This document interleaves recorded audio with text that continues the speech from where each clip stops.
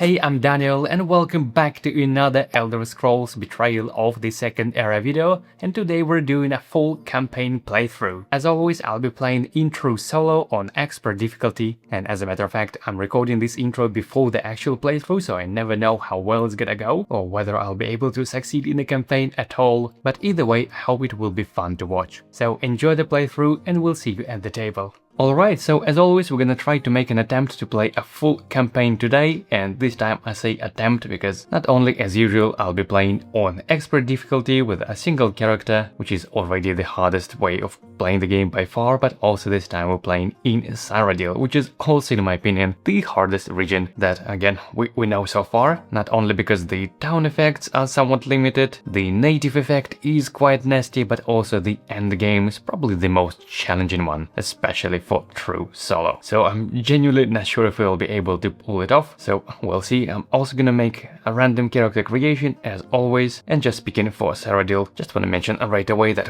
I'm playing in the Undaunted guild today. And the reason I selected this specific guild is because I think with this quest we're gonna need to manipulate with this overland mechanics, and I thought it would be a nice way of showcasing that. Okay, also as usual I have a couple of prototype components, so thanks as always to Cheap3 Games for sending me this little demo copy. As you can see we have a couple of new classes like Mage or Thief or Warrior, Assassin and all of that, so there's a chance we might play some of them today, we'll see. The only three classes that I have not put here are the Witch Hunter, one of the new classes as well, Rogue and Dragon Knight, for the only reason that because I already have playthrough for each of those classes. So eventually we'll play all of them. So let's see which class we're gonna play today. Just keep in mind, usual disclaimer that because those components are still prototypes, things subject to change. For the same reason, I'm not playing with new skill lines, just because I know that some of them have already been slightly tweaked. But as far as I know, the classes are more or less kind of locked and complete. At least fingers crossed we won't see a lot of changes once those new classes release. I also have a new Daedric Prince, Hermus Mora, which introduces those really challenging new enemies, so I'm gonna add them to the respective bags. Just wanted to show you before I do that. So let me grab 10, 20, 1 to 5 bags. They go in here. As always, just wanted to show you what's inside. Okay, so with that out of the way, let the die decide which class we're gonna play today. So as always, I have 5 columns here, 1, 2, 3, 4, 5, and if the die lands on 6, then I'm gonna reroll this one. So let's go. And we've got number 3, that means it's gonna be some of the classes from this column, either a Scout, Berserker, Arcanist, Assassin or Archer. So let me put everything else aside for a moment, and now this time we're gonna make a round 2 selection from these 5 classes. Okay, same process, round 2. If the die lands on 6, I will reroll, so let's go. And we've got 6, so one more attempt. And we've got 4, that means we're playing Assassin today. Yes, one of the new classes. Okay, that is exciting stuff. Let me put everything aside and maybe let's see what's going on here. I think based on what I read before that, it looks like Assassin, the novice side specifically, might be one of the weakest novice classes in the games. I mean, the transformation is pretty cool once you get to master side, but the novice one is quite lacking in pretty much everything. So since it's a new class, maybe let me read its just go quickly over at least its innate ability and upgrade requirements. So for the innate we have at the start of each session, add quest enemy unmarked target or marked target to other enemy bank. When this unit is drawn from the bank to deploy to the unmarked target side without subtracting from the EP. If the enemy was not defeated by you specifically, return it to its bag during battle cleanup. So let me find this guy. It's a quest enemy. We have, yep, there it is. We have unmarked target and marked target on both sides, with unmarked side being a bit more challenging. There is more health, way more defense, and yeah, much more nasty enemy skills. Okay, and so the upgrade requirement is to defeat this quest enemy on either side. It's either unmarked or marked. And I believe we have a class ability, yep, for 5 tenacity. We can remove this enemy from the bag and set it aside at the start of the next clash, add it to the EP and deploy it first on the specifically this mark to the weakest side. Okay, wow, this is gonna be interesting. So for now, which enemy bag should I put this into? I mean, it's a quite nasty enemy to draw potentially from the first, clash or two. So until I'm gonna use my racial, my class ability, I think I'd be better safe to put this in this 10 to 20 drawback. So that's what I'm doing. I'm gonna place this enemy here. Okay, because I can put them in any, right? Yep, to either enemy back. Okay, and since we're playing as a Thief constellation, let me grab the green adventure mat and follow. I'll be right back in just a moment. I just like playing, you know, with the matching kind of greenish color. So, okay, I'm gonna play on the green mat with the green follow as assassin, and let's now do the same process but for the race. Same process again, 1 2 3 4 5, kind of like that. And here I have a mix of existing and new race sheets. They kind of same races but with different racial abilities. So 1 2 3 4 5, 1 2 3 4 5, kind of like that. 1 2 3 4 5. Okay, so we have 4 columns. Not sure if you can see everything from the top, kind of like that. On 5 or 6 I'll be rerolling, but other than that, the usual process. But maybe before rolling a die, let me think like who would go well with this. I mean, for the shadowy kind of shenanigans, definitely the classic, the wood elf from the core game would be absolutely amazing. Gaining a stealth status die on demand, that would be a lot of synergy with this class, I presume. Also, Imperial could be quite nice. I mean, in Cyrodiil there is quite a lot of bonuses if you're playing as Imperial, plus I just like this racial ability a lot. Potentially even Kadget for extra mobility would be nice, or maybe even Nord for a little bit of extra burst damage. So some of those races I would normally probably pick if it wouldn't be a random selection. Okay, but now let the die decide what we're gonna do. And we've got 3, so it's gonna be some race sheet from this 3rd column from the left. Okay, we have a wood elf, but it's not the original wood elf. That means there won't be a stealth. It's a new one, right? Yeah. Okay, so we've got 3 new race sheets here. Okay, so let's see what we get. And we've got number 1, which means we're playing as a wood elf. This is not quite the wood elf I wanted with the stealth. It's a new racial ability. So let me read it out loud. It says, once per battle at any time, you may remove up to 3 status dice or over fatigue from your cooldown track, which may be split between the 2, and gaining 1 tenacity for each die removed. Okay, this actually does look alright. I'm not sure if there's any synergy specifically with Assassin, but at least stats-wise, this is pretty cool, kind of a bit thematic, I must say. So you know what, yeah, not too bad. Okay, let me remove everything else, all of those class and race sheets. I'm gonna place them aside for a moment. Let me also slide in my class sheet and race sheet to the adventure follow. So something like that. And the same for the class sheet. Okay, so this is all set. So we're playing new class with the new racial ability there. This is pretty exciting, even though, as I said, keep in mind this is still prototype. Things are subject to change, but hopefully they are more or less complete. Okay, so let's finish with our character creation and allocate these stats.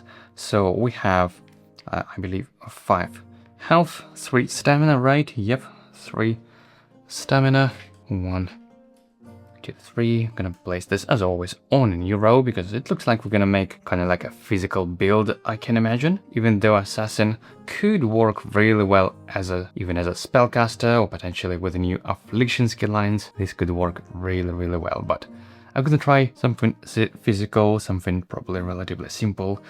Now, combat. Do I even need combat in my build? And probably not so much. So let me place this maybe across stamina, because I have a feeling that I might want to untrain this anyway. And the same is for magicka. If I'm going for a physical build, this is definitely something I'm gonna untrain pretty much right away. So I believe we have 1 magicka, right? Yep, and 2 combat dice. 1 2 and 2 cooldown. Okay, so battle form, experience, tenacity, 2 cooldown. We're almost good to go, just let's decide on the started skill line. So let me have a look at my class sheet once again. There are no battle form requirements whatsoever, and I believe on the same is on the master side, even though there is one ability in ranged. But I mean, I've played as a spellcaster with my Witch Hunter build, right? I played with a 2-handed in the Rogue, I played with bow in the Dragon Knight, so maybe I guess let's go for 1-handed shield this time. Let's have a look. Let's grab all the trainers. I already placed them in the bag. And let's see what even I might want to train this time at all. Okay, so these are the all skill tokens we have, and I think I would definitely want to train Shadow, I mean, probably speech as well, since we're going specifically with this region and this quest, which I'm going to talk about in a moment. So, could be acrobatics? Yeah, that's definitely a lot of speech. A lot of thief skill lines that I would love to try. Could I even fit legerdemain potentially? No, probably not. But for the starting skill line, yeah, I think I would go for one hand and shield. Even though both shadow and speech specifically, I mean, this can be really, really good. Especially since we need some tenacity to guarantee set aside this marked target. Right, so should I go for speech and 2 authority dice, or just a classic one hand and shield? And I believe there must be at least one city, one town here in Cyrodiil where you can train like any thief skill line, right? I mean, obviously the Imperial City can train absolutely any skill line, but let me grab and check super quickly. Nope, all trainers, all trainers, all trainers, all trainers. There must be one, yep. So we've got Chorrol, where we can train only thief skill lines. Okay, since there are 4 of them in total, that means we can guarantee train pretty much anything we want. Okay, so this gives a little bit of information. That means we can more safely pick a warrior skill line instead as a starting skill line, which I'm gonna slot over here. Okay, so I'm returning everything else back to the bag, and we're pretty much good to go now. Okay. Of course, I would also need 2 shield discipline dice, so let me grab quickly those. There we go. 1, 2, like that. Okay.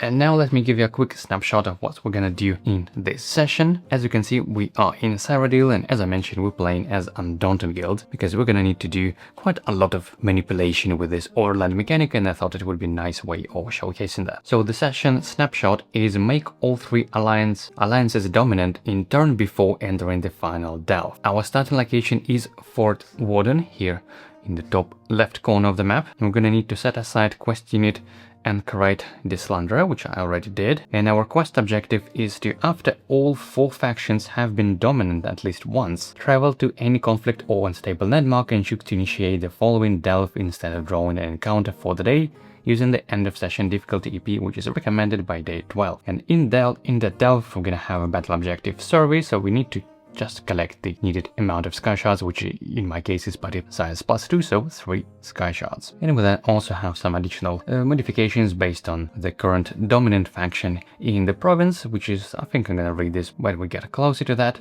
And then we also have the ongoing effect, which might be relevant already, and it says when a faction becomes dominant for the first time, place a token by that faction's space to track that it has been dominant. During the activate province effect step, adventurers may collectively spend party size times 2 tenacity to ignore the overland icons. After the activate province effect step, adventurers may collectively spend party-sized tenacity to advance the battlefront token 1 space in any direction. They may do this more than once per step if they have the tenacity to spend. So this is exactly what I was referring to when I said that we can sort of manipulate a little bit with this overland mechanic by moving it to the direction we want by spending tenacity in order to make each of those factions dominant. So let me super quickly explain. We have 2 tokens here in this overland map. We have here this is the book icon, which is the battlefront token, and we also have underneath the second token, which is kind of the current marker of the current dominant faction. By default, we have the Empire dominant, which is why it starts here. And then whenever we activate province effect, we're gonna move this battlefront token, which is the token with the book, to any of those directions. For example, if we have Daggerfall Cup Covenant, which means like this symbol, we would advance this battlefront token 1 step up, and then if we would draw another encounter with the same Daggerfall Covenant symbol, that means that faction would become dominant, and we're gonna place this token there instead. So it sounds very simple, obviously, but the problem is that it's pretty unreliably and hard to draw exactly the right number of those specific symbols, so more likely this battlefront token gonna move back and forth, like a little bit up, then back to the center, maybe then to another faction. And so to actually make a faction dominant, you would usually need to put some efforts on top. So in this case, we could do that by spending tenacity. Of course, you're gonna see all of that in action soon. And I guess let me also grab my adventure chip, something I have not done before.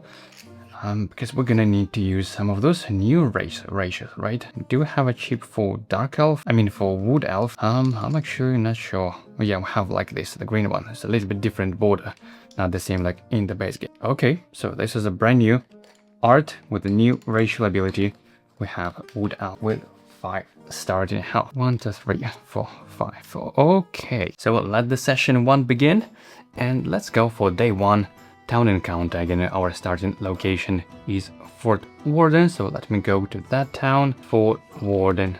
There we go. We have 6 trainers, not too bad. So there is a chance I might train some of my thief skill lines here without needing to go for this, another town. And this whole shifting tides effect is ignored on day 1, so I don't need to make social check. It is a known errata here in this gazetteer. This social check is automatically successful on day 1. Okay, so let me draw 4 common items.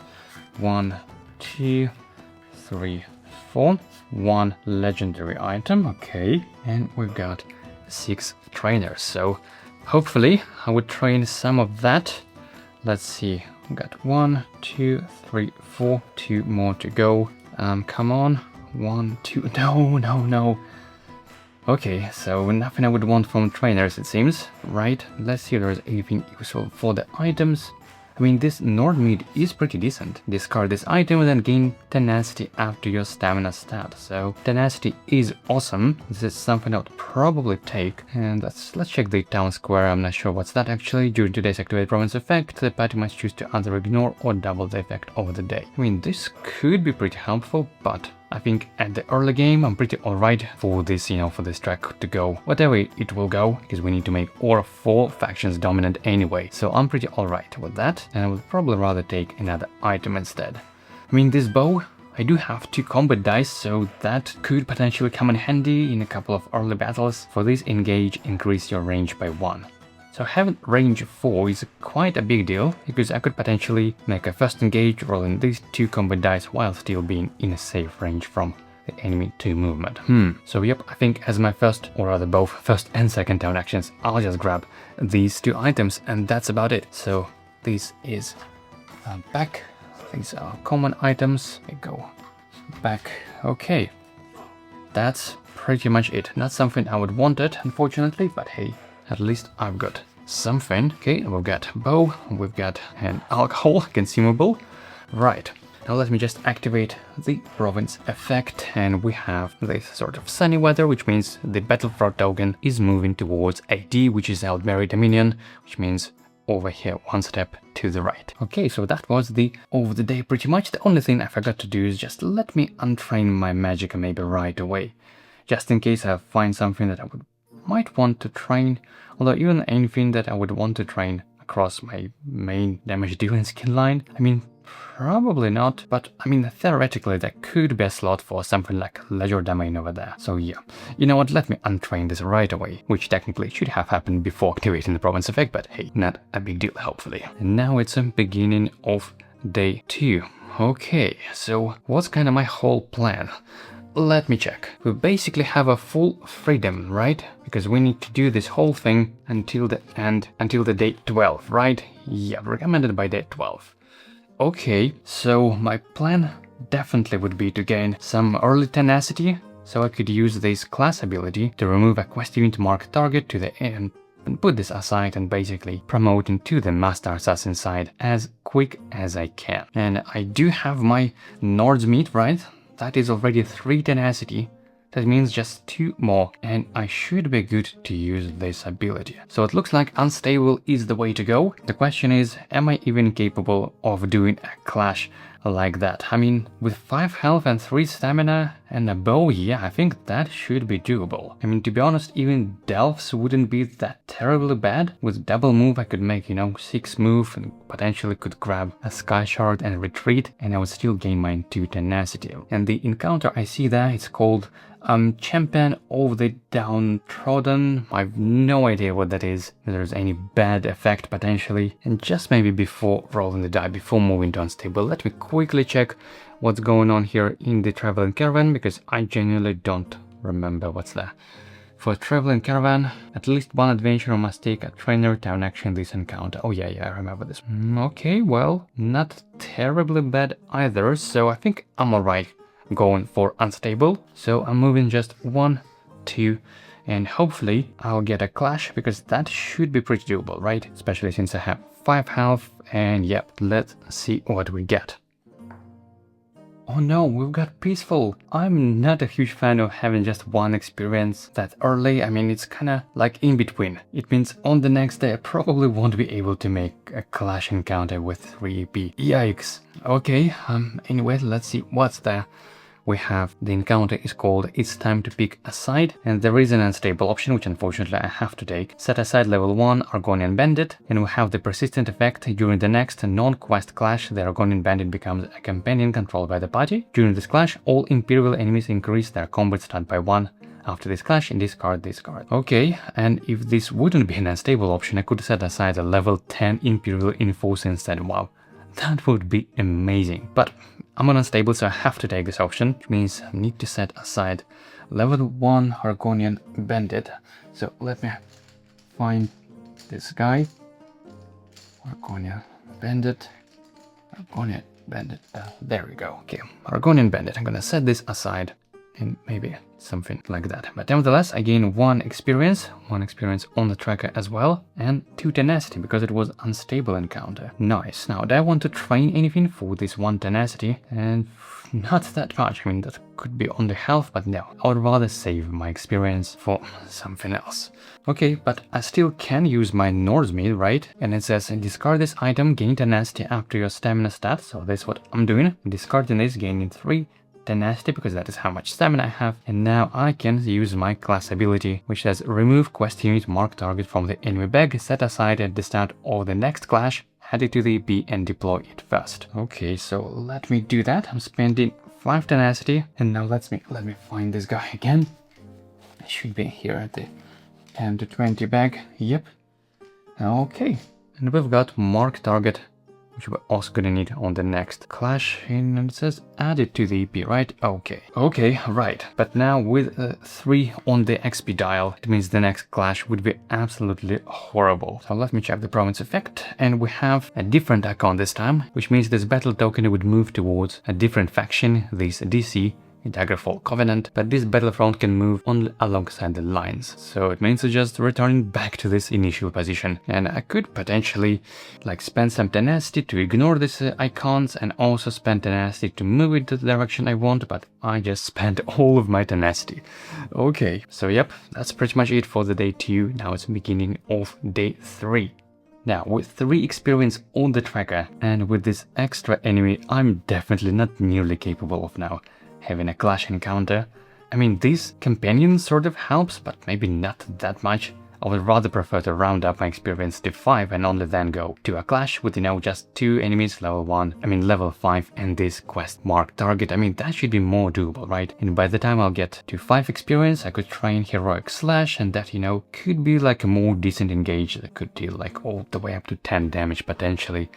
So yeah, definitely not going to a clash right now. And I wonder if I should go to this Chorrol town, maybe. I mean, I do want to train my thief stuff, right? Let me check again, because normally, whenever the Empire is dominant, which is right now, most towns have only 1 town actions. But let me check in this Chorrol. I'm not sure. I believe some towns are sort of exceptions to this, because there are no shifting tides effect there. So, Fort Warden, Imperial City. I mean, I could probably go to Imperial City to train my thief stuff, but that feels like a little bit wasteful, because I would have only 1 town action. So, Fort Warden, Fort Ash, and we have, Chorrol, and there are indeed no sort of shifting tides effects, right? And we can train any thief skill lines. I'm just trying to think. Let's say I have 1 saved experience right now, plus I'll get 2 more by the time I'm gonna have 5 experience on the tracker, so I could train Heroic Slash for 2 experience, and then I would still have 1 experience sort of spare, which I would probably go for either Shadow or Speech Authority. Yeah, this would definitely come in handy. So yep, let's go to Chorrol, especially since I'm that close, just 1, 2, and initiate this town encounter. And it says, after each time an item is gained from the shop, immediately refill the shop with a new item from this corresponding deck. So that is a quite decent effect as well, but I'm obviously here for the trainers, so 1, 2, 3, 4. Oh, these are quite decent items. But no, as I said, I'm here for the trainers, and I mean, Donkey is good, and recovering Drain Dice is good as well, especially here in this region, where the native effect can be very, very nasty indeed. But Yep, for the trainers, and we're gonna need 4 thief. I believe that's all 4 that we have, right? So that basically we can train any of them. And I think, yep, I'll go for speech and shadow probably for both of these skill lines. I mean, we also have a quite nice town square effect here as well. We can gain 4 bonus experience, which would be amazing, but for the cost of fighting a level 20 in the next clash. So yep, definitely not something I would do in the early game. I mean, there is a chance I might come back to the town later purely for this town square, but I think for now training is more important. So speech and thief skill lines, the question is where should I slot them? I mean, for shadow there could be like at least 2, probably 3 skill lines. I mean 3 skill dice that I would love to train, but for speech and authority I think could be again also 2 or 3. And what other skill lines I could potentially train? I mean, probably acrobatics, right? I mean, yeah, and from acrobatics that would likely be 3 or even 4 potentially skill dice.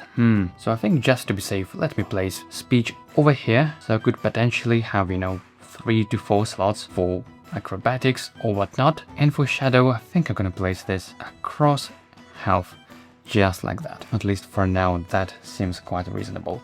Not sure entirely, I've never played this build, I've never played this class. This is a brand new experience for me, so let me return all of those tokens back to the bag, although I don't think I would need to train anything for the rest of this session probably. And the item, yep, so nothing I would need.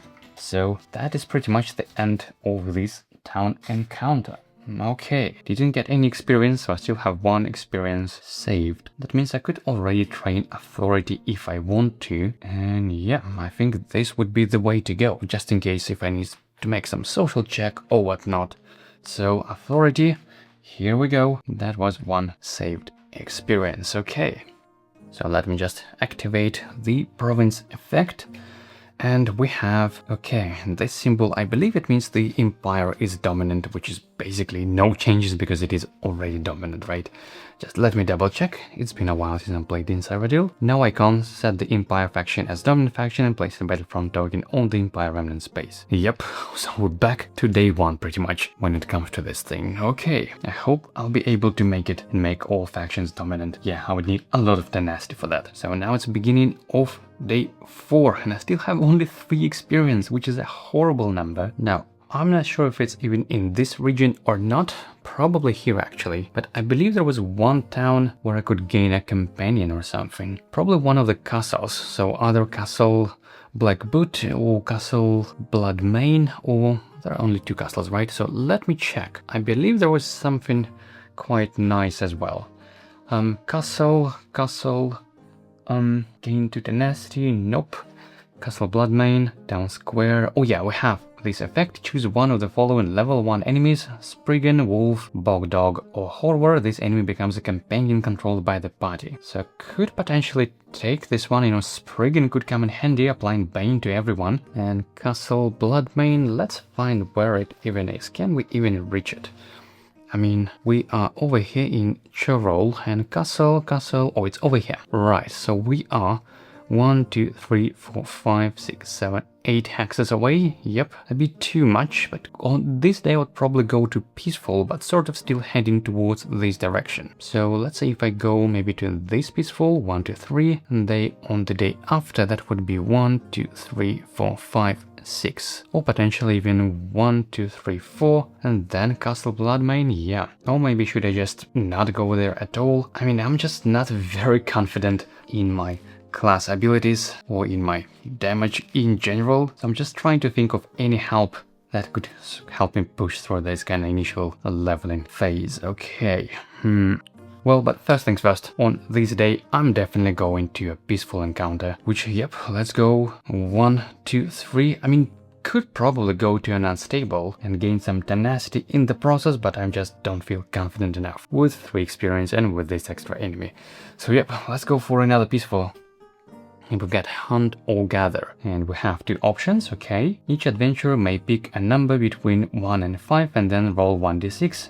If the rolled result is higher than the number selected, they may draw 1 common item to the number they picked, choosing 1 to gain and discarding the rest. And the second option is to draw a random enemy from the level 1 or 5 bag and place it in the 10-20 bag. Okay, but I'm still pretty far away from drawing level 10 or 20 enemies from that bag.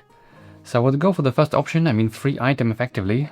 I can pick any number between 1 and 5 and roll 1d6, and if the result is higher, I can draw that many number of common items, choosing one to gain and discard the rest. Okay, so I can pick any number, but the higher the number I select, the less chances that the rolled result is higher. So let me go very conservative and just pick number 1. So pretty much 5 results would be higher than that. Yep, I'm just picking number 1, and let's see what we get. And yep, we've got a number higher than that. Fantastic, but I still draw only 1. Anything useful? Ooh, you Inferno stuff. That would be amazing for a spellcaster, but I'm not having any magic at all. Okay, something I could discard potentially to activate my adventure rest step if needed, and we've got 1 experience, so we have now 4 on the tracker and 1 saved experience, which I'm gonna save to try and heroic slash on the next day. And for this overland effect, we have Daggerfall coming. Daggerfall Covenant, so the Battlefront token moves over here, 1 step towards DC. Okay, this is resolved. Again, I'm not training anything, so that is pretty much the beginning of day 5. So with a 4 experience on the tracker, yep, definitely peaceful is the way to go to round up my number, and hopefully on the day after that, that would be 5 XP on the tracker, I would train heroic slash, and I already have speech. So yeah, I think on the day after that, I should be able to finally go to a clash. Maybe I wouldn't even need this companion in the castle Bloodmayne. I mean, wasting day on this is kinda, yeah, feels a bit wasteful. And let me just, think for a little further ahead. So this day I'm definitely taking a peaceful encounter, then maybe on the next day I'm going for a normal conflict encounter to hopefully become Master Assassin. But from that, where should we go? I mean, I would love to return to Chorrol by the end of the session to gain 4 bonus experience from this town square action, right? Let me check. In Chorrol, yep, gain collective total of 4 bonus experience. Okay, this is something I would definitely love to do before the end of session. And there was a town with like some good effects as well. This is, let me check. I believe there was something with the weapons related. Is it Imperial City? Nope. And okay, here in Vlastros, all items in this shop must be weapons or armors. Yes, this is pretty good, because I would love to find something potentially for my build, something for light weapon. And I believe in the legendary deck there is 1 dagger that could even apply blind, and something that could potentially come really handy in the end game. But obviously, as long as this empire is dominant, I have only 1 down action, which feels a bit wasteful to go there with just for 1 action. But if we get any other faction dominant, and potentially, I mean, I believe Aldmeri Dominion, when it is dominant, then you have more items in the shop trainers. Alright, let me check. I always forget. Yep, it's when it's Aldmeri Dominion is dominant, you gain more items to the shop, and all those items, they would be weapons or armors. Okay, so this is something I would definitely love to go until the end of session as well. And Vlastros is, yep, it's here on the south as well. Okay, so if on this day I go 1, 2, 3, 4 to this peaceful, then on the next day I could go to a clash, which is pretty nearby as well. And then maybe, depending on the dominant faction, I could go to Vlastros, maybe even return to Chorrol for this juicy 4 experience, or something like that. Okay, so we've got the plan. Not too bad so far. And let's move 1, 2, 3, 4 for the cost of 1 extra movement, 1 light fatigue. And let's round up the experience to 5.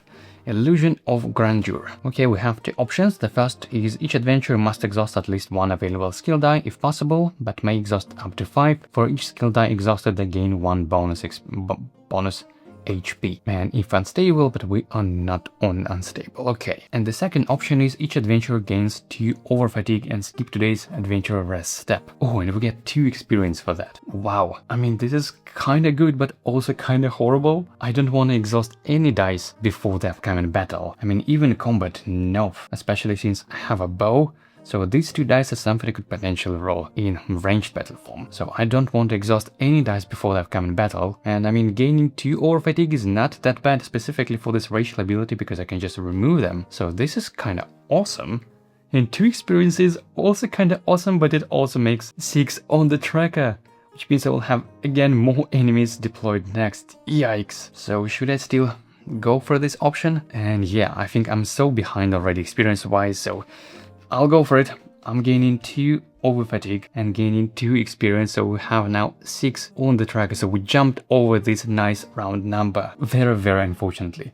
And we have 3 experience, which I think I'm gonna just spend right away, definitely on Heroic Slash. So let me grab this one, right? Yep, Heroic Slash. That was 2 experience and 1 more to spend. That could be either another Speech or maybe Shadow Cloak, or whatever it's called on level 1. Yeah, I think I'll go for Shadow, because I do want to gain some stealth. This is very helpful for this class. So that is what I'm training for my last saved experience, and that's about it. Let's just activate the Province effect, and we have the Merry Dominion, which means the battle token is moves back again. Yeah, that's what I was talking about. Super annoying, but we don't have any tenacity to manipulate with that just yet. Okay, now it's beginning of day 6. Oh my goodness, we're so behind. So now the question is, can I handle a level 5 enemy, a level 1 enemy, and plus this quest enemy with my current power level? I mean, that would be quite a greedy way, right? Because there is a high chance I might die on this encounter. And I mean, I have my companion, which is, by the way, I believe only for 1 for the next clash, right? After this clash, I discard this card. I'm actually not sure if this companion becomes sort of a permanent companion until the end of session or until it dies, or it's only for this clash. But I believe if I go to Chorrol, which would be a bit less greedy way, and just gain another companion in Castle Bloodmayne, it says it just becomes companion controlled by the party. So this companion is definitely more than for just 1 clash, it basically until this companion is defeated. And Spriggan can be quite nice. I mean, I believe has 2 targets, right? Range 2 and apply Bane. Yeah, you know what? Let's go for a non-greedy way. So I'll go to this Castle Bloodmayne, which does feel a bit wasteful going for just a single town square actions, since the Empire is still dominant. But I think this is still the way to go. So moving just 1, 2, initiating this town encounter, Castle Bloodmayne. It says at the start of this encounter, the party must make a social check. If unsuccessful, the inn is closed. It's fine, I'm not going to the inn anyway, so let's check the items. 1, 2. Ooh, this item is actually really good for the end game potentially. For the rest of your turn, you may move through occupied hexes and may move an additional 2 hexes during your move action. Ooh, that would be an amazing item for the end game. Okay, oof, and we've got this item, which I don't need, but it would be an amazing for this battle form, obviously. Okay, and we also have 3 trainers, but I don't think I would need to train pretty much anything at this point. So 1, 2, 3. Yep, I'm just not gonna train anything from that, so I'm just gonna return it back. But of course the town square. Oof, yikes, I wish I had 2 town actions, so I could take this item and grab this brigand. Yeah, I think I'll still go for this town square. Choose one of the following level 1 enemies. This enemy becomes companion controlled by the party. So let me find Spriggan. I hope it's still worth it, because it will potentially help me to promote to master much easily. So Spriggan. Nope. Okay, we've got Spriggan. Yep, 2 targets, 2 range, apply Bane. And this is my sort of permanent companion, as long as it's not defeated, of course. Okay, and that's about it for this town encounter. So let me return the items. This is such a shame. I wish I could grab this one. Okay, let's just activate the Province effect, and we've got Ebenhard Pact, which would be this EP. Alright, I still didn't get any experience. It's now beginning of day 7. I still have only 6 on the tracker. How horrible is that? Okay, so now it's definitely the time for a clash. And let me just think, maybe next day ahead, where would I go? I mean, I have a clash encounter, a landmark just next to me like that. And another town I would want to visit is Vlastrus, but only if Merry Dominion is dominant, which is not in this case. I might then head over back to Chorrol to gain that 4 bonus experience, or I believe there was another town where I could like train any dice or upgrade. Is it? Oh yeah, it might be here in Bruma. Let me check. So as always, at the start of this encounter, make a social check. If successful, search for the conflict overland deck. No, it's fine, but we have this town square action, right? If the encounter is successful, each adventurer may immediately train a skill die for free. Yeah, that's what I was thinking about. So any skill die for free is effectively worth of either 2 or even 3 experience if you train those late dice. So if I go to a clash encounter, which likely will be 2 experience, I could train another die from one hand and shield, or maybe even stamina. But anyway, I definitely would want to visit Bruma by the end of the session to hopefully train some of those skill dice which are worth of 3 experience. And Bruma is, let's see, oh, it's here on the north. Okay, so since both Chorrol and Bruma up there, it means I would rather go for a conflict encounter somewhere maybe 1, 2, 3, 4 steps over here, just to maybe then take another 1, 2, 3, 4 over here, and maybe then go to either Bruma or Chorrol. Yeah, I think that might be worth it. So let's go 1, 2, 3, 4. Or maybe should I go for unstable instead? I mean, no. I don't want to risk it just in case I'll get another peaceful or another town. I do want guarantee experience by now. So 1, 2, 3, 4, definitely. Gaining another 1 light fatigue. And finally initiating this clash encounter.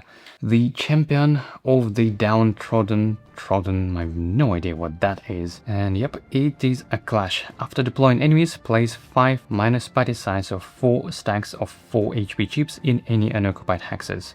These are the village buildings. Enemies treat the village buildings as opposing units. Hexes containing village buildings are impassable, and if all buildings are defeated, the encounter is failed. Okay, so hopefully we're not gonna be that late to that. 1, 2, and we have 6 experience, so level 5 and level 1. So that would be, we've got High Elf Marauder for level 5, and we've got the local one, the Imp from Cyrodiil for level 1. Plus we have the Mark Target, which I believe I should deploy first, right? Let me double check. It says at the start of the next clash, add it to the EP and deploy it first. Right, so with 6 health, that is 1, 2, 3, 4, 5, 6. It goes between those two. Then we have High Elf Marauder with 5 HP as well. It is number 2. Then we have Imp. Oh, it's elusive. How annoying is that? Goes over here. Plus I have my whole party of companions. So yep, I think that should be doable. Let's see, I guess first let's deploy Adventurer, which would be, I mean, I have still my bow, right? And ideally I would love to recover those dice first before making a sort of physical engage, so I think I should be alright by standing behind. That is 1, 2, 3, 4, and in ranged battle form I do have an extra 1 range. Okay. Oh, and by the way, this Mark Target, it is cornered, so I need to add 2 more HP chips. It has 8 now instead of 6. Wow. And because it's a quest unit, it's obviously immune to status dice. My Spriggan not gonna help me that much against that enemy, but I think I'm still be alright. I should be able to just use my companions, maybe move Spriggan over here and apply pain to both of these guys, huh? Oh, and I believe there is something else. There are all Imperial enemies increase their combat stat by 1, but we don't have any Imperials, right? Yeah, okay. And for this encounter we need to deploy all the buildings, which are 5 minus party size, so that is 4 stacks of 4 HP chips, and I believe I can place them in any unoccupied hexes. Okay, so we can use this to our sort of strategic advantage. 1, 2, 3, 4, like that. And let's see, this High Elf Marauder priority is weakest enemy. Oh, and so is for the Imp, and they both have range 4. And the cursed weakest enemy is Argonian Bandit. Okay, but it has 1 defense. This is actually really good. This could be sort of a mid shield, and maybe let's swap those guys like that. This Mark Target though, its priority is strongest. It has range 2. So let's say if there is a building over here, and if I move my Spriggan here, it will target both of them, right? Yeah. So maybe I should just keep at least 1 or maybe 2 buildings behind, and the rest, I kind of want those rangers to target them instead. Maybe I should place them something like that. Not within the reach of Mark Target, but still within the reach of those 2 enemies, so they would prioritize them maybe if possible. Not sure if it makes any sense though. Either way, I think that should be doable. So first, beginning of combat round 1. My turn, I recover 1 light fatigue, and this over fatigue goes to the right. Should probably remove them straight away. It says, right, the racial ability once per battle at any time. Oh, it says at any time, so I could potentially do this even before my recovery step, right? Let me just double check. Again, it's a brand new racial ability. I have not played this one before, and it says at any time. So I could do this even before recovery step, technically. I guess so. And it says you may remove up to 3 status dice or over fatigue from your cooldown track, which may be split between the two, gaining 1 tenacity for each. Yeah, so I do this before recovery step, removing 2 over fatigue, gaining 2 tenacity in the process, and now it's my recovery step. I'm just removing this life fatigue.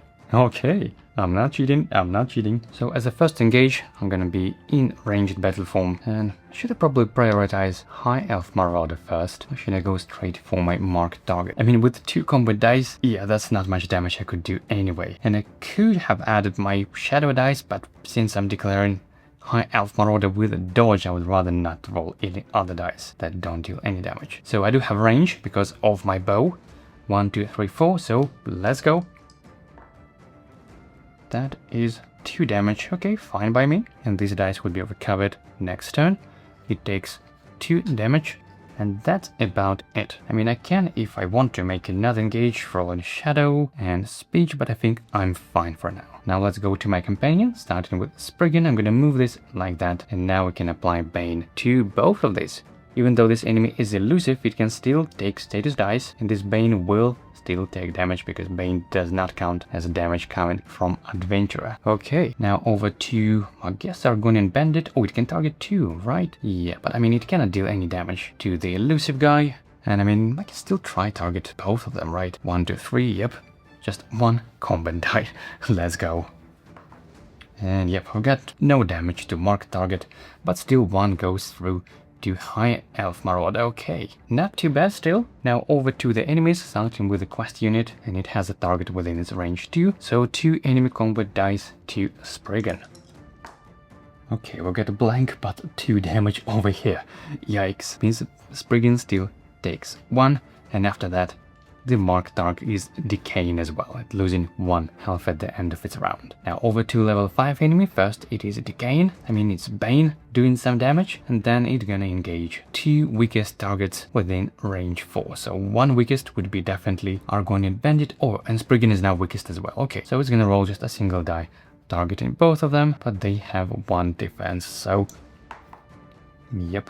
No damage taken. Nice. And this elusive also targets the weakest enemy within range 4. That would be, I guess, Spriggan, the closest. 1 damage. And it is prevented as well. Okay, fantastic. Now it's beginning of combat round 2. I'm recovering those 2 dice, and I think this time I'll try to make some engage to this guy. Let's see if there is anything I can do for my class ability. For 2 tenacity, I mean, I could deal 1 true damage to an adjacent level 1 enemy. Yeah, this doesn't count as a level 1 enemy. Can also move 1 hex, perform a free engage, ignore 1 defense. Okay, this is actually quite helpful, but nah, I think I'd rather save my tenacity for the upgrade for the master side. So let me just move 1, 2, 3. Oh, and I believe this imp didn't take damage from Bane as it should have. So it's taken 1 damage again, because the Bane doesn't consider it as damage from any particular unit. So I moved, I'm switching battle form to light weapon, and I'm gonna roll those 3 dice targeting marked target. Let's go. Uh-oh, and we've got a miss on this one on my shield discipline. How bad is that? That could have been 3 extra damage. Okay, that means I'm dealing only 4 in total when I resolve them. Probably in this order, although probably can't, right? It needs to go like that. Then a miss, and I'm dealing 4 damage, but only 3 goes through. Okay, that's still a lot of health there left, and I think I'm fine. I'm gonna leave my turn like that, even though obviously I will take some damage. Maybe should I roll them in defense? And actually, yeah, you know what? Let's do this. Let's add 2 more light fatigue, switch battle form to defense, and roll these 2 dice to hopefully prevent at least some damage. Oh, yikes. Yeah, only 1 damage. Okay, and 1 tenacity, and that is the end of my turn. Now, Spriggan cannot do pretty much anything. Bane already applied, and that's it. So I'm just gonna skip its turn, and now the Argonian Bandit rolls a single die, and that is, yep, 1 damage. Oh, that's actually enough to defeat High Elf Marauder, even though it would have been defeated anyway, so enemy down, this is removed. And now over to the mark target, which will roll 2 dice targeting both me and Spriggan. Okay, let's go.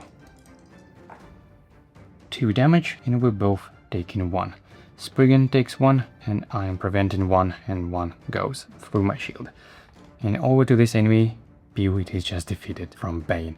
Okay, I think that might actually be still the right call of getting Spriggan, even though I effectively wasted some experience on that, but I think this might come in handy, especially for level 10 enemies, which normally have more defense. So beginning of combat, round 3, I'm recovering these 2 dice. Oh, and I believe at the end of this turn, I should have lost 1 HP because it's decayed. Okay, and we still have 3 health left, that means 4 damage. Is there any way I can do some damage, at least with my class abilities? Well, I could ignore 1 defense, actually. And with ignoring 1 defense, there is a decent chance I might finish off with these 2 dice. Yeah, you know what, let's do this. So I'm spending 2 tenacity from 4 down to 2. I can move 1 hex, which I don't even need to, and then perform an engage, and I'm ignoring 1 defense on your target. So I'm switching my battle form to light weapon, roll these 2 dice, and fingers crossed that should be sufficient enough. Oh wow, yes, we've got even more than needed. That is 2 plus 2 more, and the enemy is down. And once the enemy is defeated, I believe we immediately get promoted to the master side, right?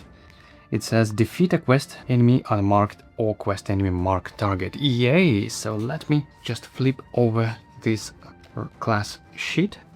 And now we are Master Assassin, and we've got a brand new innate ability which says after you gain a stealth status die, place 1 HP chip here with the maximum of 6. This is your focus stack. And you can then spend this focus stuff on doing some cool things like ignoring enemy defense or even instantly defeating level 1 or 5 enemies. Nice. So with that engage that I've done, it was a free engage, which means I still can do 1 normal free engage that I normally have at the start of turn. That means I can just roll a couple of extra dice. Basically just want to get some tenacity until the end of battle. So fingers crossed I'll get some all the way to 5. That would be lovely.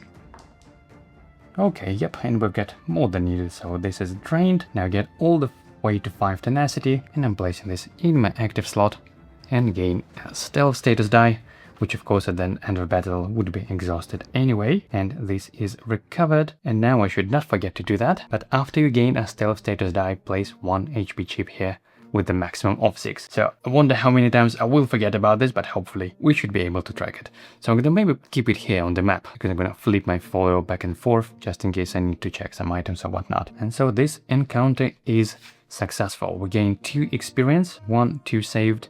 We have 8 on the tracker, which is pretty nice indeed. Let me clean up all those giant health stacks, and I believe both of my companions will actually deploy next battle with full HP. I mean, definitely for Spriggan this is the case. For the Argonian Bandit, it says persistent effect during the during the next non-class battle. Yep, so it's only for this battle. Okay, still that was quite helpful, so means it's now returned back to the 1 to 5 back. Okay, I didn't go for any lockpicking because my cooldown track doesn't look too good already. I think that would be a bit too risky, so this is all fully resolved. And for 2 experience to spend, I mean, that could be either stamina or maybe even saving for cooldown or maybe shield charge. And yeah, I think I'll go for it, spending 2 experience to train shield charge. It's just a very, very nice die. There is no tenacity phases. It means its guarantee would be either 2 damage or 4 damage and recovering some dice along the way. So I'm training this on this column for 2 experience. Okay. And I believe this is discarded as well after the clash. Discard this card, yep. So let's just activate the province effect. And we've got the Empire is dominant again. Come on. We have only 4 days left to manipulate this whole thing. Oh, hold on, actually, we might spend, I believe, 2 tenacity, right? In order to kind of stop that effect. Let me just go to the Undaunted. During the activates province effect, adventurers may collectively spend party size times 2. So yeah, 2 tenacity to ignore the overland icon. Should I ignore it? I mean, that would be 2 tenacity to ignore, and then I could, after that, spend more tenacity to advance this thing. That would be just 1 extra tenacity to make Abelheart Pact dominant. Should I go for it? Is it worth spending 3 tenacity on that? I mean, I'm just looking at my class abilities, and I'm also looking at my cooldown track. So, should I go for it? And I think, yeah, it might be worth it, otherwise we might not be able to do this in time at all. So first I'm spending 2 tenacity to ignore this icon. Oh wait, I believe this symbol is actually called no icon, right? Let me be super careful with this again. During the activate province effect step, adventurers may spend tenacity to ignore overland icons. But I believe this symbol is considered as no icon. So let me go back to the very first page. And it says, yep, no icon. So I don't think I could ignore that. I mean, it doesn't say ignore the entire province effect, just the icon, but this is not an icon. So it looks like I cannot do that. Means the Empire is dominant again. This is so annoying.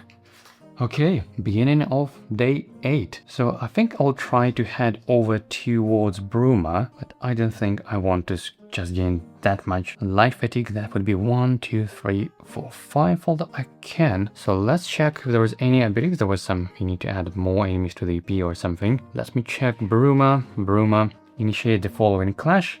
Increase the calculated EP by party size +2. Oh, that's actually not that bad. I mean, my party size is 1, +2, that's 3, 8 + 3, 11. So that's gonna be just a single level 10 and a single level 1 enemy. And if I do that, if the encounter is successful, then I may immediately train a skill die for free. So that would be basically worth of 3 experience. And then this town square becomes closed for the rest of the session. So is it worth it? Let me double check. I can actually do this at the start of this encounter. Party make a social check. If successful, we may search for the conflict overland deck for the next Delph encounter and set it aside. No, I don't think I would want to spend tenacity on that. Okay, and we're gonna have only 1 town action because once again the Empire is dominant. Yep, so let's go for it. I'm going to Bruma. 1, 2, 3, 4, 5 steps, so we're gaining 2 more light fatigue to my cooldown track, and as a town square down action, I'm gonna use this town square to initiate this clash. So that's gonna be entrance tile on the left, like that, right? Okay, and our enemy pool is 11, and first of all, we have 3 items here, although I don't think I'd be able to unlock pretty much anything. So 1, 2, 3 here at the bottom. I also need 1 small Delph shape thingy, which I'm gonna place like that. And then let me deploy enemies, and it says when deploying enemies, use as many Daedra enemies as possible. And so level 10, that would be Daedra. I believe there aren't that many level 10 Daedras in the first place, right? So, okay, so we'll get Wrath of Crows, that is Daedra 1, and also level 1 enemy Daedra as well. And, let's see, not Daedra. Oh, we've got this Daedric Prince thing, it is a Daedra. Okay, so level 10 with 6 HP goes over here. Oh, that's really far away. And level 2 with 8 HP. Okay, that is 7. 1 more 8 goes to the number 2, which would be here, right? Okay, now I have 4 health, but I'm in stealth right now, so potentially have a couple of turns of head start if I need to recover some dice. And my companion deployed with full HP, probably somewhere here as well. Okay, so first things first, let me reset the round counter, beginning of combat round 1, and we're covering just these 2 dice. Okay, yeah, I'm definitely need to work on my cooldown track, but I am in stealth, and I have 1 stack in my focus stack, right? 1 chip. And for 2 tenacity, I believe surprise attack, which can be completely reworked, remove 1 HP chip from your focus stack to defeat a level 1 enemy in sight, or 5 chips to defeat a level 5 enemy in sight. Okay, so I think that is what I'm gonna do. And defeating enemies is not considered dealing damage, and therefore I won't even lose my stealth from that. Okay, so I'm spending 2 tenacity, remove this focus stack, and instantly defeating a level 1 enemy in sight. How cool is that? That is the full 8 health. It is a level 1 enemy, it is not a quest enemy, and it is cornered and there is a reward. Okay, and I instantly gain a reward, so I can train health stat for free. Yay! Let me grab this one. Okay, that seems a bit cheesy, but obviously I can't do the same for level 10 or 20s or quest enemies for that matter. And as soon as I have this health trained, I gain 1 health for free, like that. Okay, and this enemy is permanently removed for this campaign. Now the question is, do I even want to move? I mean, this enemy is elusive, which is super annoying, but I am in stealth. So if I move 1, 2, 3, and then this enemy will move 1, 2, but it won't be able to engage me because it wouldn't start its turn adjacent to me because of the stealth. So yep, I'll just go ahead. 1, 2, 3, and that's about it. For the Spriggan, same thing. Gonna move 1, 2, that's it. And now over to Wrath of Crows. It moves 1, 2, but it cannot engage because of my stealth. Okay, cool. Now it's beginning of combat round 2. I'm recovering these 2 dice. Not much I could do, it seems, damage-wise, but at least I am adjacent to this enemy, so I can already deal some damage to this elusive guy. So that is guarantee either 2 damage or 4 damage, and I can still roll my shadow to get to stealth again, potentially, right? So I guess let me first spend 1 tenacity on ambush, move 1 hex, gain 1 focus, perform 3 engage. You may ignore 1 defense on your target. So I don't need to move, but I do want to have more HP in my focus stack, and I'm gonna roll these 2. Should I go with speech as well? Maybe save it for the next engage, potentially. I mean, I'm ignoring 1 defense, and the most damage I could deal, even if I get super lucky and get this 2, and that, I mean, that would still be 6 damage, so I won't one-shot this enemy anyway. Alright, so let me just roll these 2 then. Should I maybe add 1 more combat? And yeah, why not? So these are 3 dice I'm rolling, obviously targeting the only enemy we have here. Okay, and we've got this phase, which deals damage based on recovered level 1 dice. Yeah, not as good. So that is 2 damage, plus I'm then recovering both Shield Discipline, 2 more, that is 4 damage, with 1 defense because I'm ignoring 1, so only 3 goes through. Okay, not as good as I was hoping for, and these go like that. Actually, I'll resolve this one last, and these 2 are recovered, and my stealth status die is removed as well.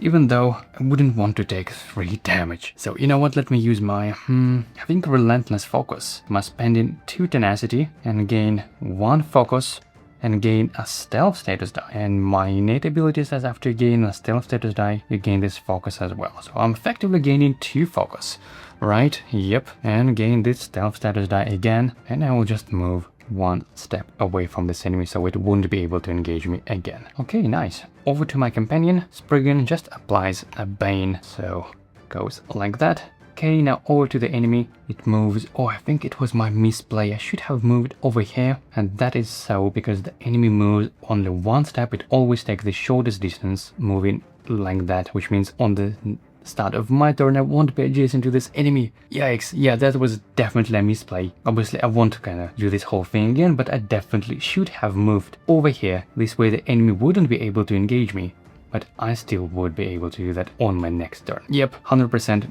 big misplay. But in any case, first it takes 1 true damage, then moves and engages my Spriggan with 3 enemy dice. Let's go.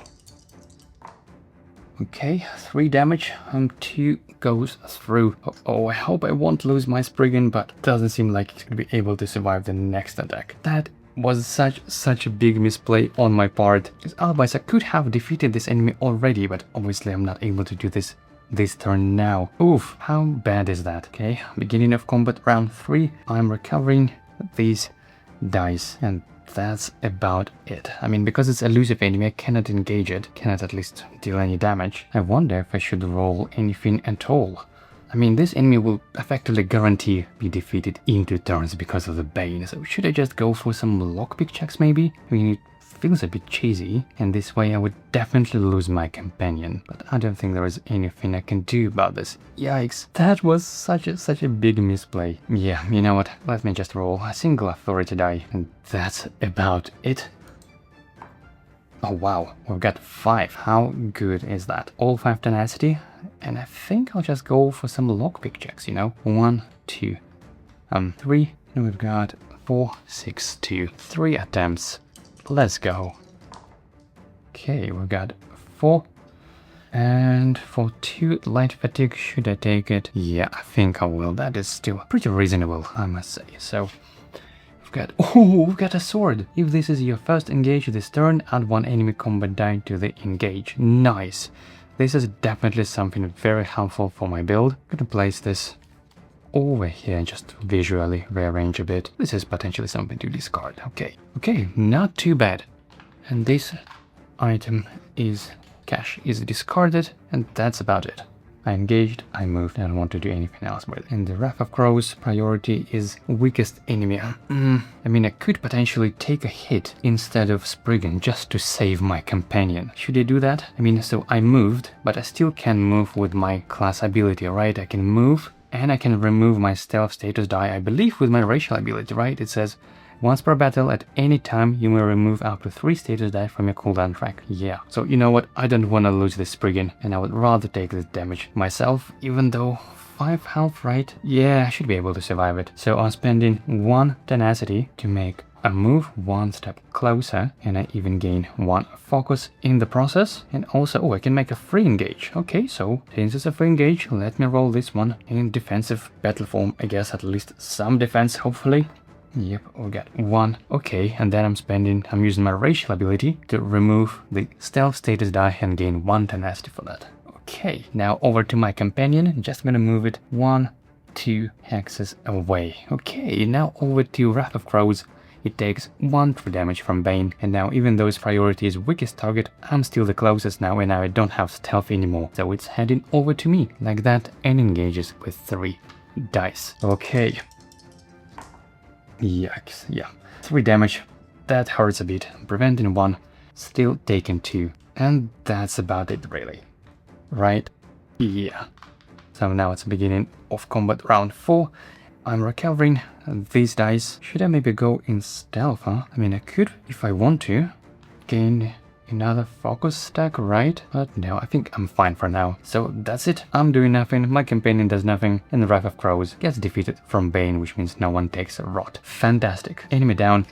Encounter is successful. Let me remove this one, put it back to the bag. This is recovered. I'm a bit wounded, but at least my companion, I managed to save it, and it can deploy with full health again. And now, I believe we can immediately train what it says.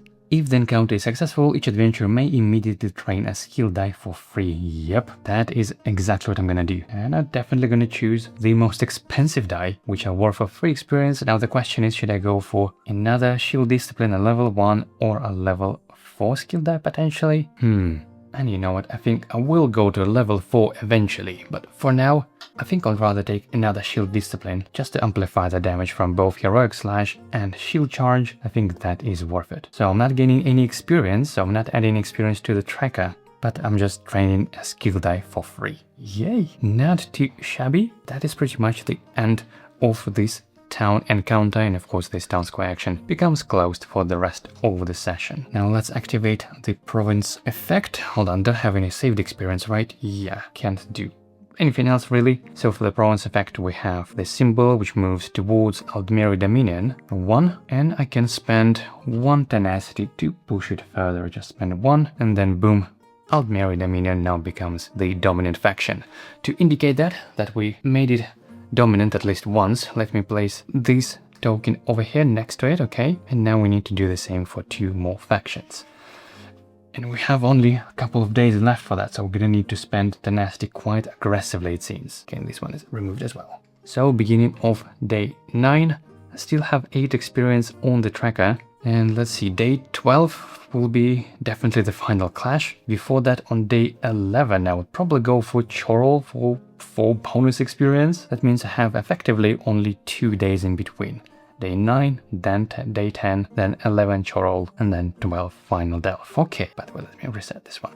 Right, so should we go to another clash? And I think, yeah, that should be more than doable. So I'm just moving 2 spaces like that to initiate a clash, even though, I mean, farming tenacity would be nice on a table, but again, I just want to make sure I guarantee get this result. I cannot afford any peaceful encounters or anything. I mean, 8 experience, that is so little. So, okay, I'm drawing this encounter. We have traders to the cause, no idea what that is. It's a clash, 2 options, and we can choose because we're not on unstable. Each time an adventurer defeats an enemy while overtaxing a weapon, they may move a battlefield token 1 space in any direction. And if this encounter is successful, skip today's activate province effect. Oh no, I don't want to skip today activate province effect. I do want this thing to move. Okay, so it looks like I have to go for the second option, which means Enemies deploy with +1 HP. Each time an adventurer overattacks a weapon or armor that gain 1 tenacity. Well, I definitely don't want to overattack it, but yeah, I don't want to skip to deactivate province effect for sure. That means this is the way, and all the enemies will be deployed with +1 health. I'm not unstable, so I'm not triggering the second part. For +2 health, only +1 HP. Okay, my enemy pool is 8, so let's go for level 5 enemy, and that would be Wood Elf Marauder. Okay, 3 more to go. That would be a Wood Elf Bandit. Then we have Nord Bandit. And finally we have High Elf Bandit. Okay. So let's see if there's any caches. Yep, we have 3. 2 common, 1 legendary in the middle. Or rather, yeah, I think like that. Okay, and they all deploy with +1 health. How bad is that? 5, 6, that is 1. Also 6 HP for this Dark Elf Bandit. 6 here, then 7 health for Nord Bandit. Wow, that is a lot of health for level 1 enemies. Over here, and then 4 health for High Elf Bandit. 3, 1 more above the cache. Right. Oh, and I have not healed last time. I still have only 3 health. Oh my goodness. Can I even make it with 3 health? Should have definitely used my adventurer staff heal at least for 1 health. Yikes. Right, so we have a couple of ranged enemies, and maybe I should use my bow or my combat dice in the cooldown track. That is horrible. Okay, at least I can let them come, so probably gonna go start on the further attacks. So the Nord Bandit will move 1, 2, and the High Elf and the Wood Elf, yeah. And for the Spriggan, I think I'm actually alright for it taking a little bit of hits, particularly from Nord Bandit. I think it's alright. It's a very decent chance it will prevent all the damage, as long as I'm not getting hit by this Wood Elf Marauder. So maybe I should deploy Spriggan here and then move here, and that should be alright. Because the enemy level 5 will go first, likely will go around, yeah, I think my Spriggan would be safe. Okay, so this is where I'm deploying. Now it's the beginning of combat round 1. I'm recovering these 2 dice. Okay, so I am capable of dealing some nice damage potentially, but I'm definitely not capable of mitigating any damage. So let's go for my class abilities.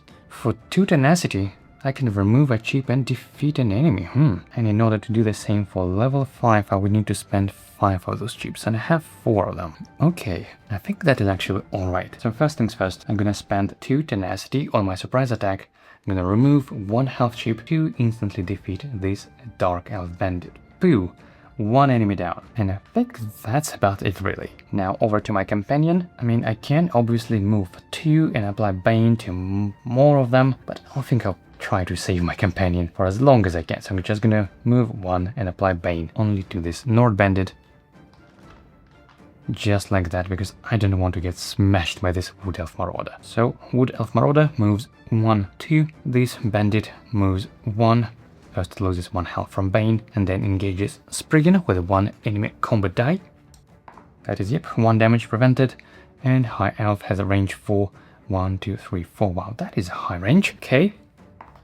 Yep, another 1 damage prevented. Fantastic. Now over to me, beginning of round 2, recovering these 2 dice. And well, should I try to defeat this guy right away? Should I go for High Elf Bandit? I mean, this enemy has 6 health because of this bonus, plus 1 defense, plus dodge.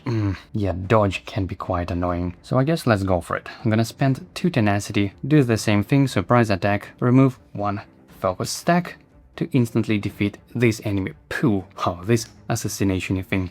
It's really cool. Now, of course, we need to deal with the enemies. So I'm gonna move 1, 2, 3, and hopefully I should be able to do this in over the course of 2 engages. So first, both Shield Discipline and Heroic Slash.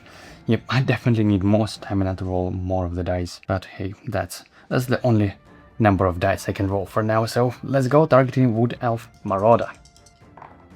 Oh no, no, no, no, no. We'll get a miss, which is twice as bad against those dodge enemies. That means I'm dealing only 4 damage, but -1 from defense and -1 from dodge. So it loses only 2 health. How bad is that? I really don't like this dodge. It is super annoying. So we resolve it like that, I guess. Still gain 1 tenacity, and of course I should have changed my battle form. I apologize for that, didn't make any difference. And yeah, I pretty much have to make another engage, otherwise I'm screwed. So 2 more light fatigue, and I guess should I roll? No, I can't roll any dice that don't deal damage against this guy. Oh, so annoying. So should I go with this? I mean, there is a good chance that just a single shield charge would be enough. I mean, with this phase in particular, right? It would be 5 damage, and yep, that actually should be exactly enough. But just to be safe, let's add this one as well, just in case. So, second engage, let's go. We've got this phase. That means it's 1 plus 3, 4 damage, and 3 goes through. But I think that's alright, because my Spriggan should be able to finish it off with Bane, right? Yeah, okay, yep. Looks like we made it. So now over Companion, you're just gonna apply Bane to both of these enemies, and that's about it. Now over to the level 5 enemy, and it is indeed, boom, defeated with Bane. Nice. I'm so glad I've taken this Spriggan. So helpful. And this enemy also takes 1 damage and engages Spriggan with a single enemy combat die. 1 damage prevented, and that's about it. Beginning of combat round 3. I'm recovering these dice. Yeah, my cooldown track is absolutely horrible. And it looks like I have literally nothing to do this turn. You just look at that. There's still 4 health, right? Or even 5. Okay, yeah. But you know what? I'm fine. I think I'm just gonna roll these 2 dice. Hopefully get some stealth and some tenacity. Let's go. Okay, not too bad. Full 5 tenacity again and stealth status die. And we should not forget, anytime we get a stealth, we also gain 1 focus stack. Right, and that's about it really. Now over to Spriggan, just gonna stay in there. Nord, the bandit, takes 1 health, engages Spriggan, and I think it doesn't matter. Yep, 1 damage prevented. Beginning of new round. Now should be able to deal some damage, right? Yeah, and I mean, I kinda have to. Or alternatively, I could just defeat this enemy using my surprise attack. But no, I think I'll rather save my tenacity, so honestly, it's a bit cheesy, but I think I'll rather just completely wait and kind of wait, skip a turn effectively. So over to my companion, it does nothing. Over to bandit, loses 1 HP. It engages Spriggan with a single die. Yep, 1 damage prevented. Now round 5, and this time I definitely must defeat this enemy if I want to avoid taking over fatigue and true damage. So this is recovered, and I think actually I can spend my, again, racial ability, right, to remove this status die. So you know what, I guess first let me move and finish off this enemy which has 3 health, no defense. So I think rolling just all of those 3 dice should be more than enough. Maybe before that, should I spend any tenacity or anything? I mean, yeah, just in case I'll roll some misses. So I moved, now I'm using my relentless focus, which means I'm spending 2 tenacity down to 3, which says gain 1 focus and gain a stealth status die. So effectively my status die is kind of refreshing, applying again and again focus from that. Okay, now I can engage it, rolling these dice. Let's go. Oh wow, yeah, this is why it was a good idea to spend some tenacity before rolling. But nevertheless, we still have 3 damage, which is enough to defeat the enemy. And again, 1 tenacity from that. Oh no, because my stealth status die is removed, I wouldn't be able to use my racial ability. So I completely forgot about that. It's a brand new racial ability, brand new class. I still not get used to this. It means I should have used this after my class ability, but before to engage, right? So then I could remove the status die and gain 1 tenacity from that. Okay, so I'm now at full 5 tenacity. And the enemy is down. I've cheated just slightly, but I hope it's alright. Wouldn't make any difference really. Okay, and GG. So this is all resolved. These all enemies level 1 of 5, right? Okay. My companion still alive, and of course this die gets exhausted. This is recovered. And we got 2 experience. Okay, we got nice 10 on the experience tracker and 2 experience to spend. I think that would be stamina, even though my cooldown track is absolutely horrible as well. And you know what? I think I'm just gonna rather save all of them to then spend 3 on the cooldown track, so then we could have 4 bonus experience from Chorrol to upgrade to 4. Yeah, I think this is the way. So I'm not doing any advancements. By the way, as always, let me reset the die, but I think I will use my adventure rest this time because yeah, 3 health is just not reasonable. Although I don't have a lot of items to discard.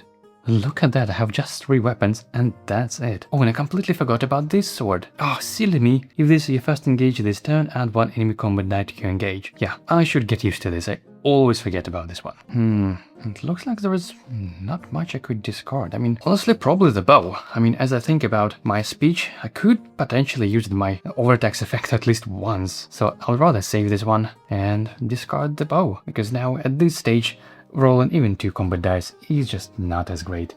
So discarding to activate Province effect, sort of my adventure rest, so I'm healing for 1 HP and I have 1 die to recover, and that would probably be shield discipline, right? Yeah, I mean shield charge. Okay, so this is all done. Now let's activate the Province effect, and we have the Ebonheart Pact, which means this battlefront moves 1 towards this one, towards the EP, and we can spend 2 more tenacity. So 1 step like that, and another one to make this EP dominant. And once again, to indicate that, I'm gonna place this marker over here. So we have just 1 faction left to make it dominant, right? And that's about it. Okay, beginning of day 10, just 2 days to go. So as I said, day 11 definitely will be Chorrol for free, 4 bonus experience, and with the experience of 10, I think I'm just gonna stay and make another conflict. Even though visiting this town would be amazing for more weapons, but I think this is something I'll probably leave for session 2. So yep, let's draw. Just gonna stay exactly where I am and draw this conflict card. Predictive Diplomacy. And yep, it is another clash indeed. Okay, so like that.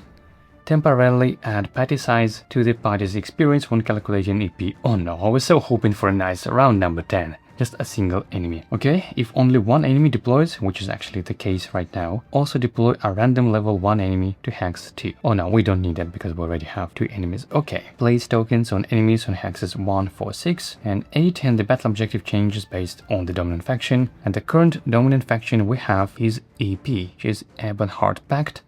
And if Ebonheart Pact, it means basically need to conquer. So yep, defeat all enemies. Oh, all enemies reduce their defense stat to 0.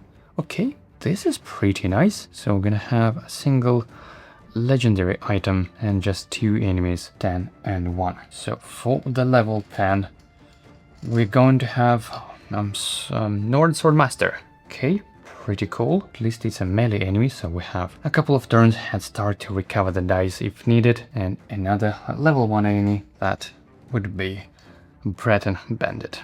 Alright, so 7 health goes here, 4 and 3, yep, deployed right there. 4 health to this Breton Bandit, which deploys over here. Okay, and we need to defeat them both, so basically we don't even need to put these markers. The objective is conquer based on the current dominant faction. Right, so let's as always use the help of our fellow companion Spriggan, and let's see these enemies, they will move 1, 2, so they both will be here, and then on the next turn 1, 2, so should I move at all? And probably not. I'm fine like that. So basically I'm just recovering these 2 dice and that's about it. I don't want to move, don't want to engage, I'm fine like that. For Spriggan though, I think I don't mind moving it a bit closer. 1, 2, that is still a safe range. And then on the next turn it could apply Bane to both of them, right? Yeah, that is alright. Now over to the enemies, they move 1, 2 and 1, 2. And that's about it. Beginning of combat round 2. I'm recovering these 2 dice. Now, I don't quite like this bandit, especially with his steel skill. So how much I have in my stack? That is 5. Yeah, I think I can afford spending some. So, yep, I'm just spending 2 tenacity on my surprise attack from 3 down to 1, removing 1 HP chip from here to instantly defeat this enemy. Pew! Enemy down. Okay, and now do I even want to move or roll or anything? Probably not. I'm cool leaving my turn like that, because I don't want to get hit. Okay, now over to Spriggan. He just once again applies Bane status die, boom, and now over to Swordmaster. It moves, and unfortunately, it will intimidate my Spriggan. So it rolls 2 dice first.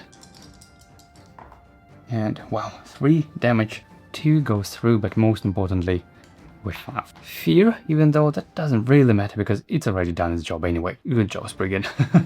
And now over to me, beginning of round 3. I'm finally with clear cooldown track for the first time. Wow. So now it's time to deal some damage. I'm moving 1, 2, and all enemies' defense stat is reduced to 0. So it's basically just 7 health, or rather 6 health already because of the Bane, right? 1, 2, 3, yep, 6 health. So I think I should be alright. Rolling just like that, I think. And then follow up with another engage with the remaining dice like that. Okay, sounds like a plan. Oh no, I've got Me's on Heroic Slash, the most damage dealing die. So it's only 2 damage. 1, 2. Now the question is, do I even want to place them in my active slot? Or is there any chance I could defeat this guy? I mean, that is guarantee at least 3 damage. 100%. Yeah, I think I should be alright in resolving them in this order. Right, 1 tenacity, 2, 2. And I think actually I could use my ambush to make another engage free effectively without adding light fatigue. So spending 1 tenacity, gain 1 focus, and performing a free engage. Oh, I think once again I completely forgot about adding enemy combat die to my engage. It says if this is your first engage this turn, add 1 enemy combat die to the engage, but I, as always, just genuinely forgot about that. So let me just add this now, even though it's not a first engage, so I apologize for that. And roll just these 3 dice. Actually, maybe even these 2 should do it. I'm just thinking if that is 2 damage on this side, plus, you know, at least 1 from here, hopefully, plus Bane. Yeah, that should be enough. And that means I can add this die maybe, but no, I think we're fine. So let me add all of this just to be safe. Okay, let's go. And do we even have enough damage now? That phase recovers dice, right? That means 3 damage and yeah, 4 damage. Yeah, that is exactly what needed. Okay, so after all, I'm glad that I added this one. Even though, hold on, Bane would finish up anyway. Yeah, it's fine. So this is drained and all those dice are recovered. 1, 2, 3. This is in my cooldown track and I gain 3 tenacity. 1 here, 1 from this miss, all the way to 4. This is returned and that's it. Enemy down. I'm fine with skipping this cash. I think it's okay. So let me return those. 10, 1. My Spriggan will be with full health again. Okay, that is definitely a pretty helpful companion. This, of course, is recovered. This is removed and we gain 2 experience. So we have now 12 on the tracker and I have 4 experience to spend. And I think I will just go for the cooldown. So I'm spending 3, which leaves me with just 1 saved experience, because on the next day I could upgrade my cooldown track all the way to 4. That would be nice. Even though, I mean, for the final encounter we have Delve and I still have only 3 stamina. That is horrible. Okay, not sure if I'll be able to make it in the Delve with that much stamina. Let's activate the province effect. Hold on, did I just trained, right? Yep, so we're all good to activate the effect. And we've got this sign. It's Daggerfall. Oh, this is the only one we have not made dominant yet, right? So this is perfect. It moves 1 and we can now spend 2 more tenacity down to 2 to make it 1 and bumps. Ta-da! This faction is now dominant, and to indicate we can do that. Even though we don't need those markers anymore, they basically all became dominant at least once, right? That was dominant. So hold on, this is resolved. This is the beginning of day 11, and now let me double check our quest objective. I believe we can do this at any time, right? Undaunted, there you go.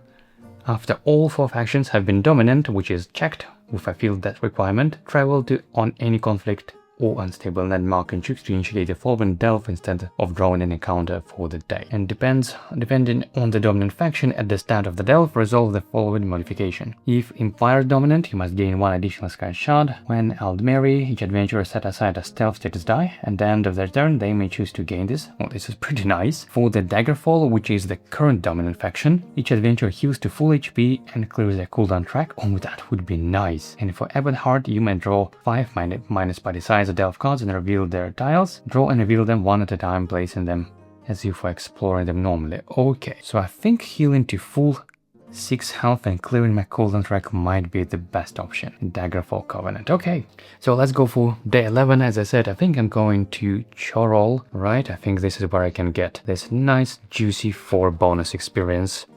We were in Bruma, and that would be Chorrol, Chorrol, next page. Okay, right. So this is where I'm heading.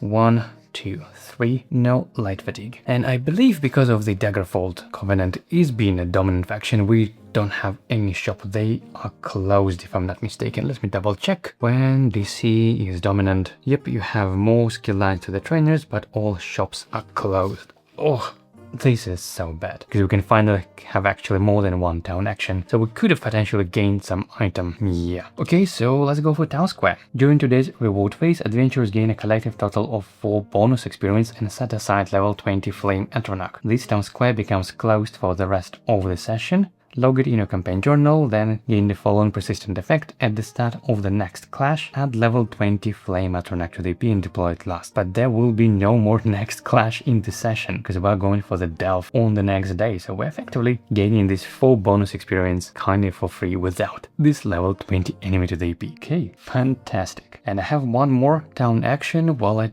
don't need to train anything. Hold on. Could potentially train acrobatics, right? And we have even more. We have 7 trainers. Obviously, there is no that many skill lines, but we're basically, yep, I'm gonna spend my second town action on, I guess, training acrobatics. Probably over here, I think. Yeah. Okay, so that is what I do. And that's it. That was the end of this town encounter. Now we'll gain 4 bonus experience, which means we're not adding this to the dial, but I can immediately spend this on upgrading my cooldown track. Nice. And that's about it. Now let's activate the province effect. And we've got DC. Oh no, we've got EP, right? It's an Ebonheart Pact, which means it would go this way, but the dominant faction still remains. Okay, nice. And that means I'll be healed to full HP, right? So I don't need to visit even a tavern. Let me double check.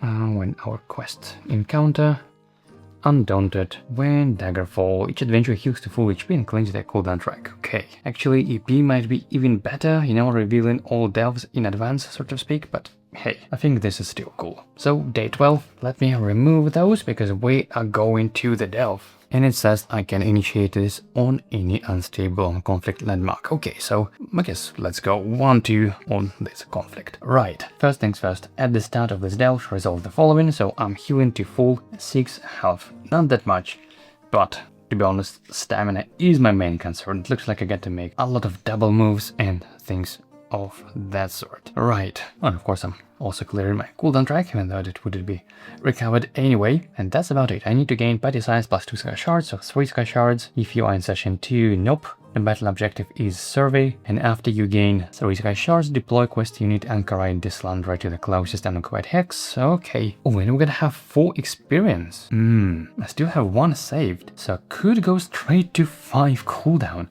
Wow. That would be ridiculous if I managed to pull it off. Right, so let me deploy over here and my quest companion next to me. I mean, my companion. And let the delve begin. Beginning of combat round 1. And I guess, yeah, let's trigger exploration and reveal what delve tile we have. Okay, we've got a sky shard, which is a good start. When revealed, deploy level 1 enemy to each unoccupied hex on this tile without a cache. And if we collect this sky shard, we're gonna flip all level 1 enemies to their level 5 sides. Yikes. So the small delve tile, that would be, yep, this one, let's deploy it, place it like that, and we do have 1 cache chip, right? Yeah, so that means we need to deploy only 2 enemies. Deploy level 1 enemies to each unoccupied hex on this tile without a cache. Okay, so 2 level 1 enemies, and we have 2 enemies. Got Gar and Red Guard Bandit, so 3 plus 2 more, that is 5 health to this gentleman, to this beast, and 5 health to this Red Guard Bandit. Okay, that is 1 extra. Like that.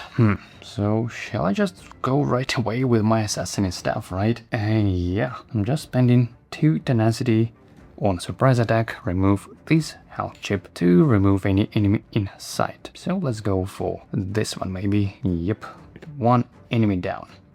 Right, now for this enemy, 5 health.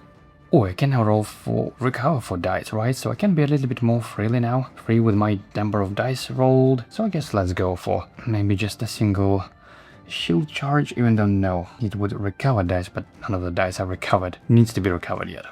Yeah, I need more stamina so badly. So I guess let's go for just these 3. 5 damage, that sounds pretty doable.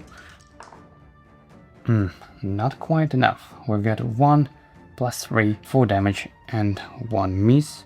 No, so 1 tenacity, 4 damage, but it's fine. My fellow companion should finish it off with Bane, right? Yeah, and that's it really. I don't want to make any other engages, so over to my companion. He just applies Bane, and these enemies get defeated from the Bane. Just skip the fiddling for the sake of time saving. That's about it. Beginning of combat round 2. I'm recovering all of those dice. This is nice indeed, and I can now safely collect this Sky Shard, which says flip all level 1 enemies in play to their level 5 side. So I'm really glad there's no other enemies in play at the moment. So I guess let me just go and explore. Or maybe potentially I could, gain stealth and explore. And I could refill my focus stack to make it all the way to 6. So I could defeat a level 5 enemy potentially. Although this is something I could potentially rather do this at the end of my turn. I think it would make more sense to have stealth at the end of the turn rather than the start of the turn. Okay, so I'm just moving 1, 2. First Sky Shard collected. I still have 1 move left, and I'm triggering another exploration. Ooh, we got another Sky Shard, nice. After deploying enemies to this tile, gain the Sky Shard for this card as if you had entered this tile. Then each enemy occupying this tile take an immediate turn, interrupting the current adventurer's turn. Wow! And the Sky Shard effect, which we gain straight away because of this when revealed effect. You may discard 1 item from your ready slot to deal 5 true damage to 1 enemy on this tile, which ignores Stalwart and Elusive. Wow, I don't have any items to discard to begin with. I mean, only my staff, but I'd rather save it. Okay, this is bad. We're gonna have after 3 enemies and they will go before me. 5, 1, 1. Oof.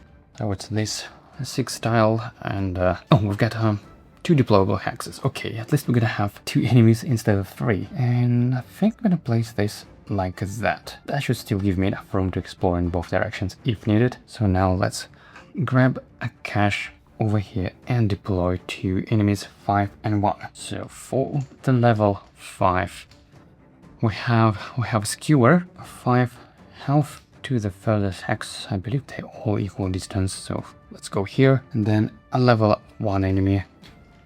That would be a skeleton. Okay, 2 health like that. And they immediately act before me. They interrupt my turn. So I'm not ending my turn, I'm just interrupting it, right? I get interrupted. Yep, they take an immediate turn, interrupting the current adventurer's turn. Okay, so level 5, they move 1 engagement with 2 dice. I'm glad that I healed to full HP. So 5, 2 combat dice. Okay. 2 damage. Okay, and this Caliboy moves 1 and engages me with a single die. And another 1 damage. I'm already halfway through on my health. Yikes, this is not good. Now, I guess it's back to me now, and I had 1 movement left, but now I cannot move. I mean, I kinda can, but I'd rather deal with this enemy first. I wonder if I could defeat this, no, I need 5 stacks, right, to defeat a level 5 enemy. Yeah, and I mean, 6 damage, I think that should be pretty doable. First, engage, let's go. Okay, we've got a 1, 2, plus 2 for each. That is exactly 6 damage. Okay, and I think I can actually leave these dice in my active slots for now. And so this enemy is down, and I gain rot quite annoyingly. So should I maybe remove it straight away with my racial ability? And you know what, I think I will just use my racial ability straight away, remove this one and gain 1 tenacity in the process. Maybe I should have waited a little longer, but just to be safe, there are some delf tiles that maybe deal damage based on number of fatigue or anything. I didn't want any of that. But I can now spend 2 tenacity down to 1 and also 1 of this focus to remove skeleton. Ew, I didn't want to take any more damage, so I'd rather remove this enemy. Like that, and that's about it. I moved, I engage. Now over to my companion. I think I'm gonna move this 1, 2 just to be closer, and that's it. Beginning of combat round 3, recovering a single die, and now I have a feeling that I would need to make a double move because look, it's already round 3. Yeah, things don't look too good. So let me first move 1, 2, right, yep, and I can explore over there, figure exploration.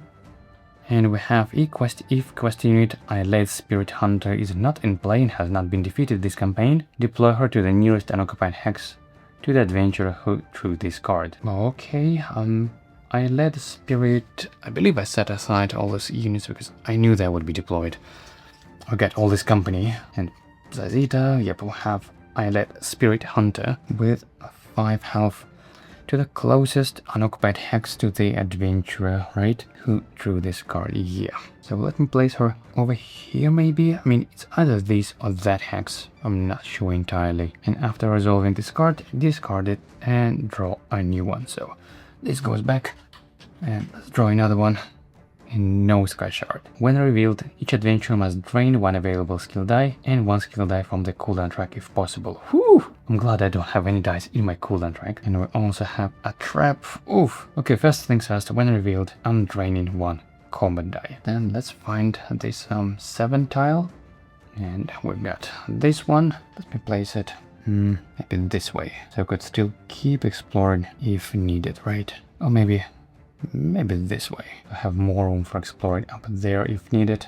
Although there is just a little bit more space this way. Yeah, you know what, let's keep it this way. And I believe I made only 2 moves, right? 1, 2. So I still have 1 left. And oh, we need to add a legendary cache over here and then level 1 enemy. And with the level 1 we have a mud crab, of course. What campaign without a mud crab? Which go over here. So with my last remaining movement, I'm gonna move 1, and as soon as I step, I need to make a check, and it says if unsuccessful, drain all combat dice from your adventurer mat. If successful, choose your adventurer to recover 1 drain die. The thing is, I didn't want to get any light fatigue right now, but I believe I could recover all drain dice if needed with my staff. So you know what, I'm fine draining all of my combat dice, effectively failing the lockpick check, but now I need to deal with this eyelid. So I guess let me roll all of those. Oh, I should not forget about the combat die. Once again, this is my first engage this turn, so this is what I'm rolling, targeting eyelid Spirit Hunter. Let's go. And yeah, we've got plenty of damage. This alone deals 5 plus 2 for each shield discipline, and we've got a miss. But I believe before I deal damage, I need to lose tenacity because of this enemy skill subdue. So I'm losing 1, but then gaining 1 back from this one. So still not too bad. All the dice are exhausted, and I choose to keep this one in my active slots. This eyelid is defeated, and I gain a reward, which would be another health, I guess. Yep, let's take it and heal for sure. Another health stat and 1 more health. This definitely may come in handy. Okay, so now over to my companion. It just moves 1, 2. Yeah, not enough range unfortunately. Now over to Mud Crab. It moves and engages me with 1 combat die. That is 1 damage, which I'm preventing with my shield discipline. Okay, beginning of round 4. Things start to look a bit scary, I must say. But first things first, I recover all of those dice. Wow, it's so nice to have a 5 or 4 recovery. Now I move 1. And come on, Sky Shard.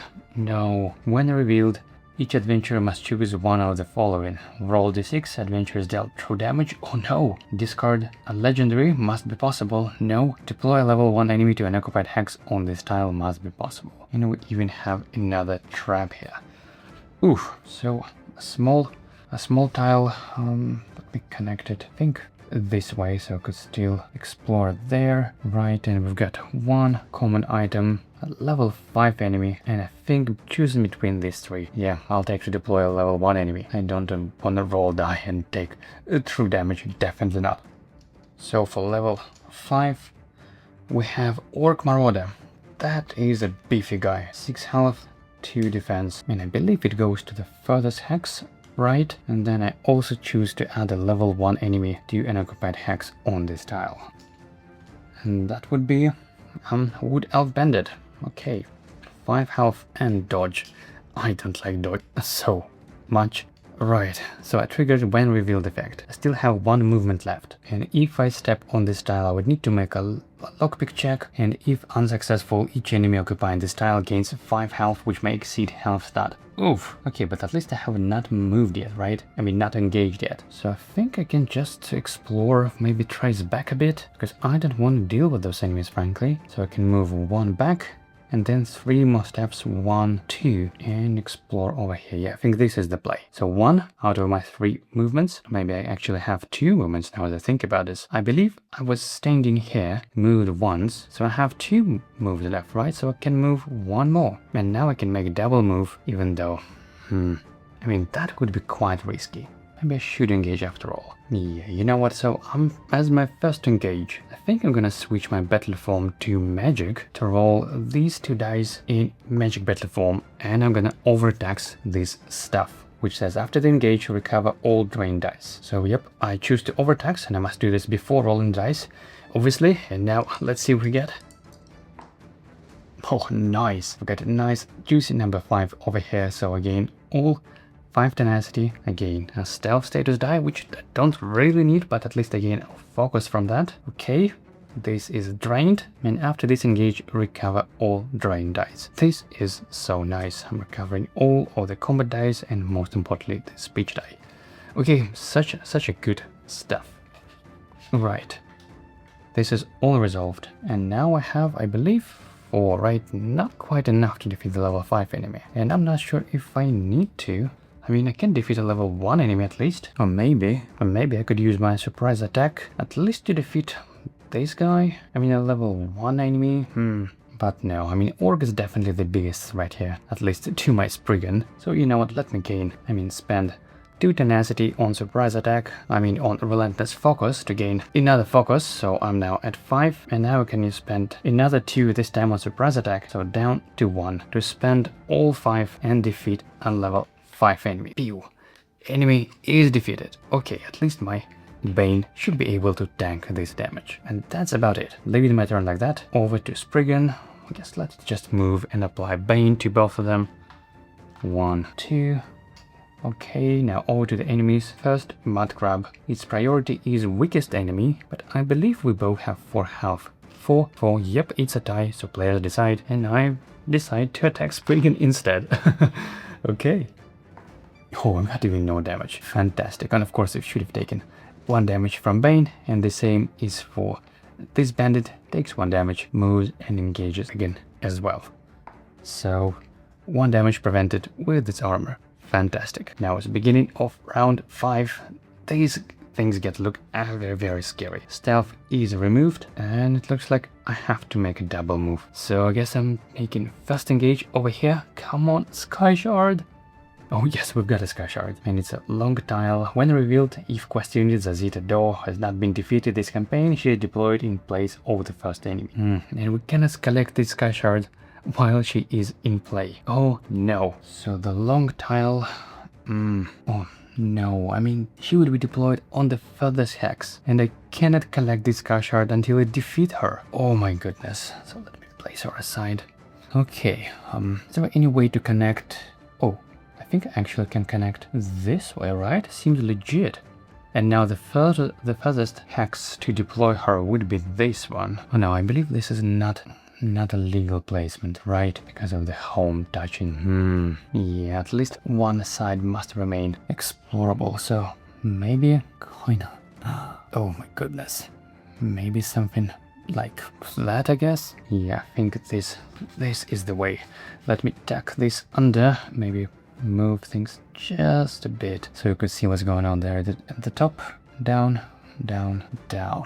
Okay, and we'll get 1 legendary cache, which I probably don't even need to.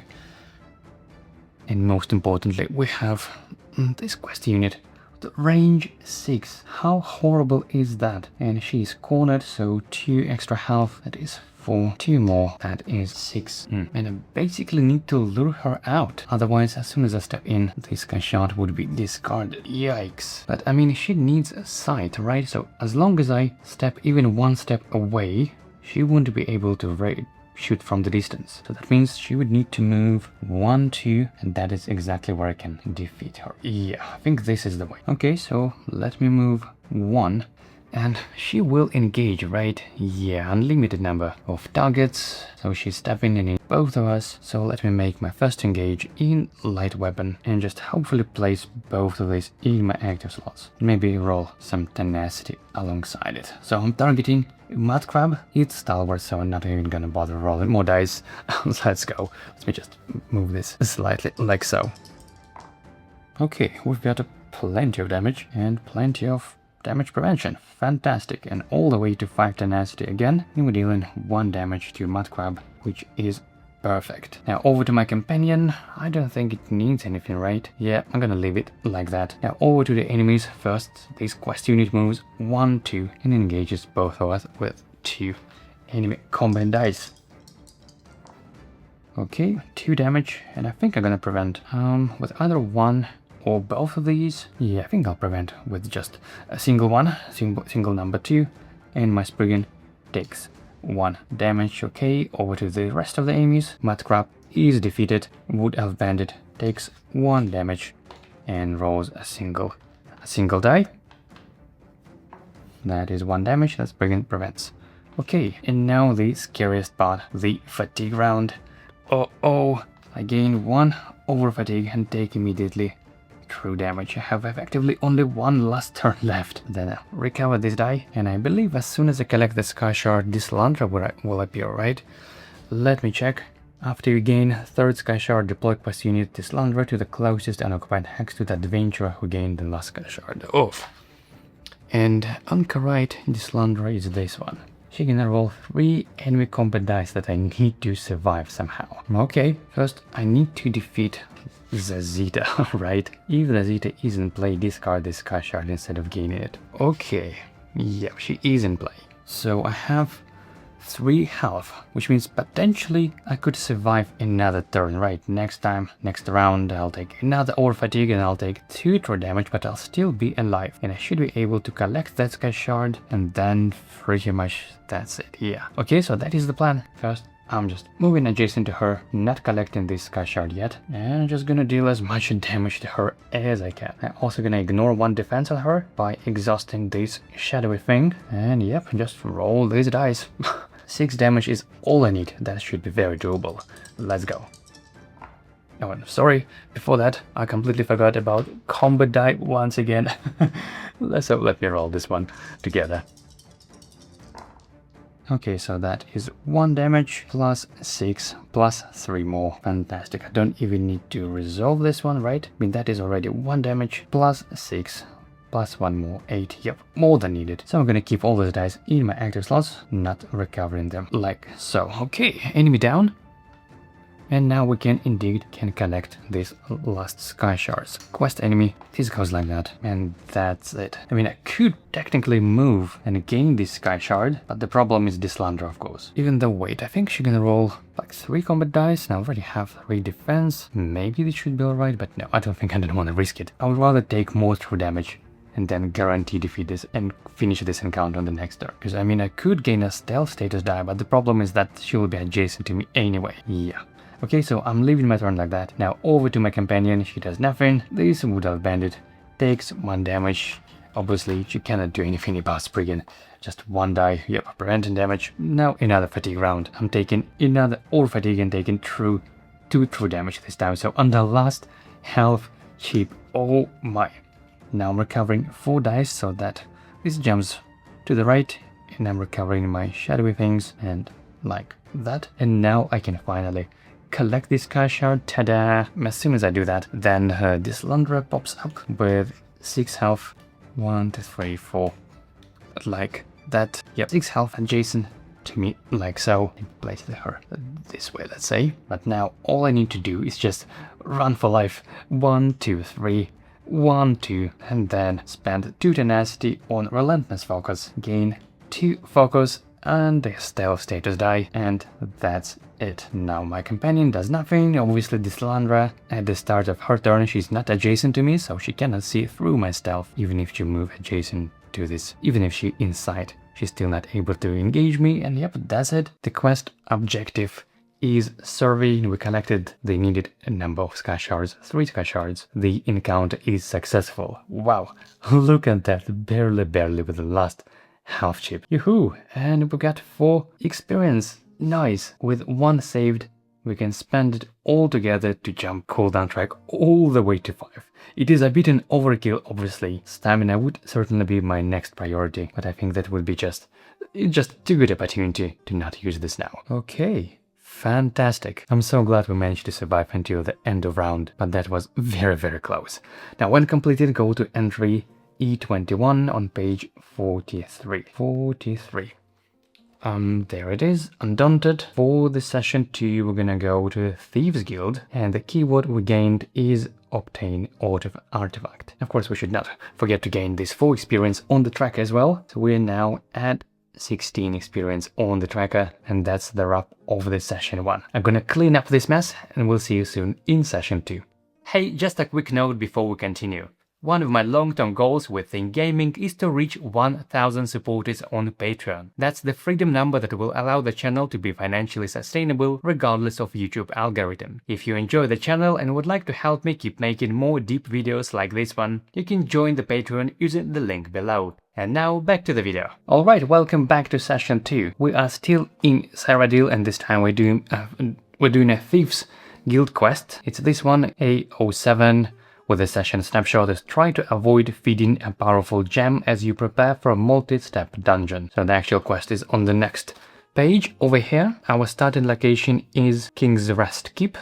Over here in the top right corner, the special setup instruction is to set aside quest unit. It's this gentleman, and we need to travel to Chorrol's Watch, which is over here. I marked this location, and initiate the following clash, which is recommended by day 5, and we're gonna have a Warm Warrior as our companion for that clash. I'm gonna read the rest of the details when we're gonna get there. So for now, let's just do the town encounter of day 1 in Kingscrest Keep. As always, we're gonna ignore the shifting tides effects of day 1, and I don't have any intention of training anything else, so with your permission I'm not even gonna reveal any trainers. We just need a couple of items, 3 common items, ooh, a weapon, and 2 legendary items. Okay, oh, lots of good items here. Weapon is amazing if you're going for two-handed, obviously not quite the case for me. This is a mobility, fantastic for endgame potentially, and healing and chicken, and this potion, I mean, insta defeat a level 5 enemy. Even though I can do this sort of on my own, I think this is a potential nice backup option in case I don't have the nest or things of that sort. You know what, I think I'll take it. Potion of heroism and maybe drama of detection, so I'm going for potions as both of my town actions. Or perhaps I could take a heal. It's not a reusable heal obviously, but still pretty harmful to heal for a collective total of the number of light fatigue in the cooldown track. So more mobility or healing. And you know what, I think I'm gonna take both of these common items. I'm gonna skip the legendary potion even though it is really good as well. But I think more mobility, more healing, this is something I'm potentially gonna need for the end game. I'm gonna place them probably in just my pack, not in the active, not in the ready slots. I probably won't use them anytime soon. So that's about it. This is the end of the town encounter. Let me just clean it up. And that's about it. Now let me check the province effect. And this is Airborne Horror, so it moves towards EP like so. Right. And now it's the beginning of day 2. So, we don't have our Spring companion anymore. Obviously, we need to rely on our own power now, even though we can potentially go to the castle and gain the companion again. But I think that would be too much of a diversion. I would rather go straight to this encounter. My enemy pool is 16, which is not that bad. That could be, you know, just 3 enemies. But before going to this clash encounter, to this quest step, I think I would rather try to do some normal clash, hopefully, to gain at least 2 more experience to train in another stamina. This is what I'm liking a lot. The only problem is that there is no conflict landmarks on the way to this one. So the question is, should I take an unstable instead, move 1 to 3, and then the next day another 1 to 3, no light fatigue gained, very nice and clear. I think this is the way. I mean, in worst case, if it's gonna be, you know, a town or a peaceful encounter, I wouldn't be too mad about this as well. Okay, so let me move 1, 2, 3 and roll an unstable die. Let's go. And nope, we still got a conflict, which is, I mean, kinda okay, I guess, XP wise, even though to be honest I wouldn't mind having some peaceful as well, just to make things quicker, but hey, can't complain. Heroes for Hire. I don't remember what that is. It is a clash, and there is an unstable option, which says decrease the calculated EP by 2 to a minimum of 1. If successful, make the Empire Remnant the dominant faction and skip activate province effect. Okay, well, I have to take this one and decrease my EP from 16 down to 14, which means I'm gonna have 2 more enemies. Yikes. I would rather prefer actually having 16 rather than 14. So let's adjust the setup a bit. I'm gonna move my mat to this position, probably like that. Right, so we have 2 common items, 1, 2, and we have level 10 enemy. That is a Dark Elf Sentry, 8 health, giant health, and recovery and divert. 8 goes over here. Then 4 level 1 enemies, because we decreased the EP. Okay, so that would be Spriggan. Oh, traitor, he was my companion. Okay, let's deploy it over here. The next level 1 enemy is would be Wisp, 4 HP with 2 combat, goes over here. 2 more to go. The next enemy we have is Wood Elf Bandit, 5 health, over here. And the last one is Red Guard Bandit. Right. As usual, plenty of bandits. 1, 2, 3, 4, 5 above the cash chip, like that. Right, so let me deploy probably here. I think I would go for Spriggan first, actually, since this level 10 is a melee enemy and I still have at least 1 turn safe from this one. Oh, I just realized that you probably can't even see that, so let me push this down a bit. Kinda like that. Right, so this is where the dark south entry is. Okay. So let's go for Spriggan. I'm gonna need to deal 5 damage. That would be 1, 2 steps, and 5 damage. I mean, probably 2 shield discipline and heroic slash should do it, right? Kinda what average at least. So let's go.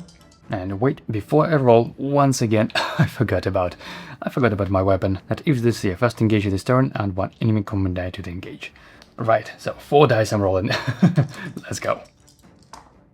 Oh no, it looks like we're 1 damage off, right?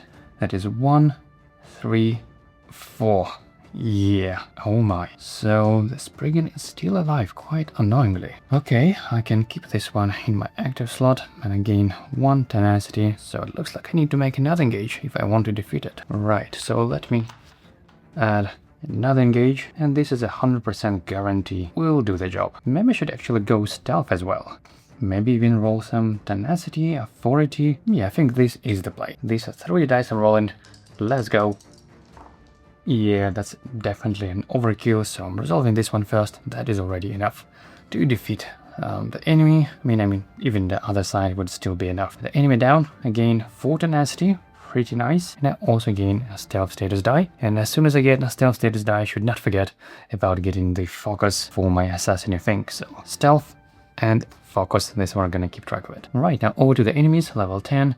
1, 2, this level 1, and this level 1, 1, 2, and this level 1 also moves close, even though it is a ranged enemy, but it still moves 1, 2, and then it's decay. Okay, beginning of round 2, I'm recovering. Wow, 5 dice, you just look at that. How cool is that? Right, so first I guess let's spend some tenacity on surprise attack. I'm gonna spend 2 down to 3, remove this health stack, health chip, and defeat, let's see, this level 5 enemy. I really don't like this still, even though dodge is also quite nasty, but I think this is just a bit worse, especially +1 defense. So yep, another enemy down. Another question is, do I want to make a lockpick check here? I mean, that's probably not ideal to do this before engage, right? So let me skip this for now and just move 1, 2, 3 and engage this gentleman. It is divert, which is super annoying. So let me roll just my shield discipline and heroic slash as always, not forgetting the enemy combat die. Alright. It looks like are we again 1 damage off, right? That is 1 plus 3 plus 3, 7, and yeah. Oh, hold on, this enemy is divert anyway, right? Yeah, so we're good. So that is 1 plus 6 more, 7 damage, bringing it down to last health. Chip, okay, this is actually perfect. And gain 1 tenacity in the process. Right, of course stealth is removed because we just dealt some damage. Now I guess let's use our ambush, which is to move 1 hex, spending 1 tenacity down to 3, gain 1 focus, perform a free engage, and I'm gonna roll just a single shield charge targeting Wood Elf Bandit. There's a 50% chance that it just instantly defeat this enemy with this result, which would be quite amazing, so let's give it a try. And yep, we got it. 5 damage. Boom. Enemy down. Right. This is exhausted. Now let's take another engage. So I'm adding 2 more light fatigue. I'm gonna roll probably single combat die. Should do it. I mean, a bit risky, but that could be all we need, really. I think that should do it to defeat the Dark Elf Sentry. Let's go. And yep, we've got the damage. Enemy down. Boom.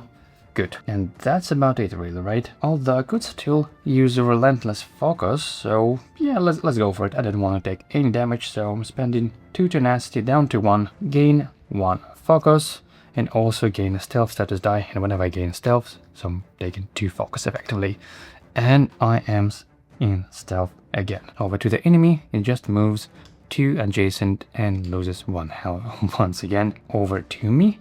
I'm recovering 5 dice. Wow, this is so good.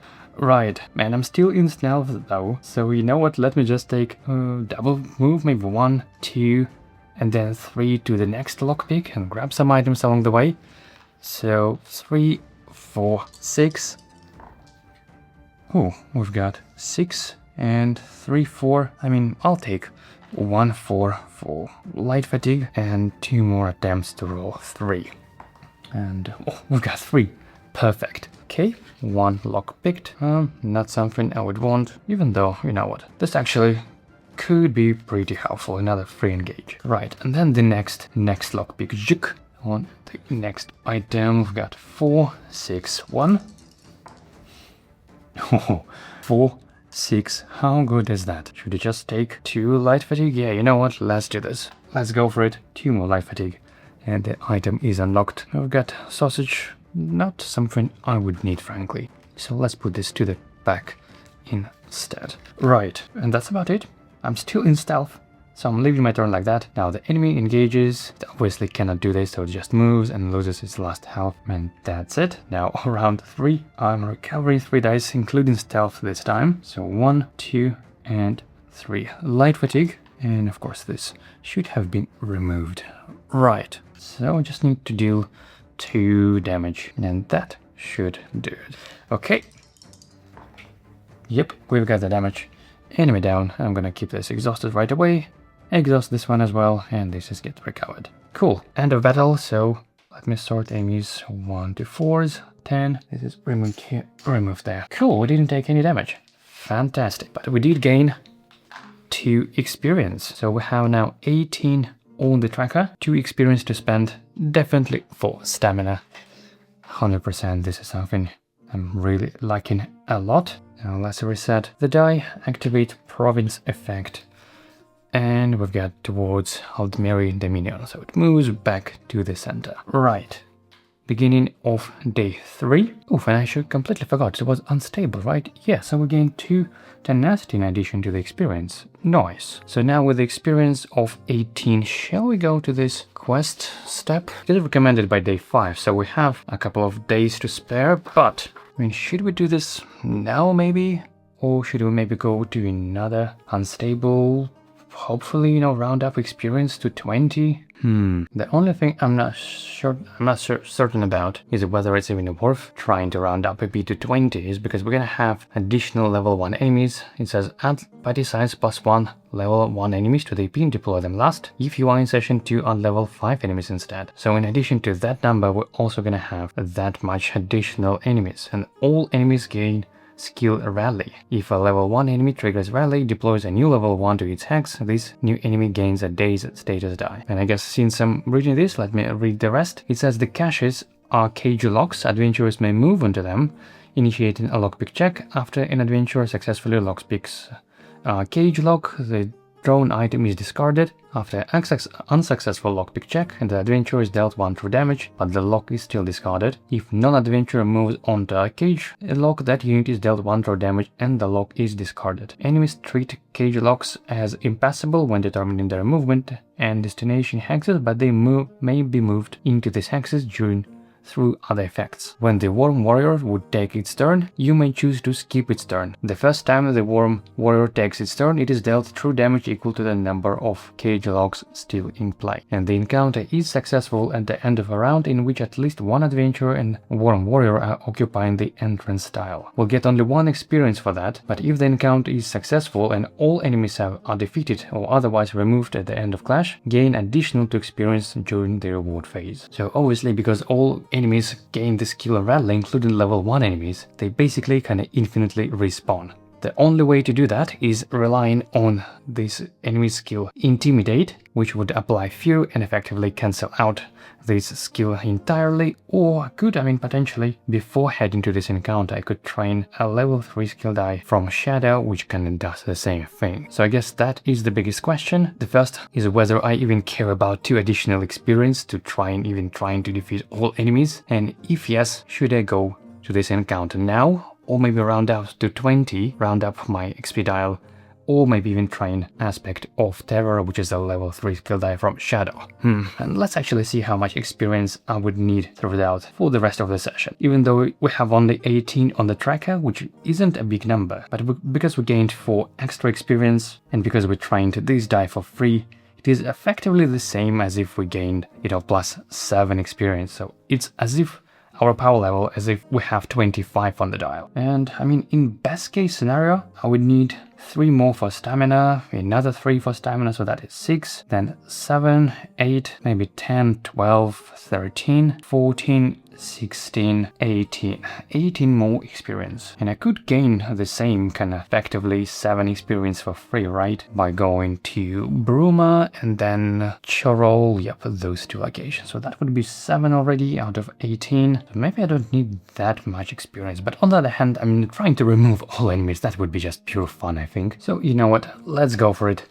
Let's give this a try, just as is. I'm not gonna go for another clash in between. By the way, this is of course all resolved, so let's try to beat this as is. Right, this goes like that. We have our companion with 6 health, but it's sort of locked in the cage. We need to rescue it first. It's gonna be right here and with all 6 caches around him. Right. And we need to first set him free. And it says when the Worm Warrior would take its turn, you may choose to skip its turn, and the first time it takes turns, it is dealt for damage equal to the number of locks in play. So we can afford taking a maximum of 5 true damage, not all 6 of them of course, but the enemies is the biggest threat of course. Right, so we have enemy pool of 18, plus we need to add 2 level 5 enemies. Oof. So let's start level 10. We have Mammoth, 5 plus Colossal, so it's gonna be 7 health, 6, 1 more. Like that, and it goes in front of the caches, then 2 level 5 enemies, or rather 1 level 5 enemy, and we have Orc Marauder, one of the strongest level 5 enemies, 6 health, aggressive, 2 defense. Right, it goes here, then 3 level 1 enemies. Oh my goodness, that's a lot. We've got Imperial Bandit, a Red Guard Bandit, and the third one is Gadget Bandit. Right, in this order. That would be 5 health to the spot. 3, 5 health. I think that's a bit too much, right? Yep. Okay, this is 5 to the spot number 4. 3 health, 1, 2 more to this Archer over here. And then 2 more level 5 enemies. How bad is that? First we have this Daedric Prince, these Daedra enemies. Wow, 9 health. 7 plus 2 more because it's cornered. That is 5, 8, 1 more giant health stack over here. And the last level 5 enemy, and that would be Skewer. Okay, 5 health. You look at that, so many enemies here. Oof, and they all with rally. Right. Now actually not sure if we're able to pull it off. We basically need to rely on our companion to apply fear. And I believe enemies treat this as impassable hexes, right? So they cannot shoot through. Enemies treat cage locks as impassable when determining their movement and destination hexes. Right. But can they still kind of shoot through? It says impassable only for their movement. So I guess they can still indeed kind of shoot through. Okay, right. First things first, beginning of combat round 1, I'm recovering. This dies, so I'm nice, clean cooldown track. And this encounter is successful at the end of a round, in which at least one adventurer and the companion are occupying the entrance tile. Okay, I guess first let me move and try to set this guy free. That would be 1, 2, 3, 4. Only one lockpick. But hey, that's better than nothing, so I'll move 1, 2, 3, 4. And trying to lockpick 6, 6, 2. Let me move this like that. Okay. Right, so we've got 1, 6 and 2 for 2 light fatigue, right? And just need another 6. 3, nope, last attempt, come on. Oh, nice.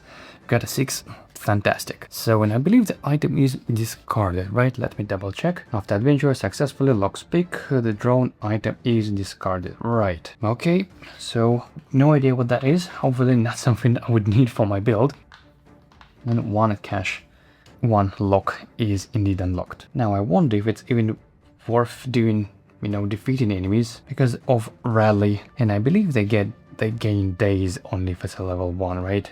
All enemies gain enemy skill rally. If a level 1 enemy triggers rally, deploys a new level 1 enemy to its hex. This new enemy gains a days status die. So yeah, I believe it's only when level 1 enemy triggers the rally, only then it gains days. Otherwise they don't get days as normal. Okay, so let's see what's like the biggest threat here. Oh, but the items. So the biggest threat for my companion is actually probably this aggressive gentleman and maybe this level 5 as well. Oh, and this level 1 enemy too. Because I mean, with 2 defense, it can tank quite a lot of damage. The question is how much damage I can soak. I mean, with 3 ritual, that is not too bad. So let's see if I could potentially defeat, at least this one. Because of its range 4, yep, I really don't like it. Then without this, I would only be targeted by these right 1, 2, 3. And 2 of them are native, so that means I would need to drain 2 dice. Yeah, this is dangerous. Or maybe, since I have not engaged yet, maybe I could make another lockpick checks, make double move and just collect all of them. 1, 2, 3, 4. And if I end my turn here, then I'll be targeted by these 3 guys, right?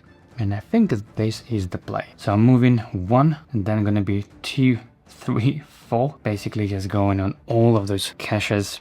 3, 5, 5. Let's go. Oh, nice. 3, 5, and 1 light fatigue for another 5. Okay, another item discarded. Put it back. Another cache. 3 more to go. 1 more. Next. 1, 4, 3.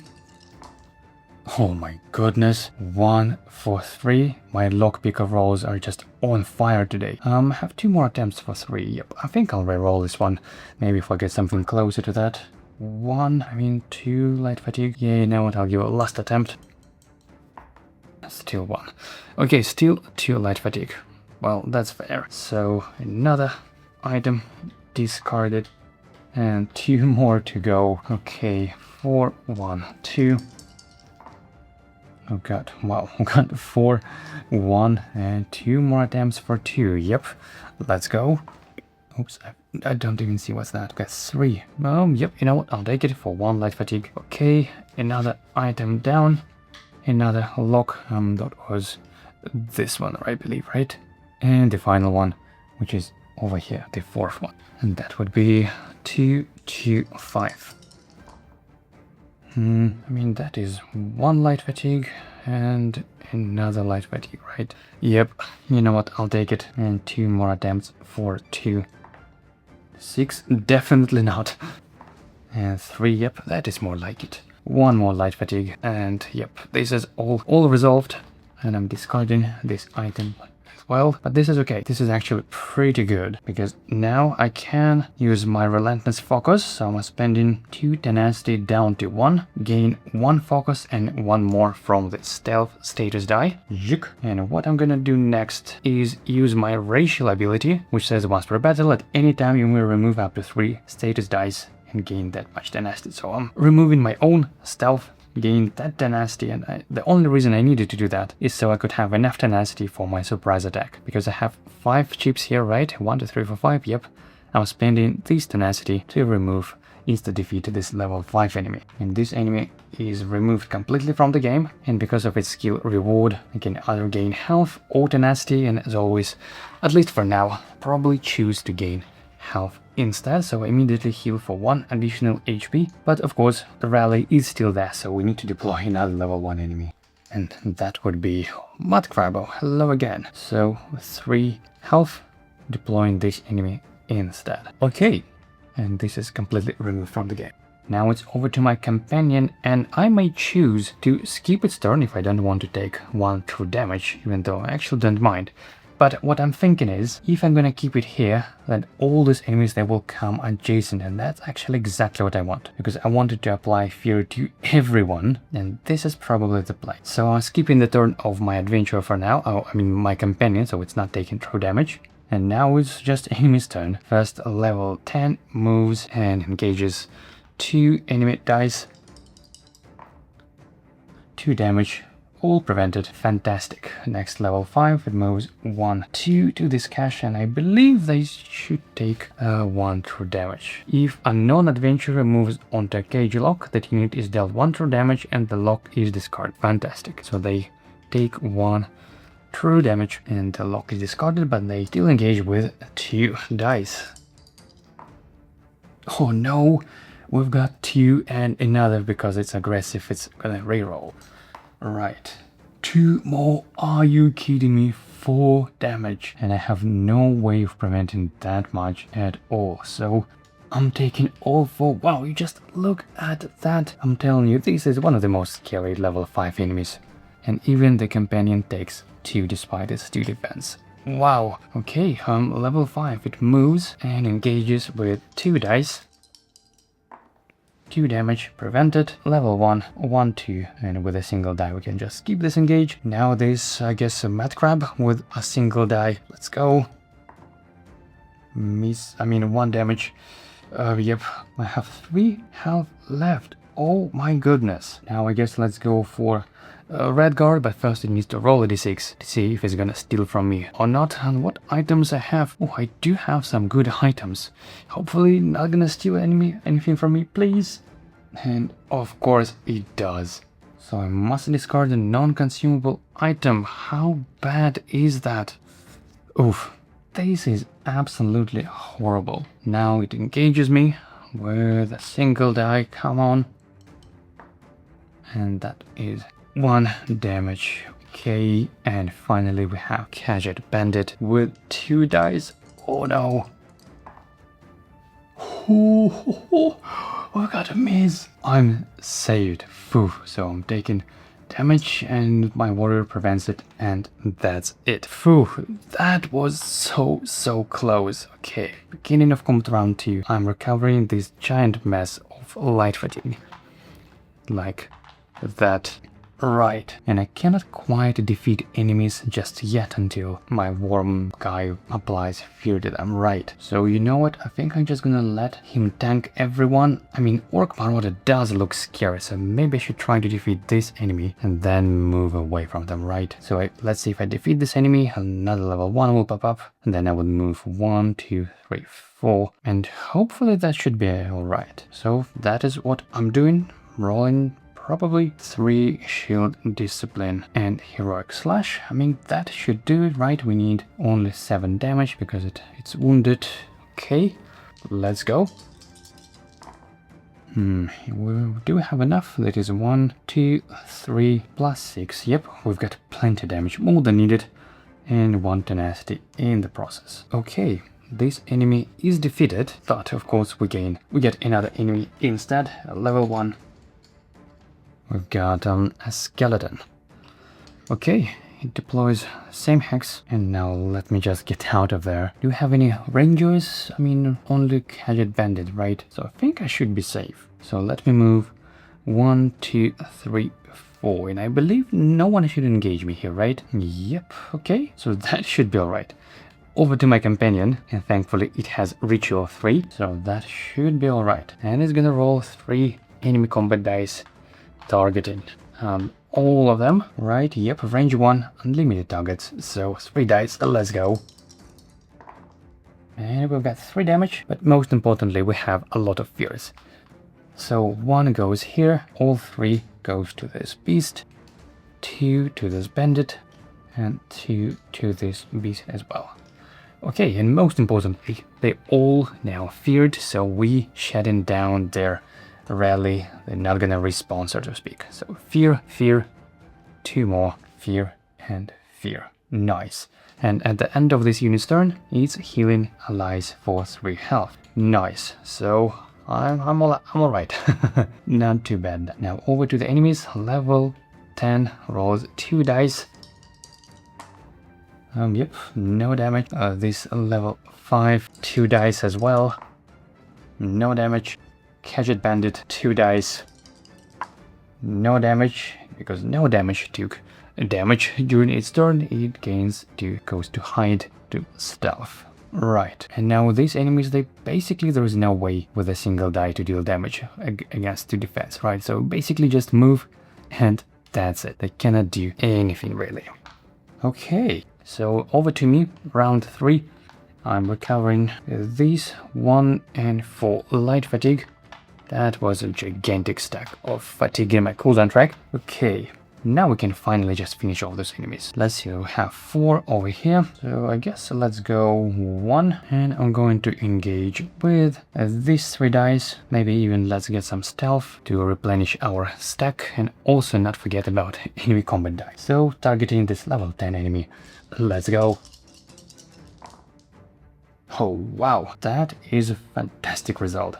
We've got 2 over here, 2 over here, and of course we're dealing 7, 8 damage in the process. Yep, more than needed. This is drained and have full 5 tenacity.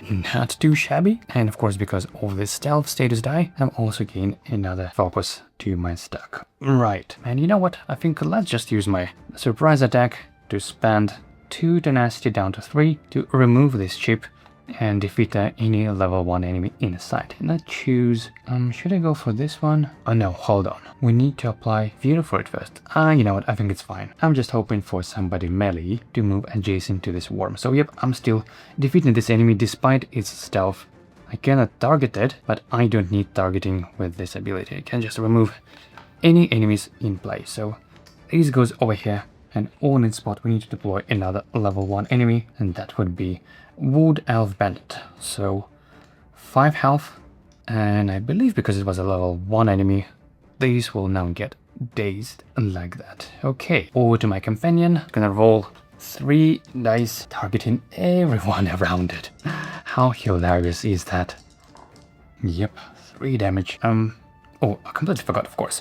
This enemy is down. I defeated it. Of course. And so 3 damage is enough to defeat Skeleton. Skelly Boy down. Oh, this way. 3 damage means 2 goes through here. And 2 over here. And 1 to this stalwart gentleman. And 2 to this guy as well. Okay. And they both feared as well. Nice. And at the end of its turn, it's healing me with 3 health. So yep, I'll be almost back to full health now. Nice. And now over to the enemies. The only enemy that can potentially do anything against 2 defense is the Skewer buff. So let's roll 2 dice.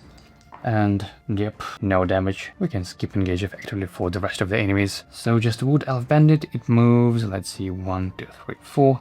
1, 2, 3, 4, yep, definitely. 1, 2, and yep, 1, 2, that's the only thing it can do. Days wears off. Now it's the beginning of round 4, and let me help my companion of clearing up this mess. So I'm no longer in stealth, and that's fine. And remember, our objective is to escape, so both of our companion and myself need to be in the entrance tile. And that would take, 1 turn 2. Uh-oh, we're already into fatigue territory a bit. But I mean, with Ritual 3, that still should be alright. I think I can afford standing here for another turn. Or maybe I could engage and then move. Yeah, I think this is the play. And I should probably done this before. That is a bit of misplay on my part. So I guess let's go straight to my companion's turn. Again, it's gonna roll 3 dice to everyone around it.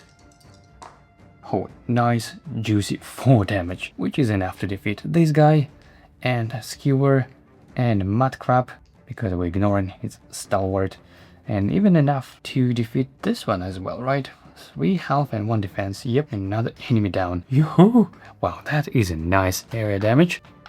Okay. Yep, that was a lot of health. And now let it move. Like 1 and maybe 2. Hold on, this enemy will move 1, 2, and that's it, right?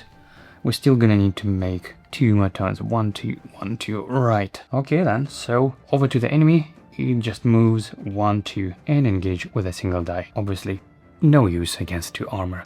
So that's about it. Now it's the beginning of round 5. Yikes. And I guess I'm just doing nothing. Let me just exhaust those dice and that's it. So straight back to my companion. Rolling 3 dice. 3 damage. Not too bad. But most importantly, we have fear. Once again, this is for the rescue. Boom. Now we can finish it off. And before ending his turn, let's also move it. 1, 2, and then Ritual. I have 8 total health. Am I missing? Yep, I'm 1 health away, so I'm not back to full health. Okay, and now over to the enemy. It moves and engages me with a single die. Let's go. Hope no damage. Fantastic. But now, yep, fatigue. Ton. Gaining over fatigue and instantly take 1 true damage.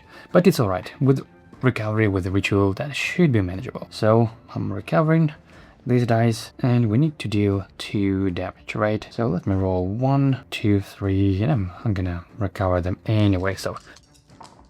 And yep, so we're gaining 1 tenacity, 2 damage, and 1 stealth, which we don't really need, but I just want this for the focus stack. Right, so that's actually 3 damage. And the final enemy is defeated. Woohoo! Nice. Now it's over to companion. I'm just gonna move it. Hold on, I need to move as well. So I'm moving 1, 2, 3. Then over to companion, it moves 1, 2. And the end of its turn, it heals me. I believe I need only 1 health, right? 8. Yep, full 8 health. And GG. And of course, this should be removed after the engage. Nice, so we managed to do that. The encounter is successful at the end of round in which at least 1 adventurer and the Worm Warrior are occupying the entrance tile. If the encounter is successful and all enemies are defeated, then gain 2 additional experience, so we gain 3 experience. Nice. Let me just sort this giant stack of enemies. I believe we had only 1 level 10, right? Yep, okay.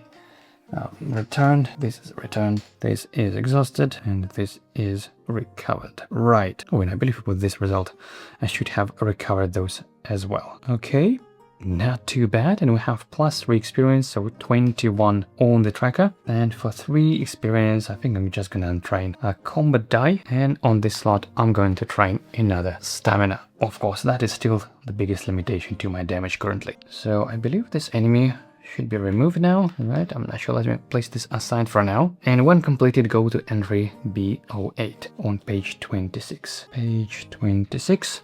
There we go. It's actually on page 27 here. So we're gonna need to travel to, let me place this here to read. Travel to either Lipsand Tam, Sidor, or I have no idea how to pronounce this name, and initiate the following clash recommended by day 8, and depending on the landmark where the clash takes place, add the following enemy to the EP and deploy it first. And for session 2, those are either Breton Archmage, or Argonian Warlord, or Khajiit Cutthroat. Believe it or not, I think Breton Archmage is usually not that bad, but because it says deploy it first and number 1 deployment hex is very far, it means I definitely need to take another one. Otherwise, you know, it's siphon and true damage and all of that. And I need like 1, 2, 3, 4, 5, 6. Actually, if I have 6 stamina, I could reach that enemy, right? So, you know what, let's go to this first location, which is Lipsand Tam. And it is... oh, it's over here. Actually, on the map it says Lipsand Tarn. So this must be a typo in the gazetteer. And of course, by the way, I should have moved over here to be on this clash to initiate it. Yep. Anyway, so now let me mark the new destination, which would be over here. But before we go there, let's maybe visit Bruma and maybe Chorrol on the way as well. Right, so we're gonna come back to this later when we actually initiate the clash. For now, let's wrap up the day. We have no symbol, which means the Empire is dominant again. Yep, no changes pretty much. And let's reset the round counter and the new day 4 begins. So we're quite nicely ahead of the day tracker and we're pretty nice on the experience as well. So let's see if I can reach Bruma. 1, 2, 3 and then 1, 2, 3. Nope.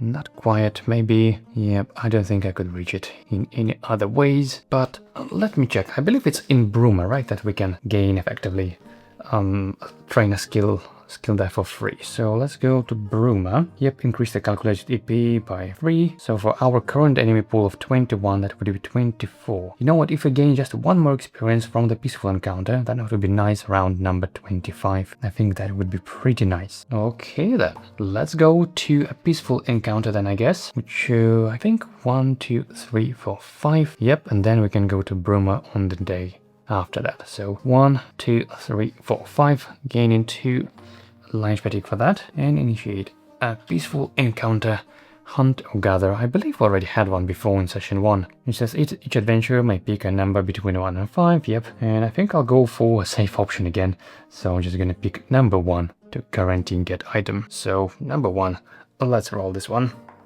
Oh, and we got 2, so close. Yeah, I'm glad I'm not got too greedy with this, so I can draw just a single item.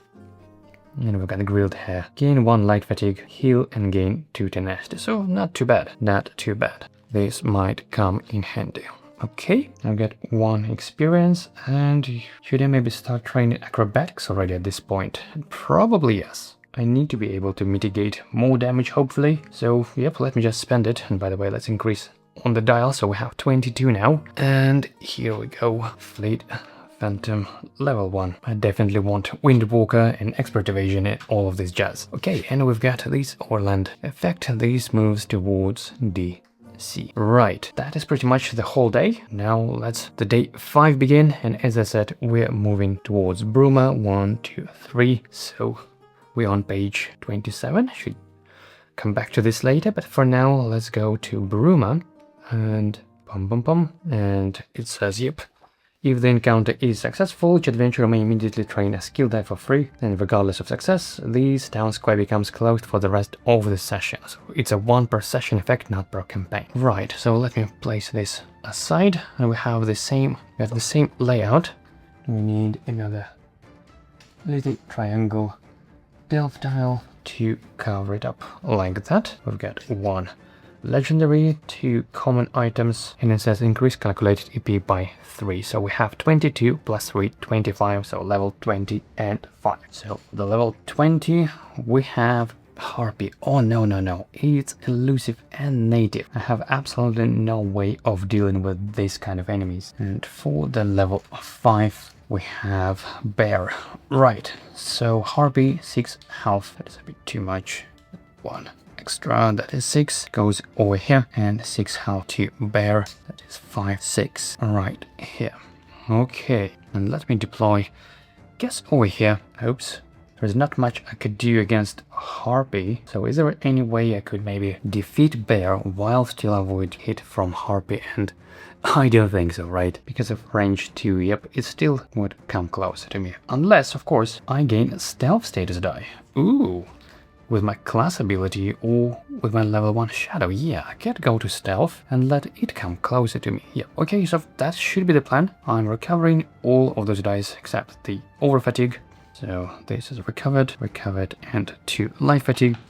And I think maybe I should use this right away, clean it up with my racial ability. Well, I guess let's try to defeat the bear first. So I'm moving on 1, 2, 3, maybe 4, because I kinda do want to get adjacent to this elusive enemy as quick as I can. And let's roll, I guess, all shield discipline alongside. This one, should I go to stealth? Or maybe just save it for the next engage if needed potentially. Yeah, you know what, I think I don't mind taking another engage. So that's what I'm doing, rolling just these on 4 dice. Yeah, I don't think I need anything else just yet. Even though, I mean, with this one, it's a guaranteed defeat, yeah. Yeah, so you know what, let's roll all of them right now.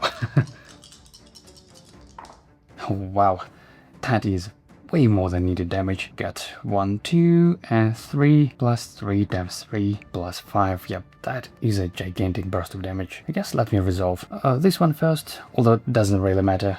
I'll recover them all anyway. Bear is down. I'm not taking its riposte because it is defeated. I didn't get any tenacity though. I was actually really hoping for some tenacity, believe it or not. Okay, so I guess let's spend some. I'm spending 2 tenacity down to 4 for my relentless focus, which is to gain 1 focus and a stealth status die, so 2 focus and stealth. Fantastic. And I think, yeah, I could just use my racial ability right away to remove this aura fatigue and gain 1 tenacity in the process. Right, should I roll anything else? Yeah, you know what? Let me make maybe another dice, but without life fatigue. So I'm just spending 1 tenacity for my ambush ability, which means to perform a free engage. And for that free engage, I think I'm just gonna roll all of these dice. Yep, let's go.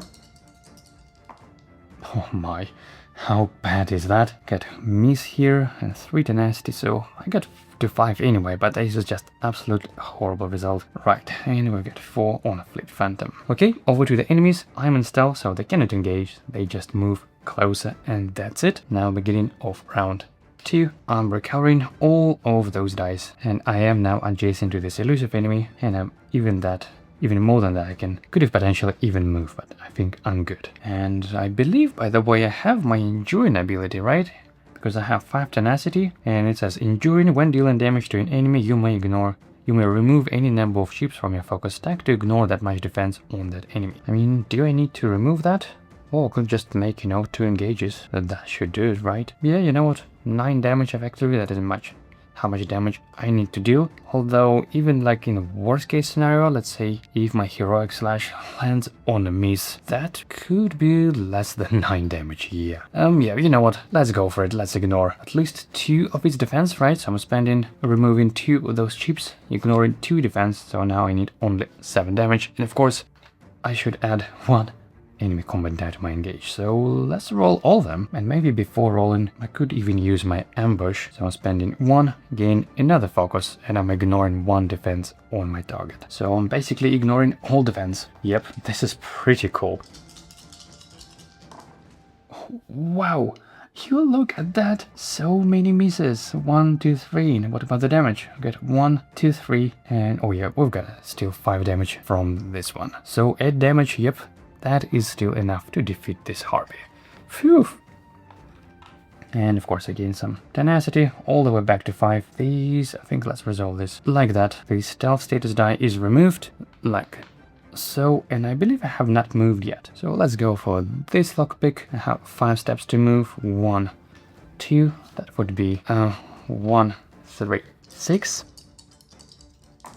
Okay, this is actually quite decent. We got 3, 4, and yeah, for one life fatigue, I'll take it. And maybe I can go even for a legendary as well. Interrupt. When taking a shop, gain additional item. Maybe, you know what? I'll put this in my ready slot like that. And a couple of more movements left. 1, 2, 3.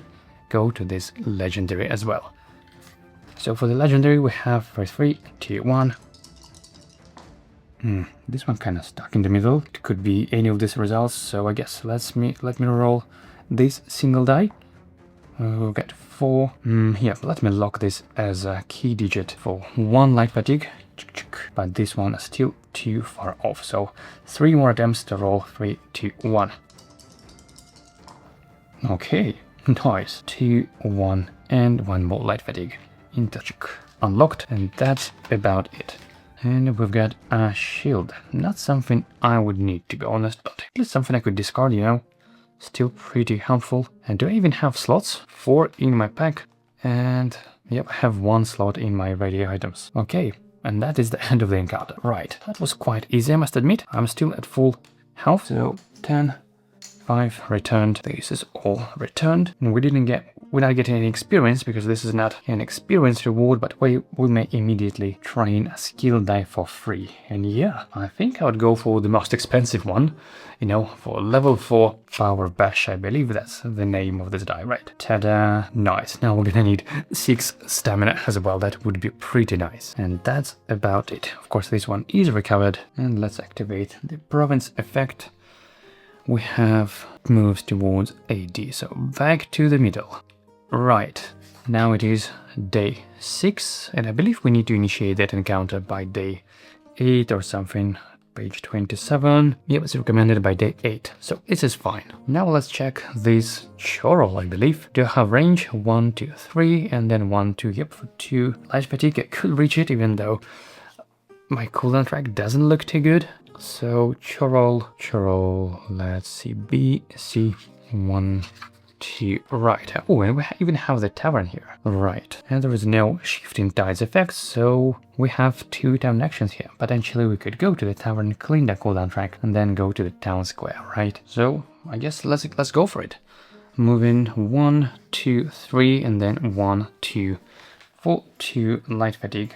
To Chorrol, and I'm not gonna reveal trainers, I don't really need them, so let's just go for items. 1 legendary and 4 oh, we've got such a good maze. I think I will take this instead of the tavern, instead of the inn. It's just too good to ignore. It says, for each 2 tenacity you have, add 1 enemy combat die to this engage. So basically, as long as I have 4 tenacity or more, I'm always adding 2 enemy combat dice to my engage. This is so good. Yep, you know what, I think I'll take this as my first town action, then as my second town action, I'm going to the town square, which says, during today's reward phase, gain a collective total of 4 bonus experience and set aside level 20 Flame Atronach. This town square becomes closed for the rest of the session, log it in your campaign journal, then gain the following persistent effect at the start of the next clash and level 20 Flame Atronach to DP and deploy it last. So yep, I'm gaining 4 bonus experience and we need to set aside level 20 Flame Canuck. Whoops. Let me just try to find this fellow. 20. Nope. Okay.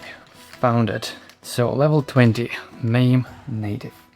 Yeah, quite a scary guy. Let me place this aside and we're gonna add this to the next clash. Right, but I do gain this item. Nice. So if I have no tenacity, I could use this one for the first engage.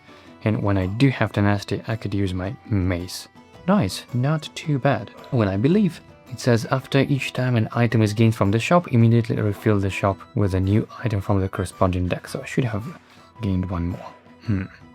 3 tenacity is also quite helpful. And I do have my item, so I could potentially interrupt and gain another item, but I just don't have enough space. So, you know what, I'm cool like that. I don't think I would need anything really, even though heal could be pretty helpful, but no, I think I'm good.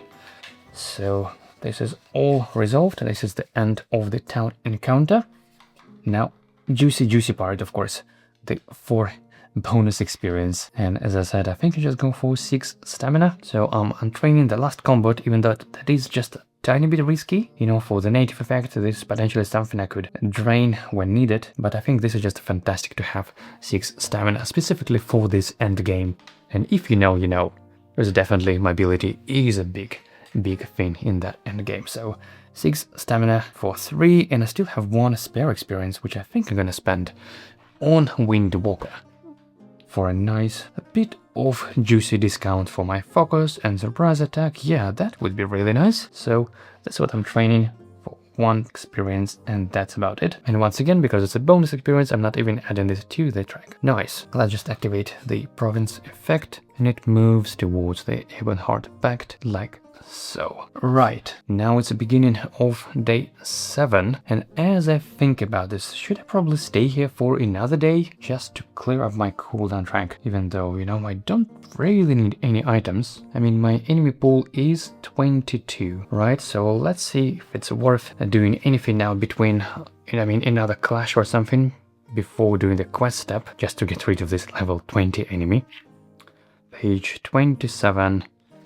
Right, so let's see. We're gonna need to add a level 20 Breton Archmage and deploy it first. Then we're gonna have 22 EP, so that would be level 20, level 1, level 1, and then this Flame Atronak on the spot number 4. This is actually not too bad. Although wait, my plan was actually to defeat the Breton Archmage first. So I would need to move 1, 2, 3, and then 1, 2, 3, yep, to defeat it. And for that I definitely need all of my dice. So yeah, you know what? Let me stay in Chorrol for another day. At least this is probably one of the rarest towns in the entire place where I can actually take 2 town actions. So I guess let's open the trainers and again. Ooh. 2, 3, 4. Quite decent items, I must say. But I don't think I need anything in particular. I mean, this is absolutely S tier stuff, but not quite for my build. And yep, the rest are as well. So you know what? First I'm going to this tavern, and I believe I already at full health, right? Yep, 8 health, so I'm just clearing my cooldown frag. Jig, and all of my dice are now available. How good is that? Okay, and light fatigue. Ta-da! And for the second down action, I mean, could enchant the deck, and whenever adventure would draw the top item from the deck, after successful lockpick, they may draw 2 instead of 1. Okay, draw 2 and keep 1. Yeah, you know what? I'll take it. And for that, I would need to discard something, and I guess I'll discard this sausage to make a room for this glyph, and as soon as I get it, I can use this to enchant this this deck effectively. So it is enchanted, the common one. Right. And that's pretty much it. That and all for this town encounter. Fantastic items in the shop, but nothing really for my build. Of course, if I'm going to do that, now let's activate the province effect, and we've got moves towards dagger 4, so 1 step back again. Moving back and forth. Right, now it's the beginning of day 8, and I think now is the time for that clash. On page 27.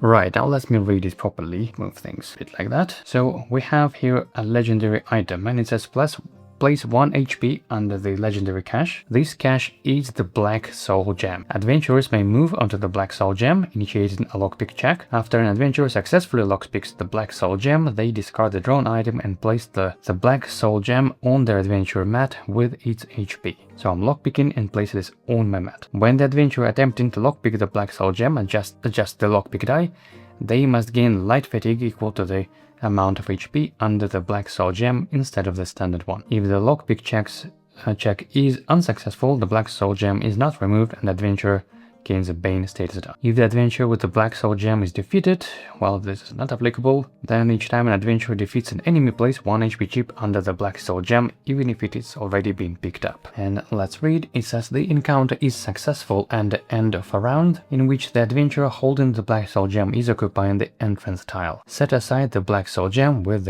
its current HP. Okay, and we're gonna get only 1 experience, but if encounter is successful and all enemies were defeated or otherwise removed before the Black Soul Gem was successfully lockpicked, or before it was successfully lockpicked, then gain additional 1 experience during the wars phase. Right, I'm not sure if it's actually worth doing that, you know, defeating all enemies before lockpicking that. So let's deploy enemies first, and because we are, of course, over here, we move to Lips and Tarn, we add in Breton Archmage to the EP and deploy it first. So let me find a gentleman. Breton Archmage, one of the most threatening level 10 enemies, but at the same time, it's pretty squishy as you normally expect from mages of any kind. So that was level 20. Now 2 level 1 enemies. Actually, first let me deploy caches. We got 3 of them. This is the Soul Gem, right? It goes over here. And 2 normal caches. 1, 2. That is Breton Archmage with 6 health. 1, 2, 3, 4 over here. Now 2 level 1 enemies. And that would be, and then we've got a wolf and Imperial Bandit, so 4 health to the wolf, 5 health, and 1 more. That is 5 to Imperial Bandit. Oops, sorry. And we have this, our greed for 4 bonus experience that normally should not be here at all. Oh, hold on. I think I missed another level 20 enemy, right? Because this Breton Archmage was added to the EP and deployed first. Right, so this is the first enemy. Then here should be another level 20 enemy, then wolf. And this level 1 goes here. This another level 20. Right. And we've got Goblin Butcher. Giant half stack.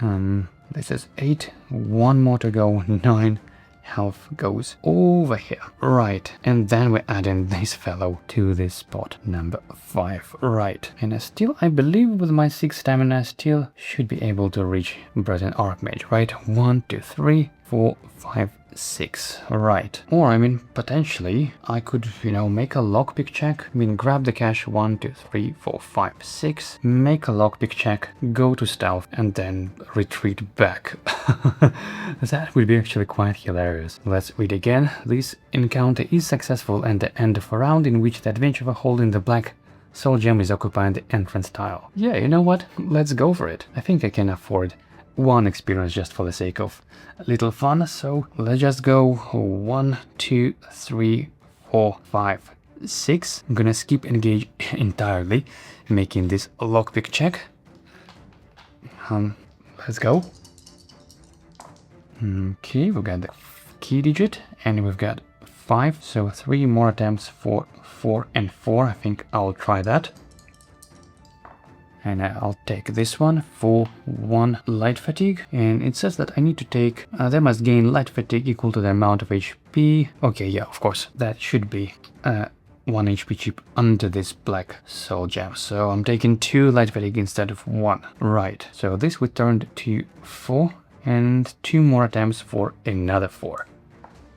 We've got 6, and you know what, I think I'll take it. Although, I mean, worst could be only 1, right? Yeah, you know what, last attempt, I reroll this one. Oh, and we've got 4. Fantastic, no more light fatigue. So this is all resolved. The item, I believe, is discarded. Yep, discard the drawn item and place the black soul gem on their adventure mat. So, the mat with its HP chip.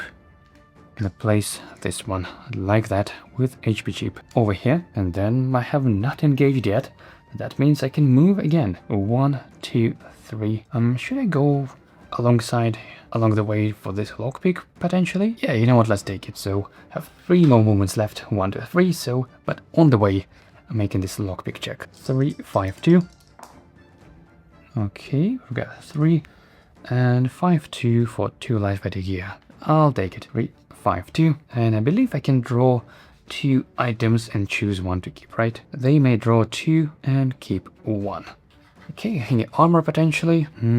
Wolf pelt and tunic. No, I don't think I need any. Do I even have space in my pack? Yep, for 1 item. You know what? I'll take this one. And discarding the rest. Right, and that's about it. I'm just moving back to the entrance tile. And for 2 tenacity, for the cost of 2 tenacity, using relentless focus down to 3, gain 2 focus and stealth, safe as die. How hilarious is that? We don't have any enemies with detection, so that's pretty much it. They just all move. Obviously, Breton Archmage just comes and, siphon and everything. But that's about it.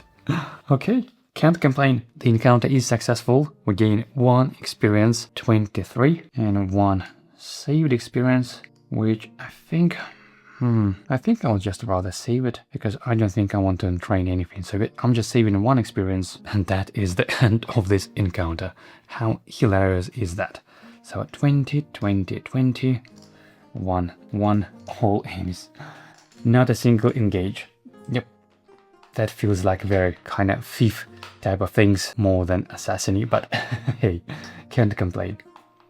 Okay, and when completed, go to C09 on page 33. C09, there we go. And now we're gonna need to travel to Imperial City and initiate the Imperial Sewer Dungeon using end of session difficulty P, recommended by day 12. Okay, nice. Now it is beginning, before beginning of the next day, we need to do the province effect, and well, back to this empire dominating again. Yeah, but now it is beginning of day 9, and we have a couple of days to go, right? We can reach potentially in 1, 2, 3, 4, 5, 6. So we're gonna need 3 tenacity, 3 light fatigue, I mean. Right, so it's day 9, we have 3 days until the final step, so let's, I guess, hang around here. Maybe I should check this town potentially for, either weapon or armor. Yeah, I think I'm good with weapons, but I definitely wouldn't mind getting some armor, even though I have only 1 down action because of the dominant faction. So let's see, Velastros.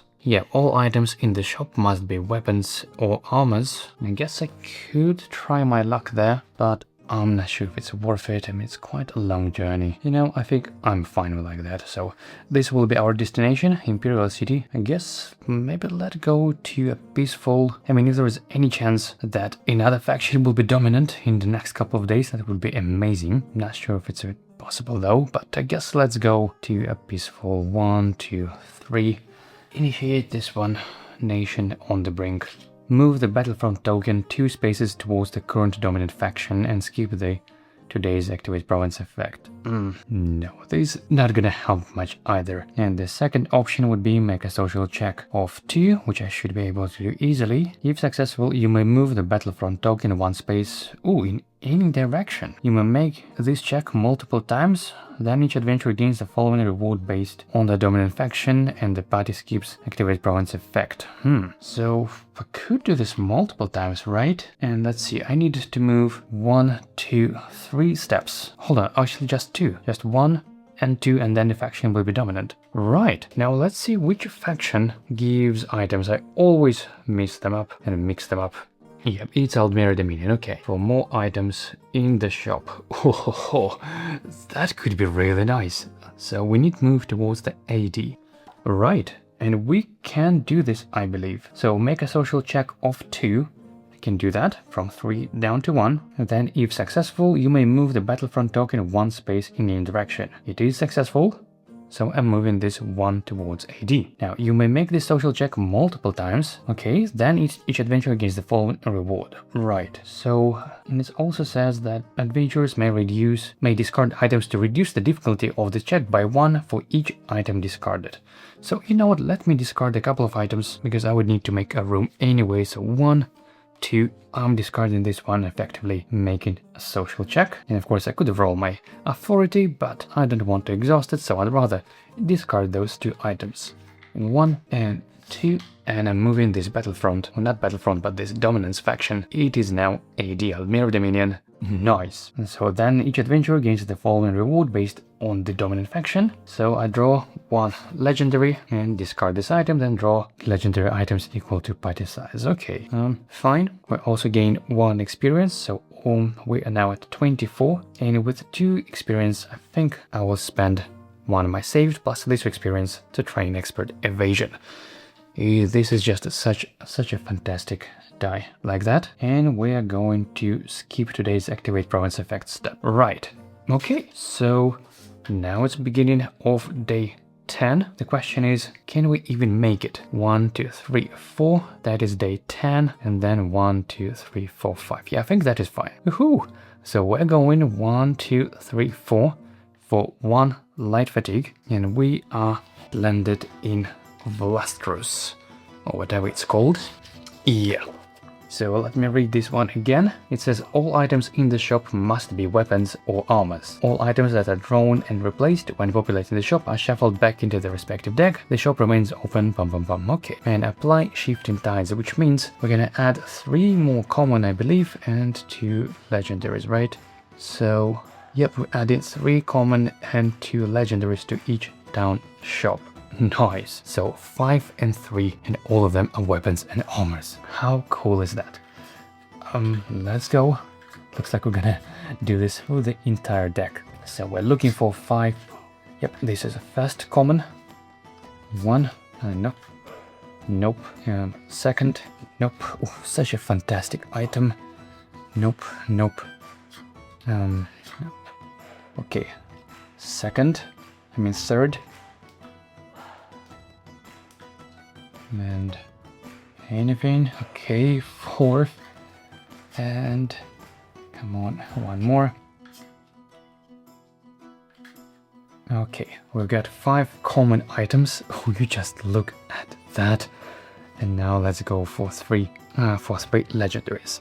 So nope. Okay, hold on, actually this is armor. Yep, so we got the first one.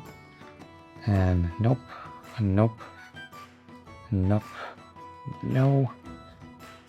come on, some good armor weapons, that would be amazing. No. And no.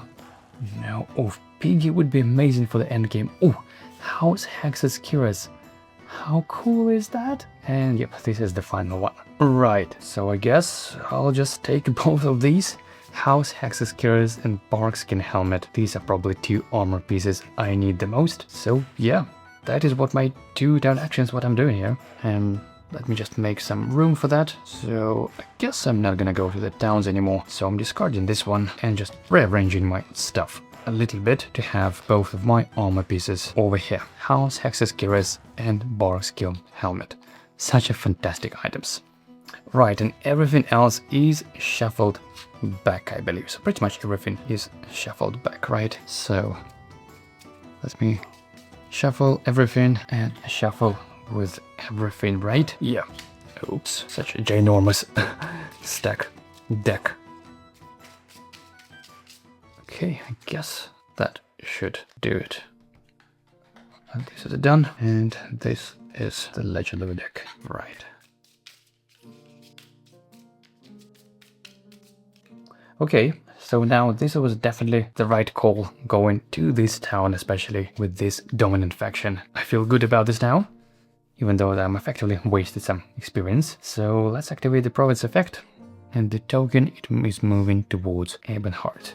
Right, now it's beginning of day 11, and let's rush towards this Imperial City, even though we still have 1 day. And I guess let's go to this conflict. 1, 2, 3 on the way, and it is of course Wabajak attack. Never go to this encounter with unstable. I've learned this the hard way. I've definitely did. So we need to add level 5 enemy to the AP, Gadget Marauder, deploy it first. At the end of each round, replace all other enemies with new enemy units of equal level from the enemy bag, maintaining their current HP. So this is gonna be quite a mess. Yep, we're leaving it like that. Our enemy pool is 24, I believe that should be correct. So we're gonna have a bunch of enemies. So for the level 20 we have Argonian Warlord. Oh, wow, the elusive guy, even though my stealth kinda does a nice job of working around the elusive things. So it goes like that, right? And I have no combat, so it has only 4 health. How hilarious is that? It goes over here. And now 4 level 1 enemies, and then Gadget Marauder. Oh, we need to deploy it first, so that would be over here then. So Gadget Marauder, and let me find this fellow. No, we got a Gadget Marauder. Okay.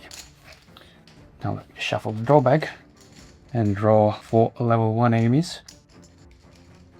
That would be some of these guys, I guess. 1, 2, 3, 4. Okay.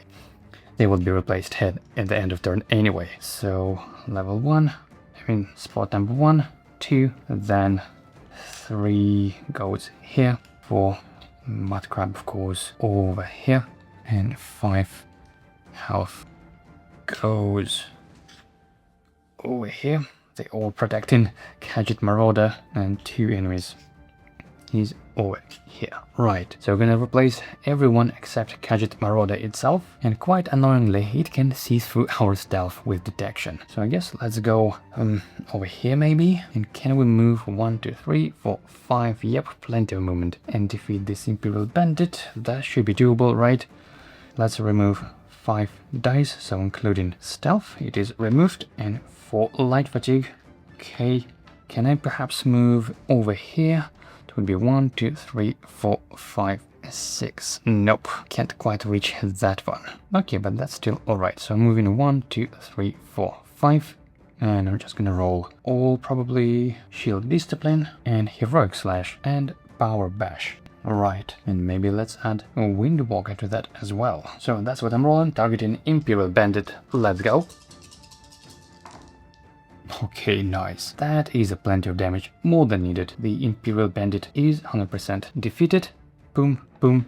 Right, and of course, as always, I completely forgot about my sword, that I could have added 1 more enemy die to this engage. Totally on me. And now I can do another engage with these combat dice, rolling them as normal. So this is all resolved.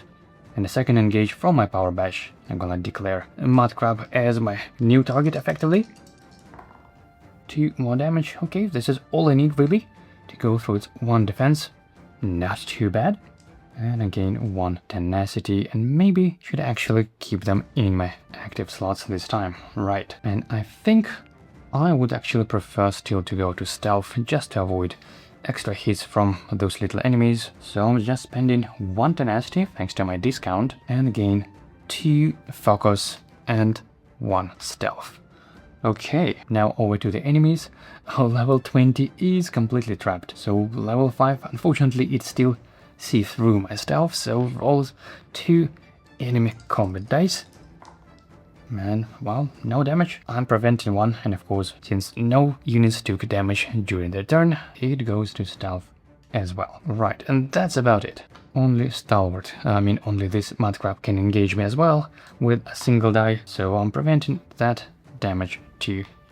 And these just move closer, and that's it. But now at the end of each round, replace all other enemies with new units. So, yep, replace, and this one too. So we're gonna have new level 20 Storm Atronach. Oh wow, that is a lot of defense there. And 3 new level 1 enemies. So that would be 1 and 2 and 3.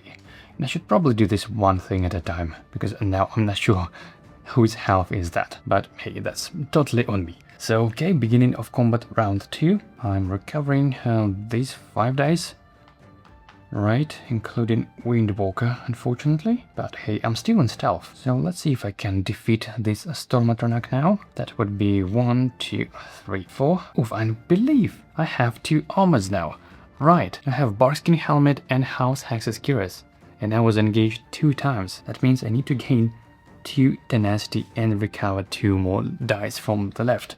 Okay, fantastic. I should definitely keep this in mind. Right, so for my first engage, should not forget the enemy combat die, and it has, let's see, 4 health plus 3 defense, so I need to deal 7 damage. So I think let's recover those dice first, hopefully with shield discipline, with shield charge, and maybe let's add a couple of shadow dice as well. Maybe I could even ignore his defense with this one, right? Yeah, do I have any? Nope, that is already a limit. I'm already at the limit of 6. That means I would rather save this for later, but maybe still let's roll Windwalker at least, and maybe Expert Evasion for that matter. So this, what I'm rolling, targeting Storm Atronach. Oh wait, it's Shatter! No. I actually don't have a way of dealing with Shatter enemies just yet. But level 20 specifically. Okay, I'm glad I've noticed this before rolling the dice, so let's just roll this level 1 enemy, I guess. Target this guy. Let's go. Oh, wow, so many misses, but we've got number 2 on our Windwalker. Nice. So first, let's gain some tenacity all the way to 5, and now we can recover 3 dice, dealing that much damage plus 1, so 4 damage. Yep, that is enough to defeat the enemy. Boom, enemy down, and this is resolved. Something like that. I don't quite like this 2 enemy combat dice on the board, so you know what, let me spend some tenacity. I believe it now costs only 1 tenacity.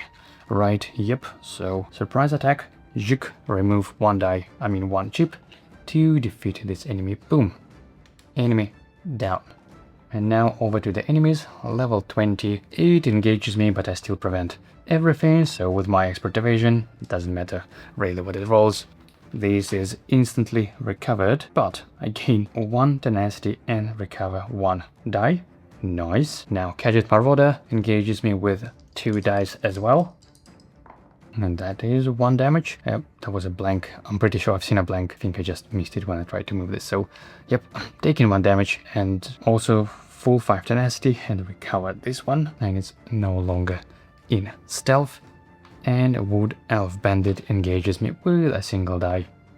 Another 1 damage.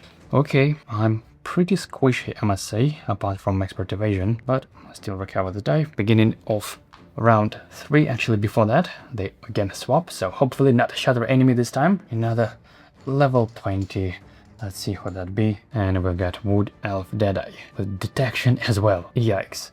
Oh, and apologize because this enemy is a native. It should have drain 1 die, so... Oh, not drain, but exhaust, because it's not Empire that is dominant. So I guess let's exhaust this one. It doesn't matter, it would recover now anyway. Right, so we replaced 1. Now let's replace a level 1 enemy for something like Wisp, I think. Right, now it's the beginning of round 3. I recover this exhausted die, and yep, now let's defeat those guys. So, moving one step, rolling all of these 4, and actually maybe before I do, let me spend maybe all 5 focus, although I mean 3 health, this is something I could deal even without it, right? Yeah, so let's just spend 1 tenacity and 1 this thing to remove a level 1 enemy, pew. Enemy down. And now let's roll these 5, maybe alongside Windwalker as well. Hold on, I didn't have Windwalker by the time I spent that, so I should have spent 2 tenacity instead. Okay, not too bad still. So now I'm declaring Wood Elf Deadeye obviously as the target. Oh no, that is an absolutely horrible roll. And of course, once again, I completely forgot about 1 enemy combat die, so let me roll this as well. Oh, 2 damage. A bit cheating, but I genuinely always forget about my items. So we have 3 plus 2, that is 5 damage. Only 2 goes through. Right, but now we can repeat for those 3 again, declaring another target. And I will choose this Gadget Marauder instead. So we'll get 1 tenacity, all the way back to 4, and because we have 4 tenacity for the second engage, I can use the mace, so I had 2 enemy combat dice for this Gadget Marauder specifically. So let's go. Oh, that is a plenty of damage, more than needed. Could have targeted this Deadeye instead. Right, but anyway, enemy down. Now let's make another engage, 2 more light fatigue, and roll just these 3, actually maybe with expert evasion as well, and authority. Yeah, so let's go. And that is 6, 8, 9, plenty of damage, more than needed. This is resolved, this is drained, or 5 tenacity. GG. Alright, it's level 10 20s. Okay, level 20s, go to bag. These are all level 1 and 5s, right? Yeah, this bag. Encounter is successful. We gain 2 experience, so we have 26 on the tracker. This is recovered as well, of course. And for 2 experience to spend, I think I'm 1 experience off, but I really need Aspect of Terror, otherwise I might be in trouble with the shadow enemies, like level 10 or 20 enemies specifically. So let me spend 1 experience on the shadow level 2, I believe it is Path of Darkness or whatever it's called, level 2, this one. And I'm gonna save the last experience to train a level 3 later on. Okay, this is all resolved. Now let's activate, but before I do, before the province effect, let's activate my Adventure Rest. And I think I will discard maybe something from my pack. So I believe I'm missing 2 health, right? Yeah, and I believe I can just discard this one. Oh, but it's not as a part of Adventure Rest. Anyway, so this is what I'm discarding. I'm healing for 1. I can recover 1 die, and I think I'll choose this one. And now let's activate the province effect. And we have Daggerfall, so it moves towards DC like that. Now it's the beginning of day 12. Final day, and we're going to the Imperial Dungeon Sewer, and it's gonna take a bit of a while to set things up, so I believe on page 33, and let me check. Travel to Imperial City, initiate the Imperial Sewer Dungeon, using end of session difficulty P. After deploying enemies, deploy level party size level 5 enemies to Star Hexes in East Wing. If you're on session 2, deploy level 10 enemies instead. Party members deploy to any hex adjacent to C. Okay, so let's go with the dungeon, some dungeon layout itself. So that should be somewhere at the end. Dungeons, your Imperial Sewers, yep, there we go. Now I think for this one, I'm probably gonna need to move the map out, because it's always a bit of pain to set things up here on camera. So as usual, I'll put timestamps, you know, if I need to move anything. I mean, if you want to skip around while I'm moving everything. So let's just remember that the dominant faction we have is AD, Aldmeri Dominion, and that's all we need to know, I believe. So let me move the map out completely. And I'm not even sure how we can fit this, to be honest. So we're not gonna need that tile at all. And hold on, I believe this is the same dungeon we're gonna have for the endgame, right? There's only 1 dungeon in this region, I believe. Imperial Sewers, yep. Okay, so we're gonna do the same layout basically twice, okay. And just to make sure I'm not doing anything wrong, yep, Imperial Sewer Dungeon. Okay, So this is gonna be a pain. First, let's go for the big one. Doesn't matter how it rotates. Let's go this way.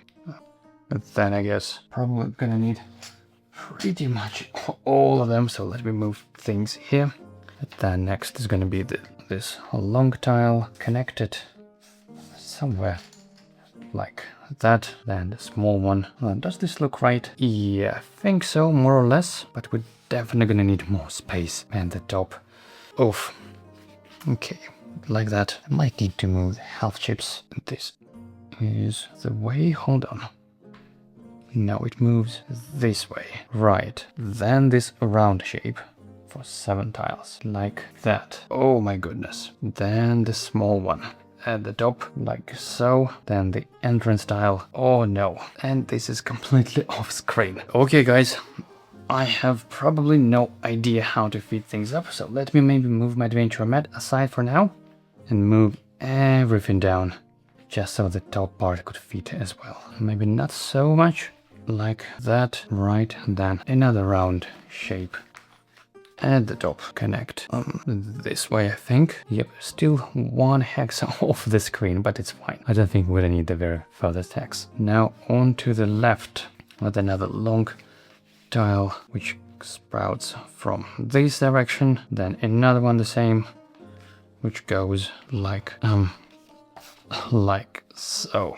Yep, I believe this is correct. Just only one spare small one, and this goes on the top like so. Seems about right. I hope I've set things up correctly. Now we just need to figure out how we can even place my adventure mat back to the frame. Does this look right? Yeah, I guess. And the dice tray would be somewhere like that, I think. This is so annoying. I get used to having my dice tray from on the right side, so you try to move things a bit again. Moving everything this way. Hopefully you can still see it. Right, should be fine. Yep, this is more how the way I used to keep things. You know, the muscle memory of drawing to the right side and rolling the dice. So this is the way. Alright. This is the soul gem. And I guess that's the only way I can fit this realistically, so sorry about that. We have 4 cash chips here, the common ones. 1, 2, 3, 4. And so this tile here in the middle is a separate tile, which means in order to be inside for whoever is standing here, you need to be actually standing on this large tile. That's the only way how to be inside with this one. Now when deploying party members, do not deploy the entrance tile, instead quest step. Okay, pum pum pum. Right, so I believe my end of session difficulty EP is 33, so that would be a level 20 enemy, 10 and 3 ones. So for level 20 we have Titan, and just place them here in the row. Next, level 10, we got the Troll, both super fatty, a lot of health, and 3 level 1 enemies. That should be Orc Bandit, Wisp, and 1 more. We've got Spriggan. Okay, I believe we don't need to add any additional enemies to the EP, at least just yet. Oh yeah, we do need to add. After deploying enemies, deploy level 5 party size level 5 enemies to star hexes in East Wing. Okay, so this is the East Wing, and we're gonna need to add 1 more enemy on these star hexes. So I guess let's deploy those first. Right, 10 health. What is the health? I think I can actually beat it back. Yep, so giant health stack for this gentleman. That is 8. 2 more on spot 1. Next, Troll, 8 health. That is 6. 2 more to spot number 2. And then 3 level 1 enemies. Orc Bandit, 4 health, spot 3. And yikes, I need to move things a bit. Maybe just tiny to the right. Yeah. This is such a problem as usual. Right, Wisp, 4 health, spot 4 Spriggan, and there is no space for Spriggan, right? There are only 4 deployable hexes. Does that mean we need to add them somewhere? Okay, let's read again. After deploying enemies, Okay, so we're adding a level 10 enemy to the star hexes. Just one because it's body size. But what about those who didn't really fit? Party members deploy to any hex adjacent to hex C. Okay, so we'll be deploying over here. Let me just place temporarily, maybe for now, over there. That is the hex C. For this quest step, the west wing, which is this one I believe, is impassable. Yep, this is the west wing. Okay, good. So that means I can safely put my adventure method like that. While adjacent to hex A in Cistern, which is this I believe in Cistern. Yep, hex A in the middle. An adventurer may spend one tenacity during their turn to place the black soul gem, which is this one, in hex A if it's unoccupied. The black soul gem can still gain HP even after being placed. At the end of each round in which the black soul gem is occupying hex A, the gem loses 3 HP and all units adjacent to it are dealt 1 true damage. If this reduces the black soul gem to 0 HP, remove it and proceed to the next quest step without ending the encounter. Okay, so ongoing step effects. Keep this legendary cache aside with its HP. This is still the black soul gem. It is no longer carried by a specific adventurer. It does not drop upon adventure defeat. After each time an adventurer defeats an enemy, roll 1d6. If the rolled result is equal or higher than the adventurer's magic stat, add 1 HP to the black soul gem. So yep, definitely gonna add 1 HP all the time. And it looks like I just can't fit those enemies, right? So basically there are only 4 deployment hexes, though I still need to add a level 10 enemy to any star hexes in the east wing. Right, so let me place this aside for now and add level 10 enemy. And that is a Scamps. Very strong level 10 enemy with maim and native. Yep, that is 7 health. I guess let's place it as far as we can, just somewhere over here.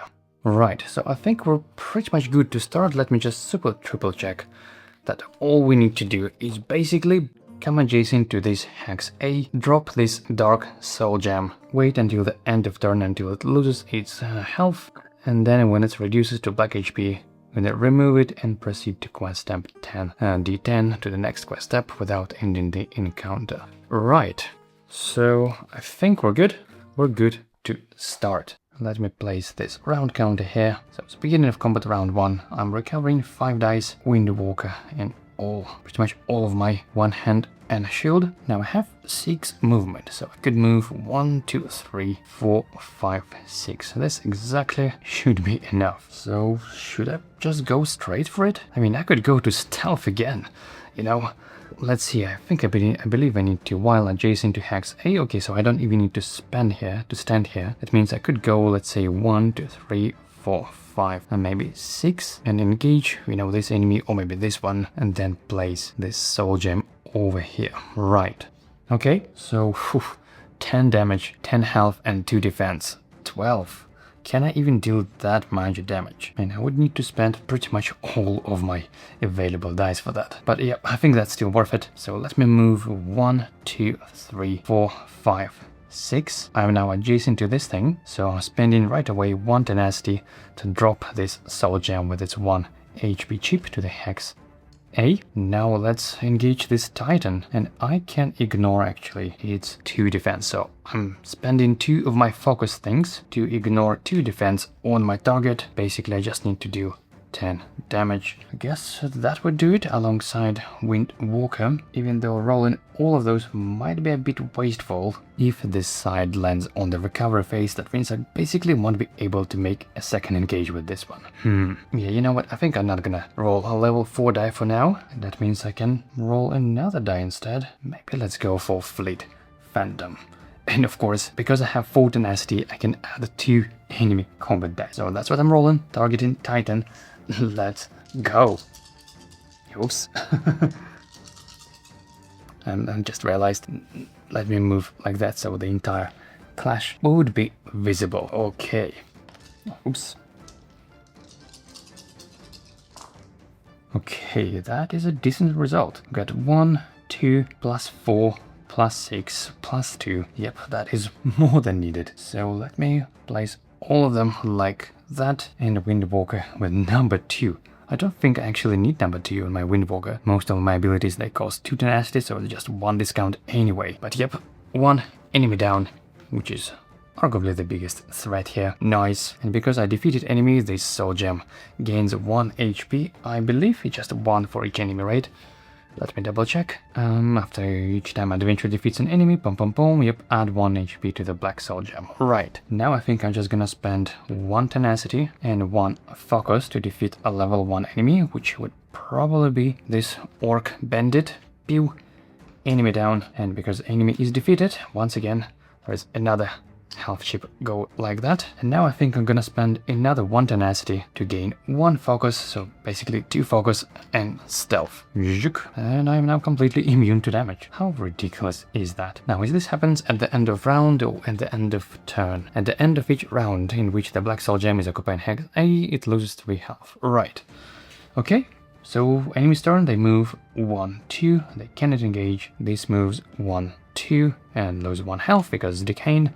And this enemy moves 1, 2, and that's about it. Now it's the end of turn, the black soul gem loses 3 health, and I believe when it's all 3 health removed, first of all units adjacent to it are dealt 1 true damage, so all units, not just enemies, so 1 true damage, and 1 true damage, and 1 true damage to me as well. Okay, and if this reduced soul gem to 0 HP, remove it and proceed to the next quest step. Okay, that was quick. This is removed. And now let's go to page 37. Right, page 30. Set the route counter to 1, so apparently it was supposed to take a bit longer than that, because we're still on round 1. And place a legendary cache in hex B in the west wing is no longer impassable. So that means the hex B must be over there, right? Hold on, it should be here at the end. 1, 2, nope. Yep, hex B is this one. Right. So let me continue reading. Deploy quest unit, this gentleman or videos to hex B. Hold on, this thing should be adjacent to hex B, right? Yeah. Oh no, hold on, it says deploy in hex B. And then with gentleman also on hex B, so on top of it, I suppose. Right, and then deploy party size level 5 enemies in the star hexes in the west wing, and the same in the north wing, right. If you're in session 2, deploy level 10 to both wings instead. When deploying these enemies, use as many humanoid enemies as possible. Right, so 2 level 10s, 1 in this wing and 1 in another. If there are not enough spaces, no, we do have enough. After adventure successfully lockpicks this cache, place the cache chip underneath the character chip above their HP, and if the adventurer holding the cache is defeated, no. Adventure, okay, each time an adventurer ends their turn adjacent to non-quest enemy, the party may make a social check of party size X enemy's level. What? How can I make a lockpick check of 20? Wow. For each adjacent enemy. If successful, the enemy becomes companion controlled by the party. The encounter is successful in the end of a round in which the adventurer holding the cache chip is occupying hex C. Okay, so basically we need to defeat this enemy, grab a chip which is sort of guarding, and then escape to the hex C. And we need to deploy party-size enemies to star hexes in those 2 wings. Let me keep the star hexes here for now. We need 2 level 10 enemies. Now, we need to have as many humanoid enemies as possible, right? So the first one I've got is Orc Wizard. This is not a humanoid, so we need to find a replacement. Beast, Daedra. Okay, here we got another humanoid. Gadget Cultist. Oh no, he's gonna heal everyone. Right, so I guess first let's deploy this one in 2 wings. So 5 health. We can choose any star hex, right? So I'm not sure which one. Need to think where I'm gonna move first. So 6 health to the Gadget Cultist. Hold on. Yep, this is 6. I think let's put this one on the furthest hex. And as for this enemy, oh, and we need, of course, 8 health for this gentleman. 4 more. 1, 2, 3, 4. Right, this is now 8. And by the way, this is all happened at the end of round. Now it's the beginning of round 2. Oh no, it says we need to set the round counter to 1 again. Does it mean it's already sort of starts at 2? Yeah, I believe it happens at the end of round. So now it's the beginning of round, the next round. So we adjust it straight to 2. I believe this is correct, although I'm not fully sure about that. So I think let's deploy this orc maybe somewhere over here. I mean, I'm still in stealth, and I definitely want to take advantage of it to make this guy move out of this cache chip, right? We don't even need to defeat it, frankly, as long as we lockpick the cache. Page 37, I believe, right? So our quest objective is just the encounter is successful in the round. Pum pum pum. Yep, we just need to lockpick and move back to this entrance, effectively to the exit from this dungeon, I guess. So I think it looks like, I mean, with stealth, I can completely cheese this entire encounter. Could go 1, 2, 3, maybe 4 over here. That will force this enemy to move adjacent to me, right? And this would move adjacent, and then I could just make a double move and rush through. Kinda feels a bit cheesy, but I think this is the play. So I'm just moving 1, 2, 3, 4, 5, and of course I forgot to recover dice, so that would be 1 expert evasion, 2 light fatigue, and 2 shield discipline, right? And I could have even have 3 free movement from my fleet phantom, but I think I'm alright. And you know what? I don't think I need to make many engages, frankly. Even though, I mean, I still can roll at least expert evasion maybe, and maybe even authority, just because, hey, why not? So let me roll this too. Oh, nice. Get full 5 tenacity again. This is drained. This is 5. Okay, and I'm leaving my turn like that. Now over to the enemies, because I'm in stealth. They just move adjacent and that's it. Move, move. Level 10, move 1, 2. This moves 1, 2, and this one 1, 2. It also heals everyone, but only in sight. Those enemies are not in sight, even though actually Chorrol is, I believe. It is in sight, so yep.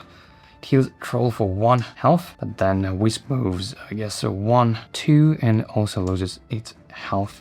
And that's about it. Beginning of round 3. I have free movement from my Fleet Phantom, so I'm using that for sure, moving 1 and then 2, 3 back, so to speak. So let me lockpick this one. And what happens to the cache? Is it discarded? I guess so. After an adventurer successfully lockpicks the cache, place the cache chip underneath the character chip.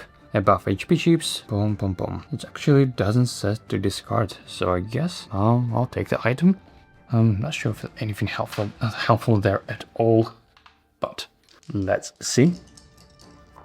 And you know what? I'll take 1 as key digit for 1 light fatigue. 5, 5. Yeah, I'll take another one to secure 4 like that, and we have still 3 attempts for 2 and 3. Okay, I'll take 2 more attempts for 3. And I'll take it for another light fatigue. Fine by me. This is resolved, and I'm not sure if I need this item at all, but potentially something I could discard. Yep, I'll take it.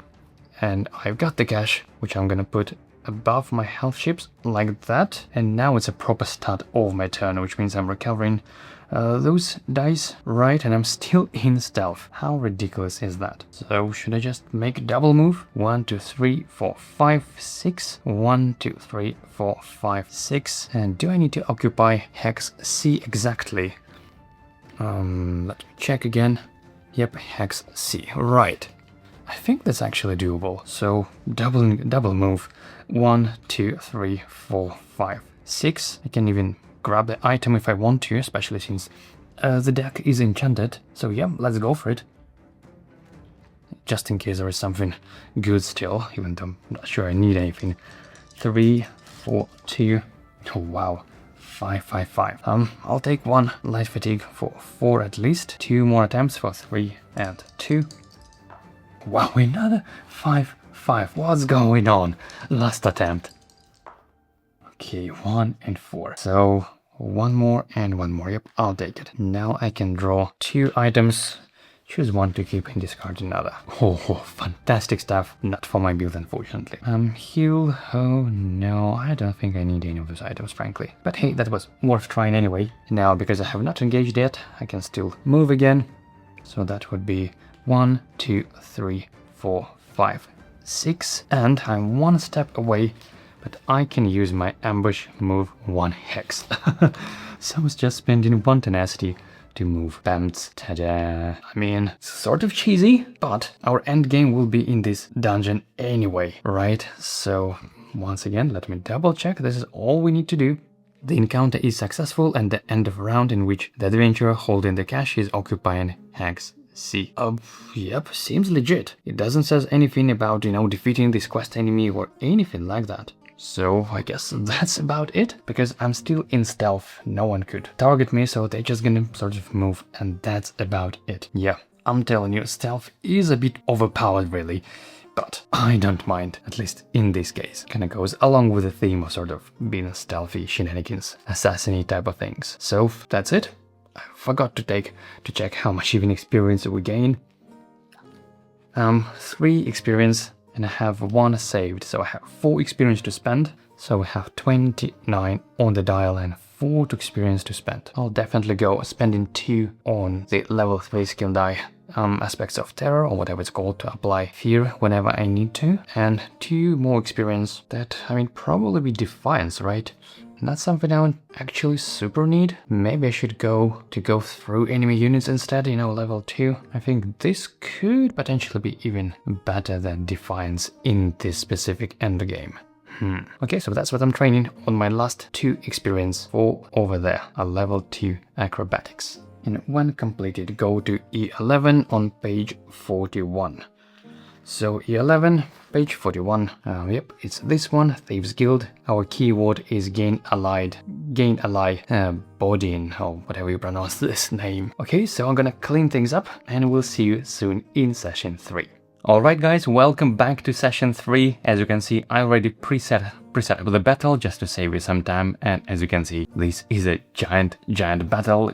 As a matter of fact, I had to use pretty much all the health chips. I even had to use one white HP chip, because there was literally running out of those. Now let me briefly explain what's going on here. As you can see, we have different tokens on some of those enemies, and these represent different factions. So basically a giant war, and we have one faction over here, then another faction here, the third faction here, plus the Empire. We have a single unit, and those 2 are the enemies of the Slanderer, so they don't belong to any faction. And we even have another enemy sort of waiting in the queue, in the stack, which would be deployed as soon as any of those 2 enemies are defeated. Within the faction, all enemies consider themselves allies, so for example, those enemies will not attack each other, they instead will try to attack other enemies, all opposing other factions. And I can select and choose one faction to become my ally. And here it says that before the clash begins, you may look ahead to day 2 to see the effects of the different factions surviving. So let me go ahead and show you the next day 2. We're gonna have a peaceful encounter on day 2.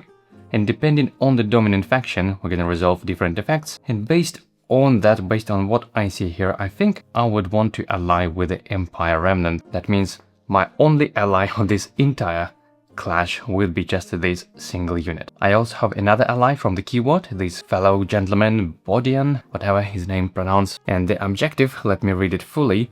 This encounter is successful at the end of a round in which units of only one or fewer factions remain undefeated. These units do not need to be from the factions you are allied with. Set the dominant faction to match the surviving faction. So ideally, I want only this single unit remain, because this is the unit I'm allied with, the Empire.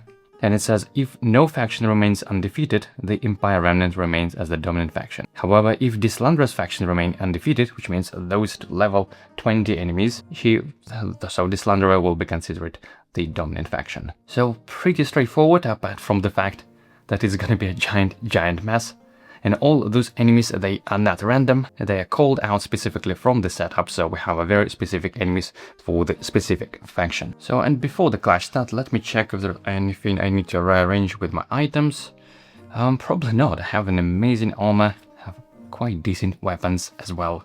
So I think I'm good, don't need to rearrange anything, so leaving it like that. And let's see, so this is my ally. And by the way, it has a keyword rally, and whenever it will be defeated, it will deploy the next Imperial. So we have sort of 2 enemies in the stack, stacked up one on top of another, which, gives a little bit of extra room if needed, if this unit will be defeated. But generally speaking, I'd rather prefer to save it as best as I can. Just one note though, even though this unit is my ally, it is not controlled by the party, so I cannot just voluntarily move it whenever I want. It still will engage and move for the basic enemy rules. And so I'm just trying to think what enemies are currently the most threatening to this Imperial Enforcer, and for that we need to look at their targeting priorities. So as always, when there are enemies of the same level, we can choose the order in which we activate them. But it looks like this giant will prioritize my Imperial Enforcer anyway, and then it will deal some damage to it, and then this Wood Elf Marauder would go to the weakest unit, which would also be my Enforcer. The same is true for this Gadget Bandit and High Elf Necromancer, and then Orc Wizard. So yeah, I would say this is probably the most threatening faction at the moment, specifically because of Wood Elf Marauder with 3 dice. A lot of damage, potentially the same as this level 20 giant.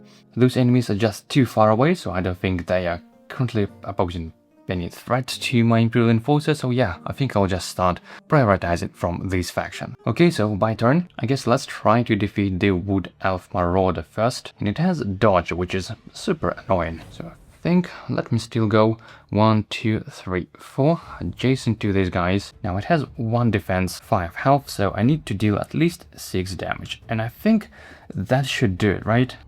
Alongside with Power Bash and Shield Charge. I mean, that would be either like on average 3 damage and then plus these other 6 this way, or potentially even 9 this way. And plus with Power Bash I can effectively repeat the engage and roll those dice again against Gadget Bandit. So let's not forget the item. I believe I still have this sword, right?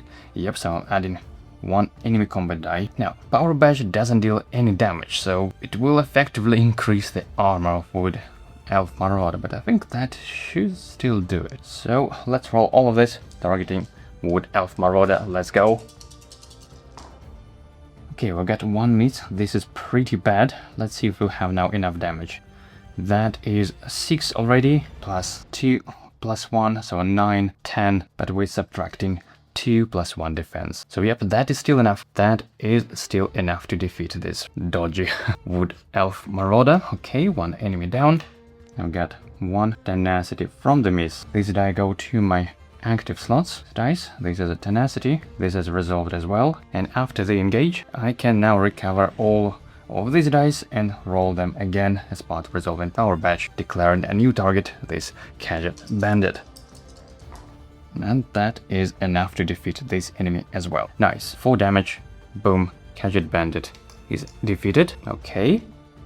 Now, this enemy is Necromancer, so definitely need to find a way of defeating this, and I think I can. I'm spending my 1 tenacity on ambush, which means I move 1 hex, I gain 1 focus to my focus stack, and I ignore 1 defense on this target. And I think I would also roll my shadow die as well. Not sure if I need to resolve it first or last. Obviously, Heroic Slash is the die I want. I mean, if it would be this phase, then it should be already enough to defeat this, right?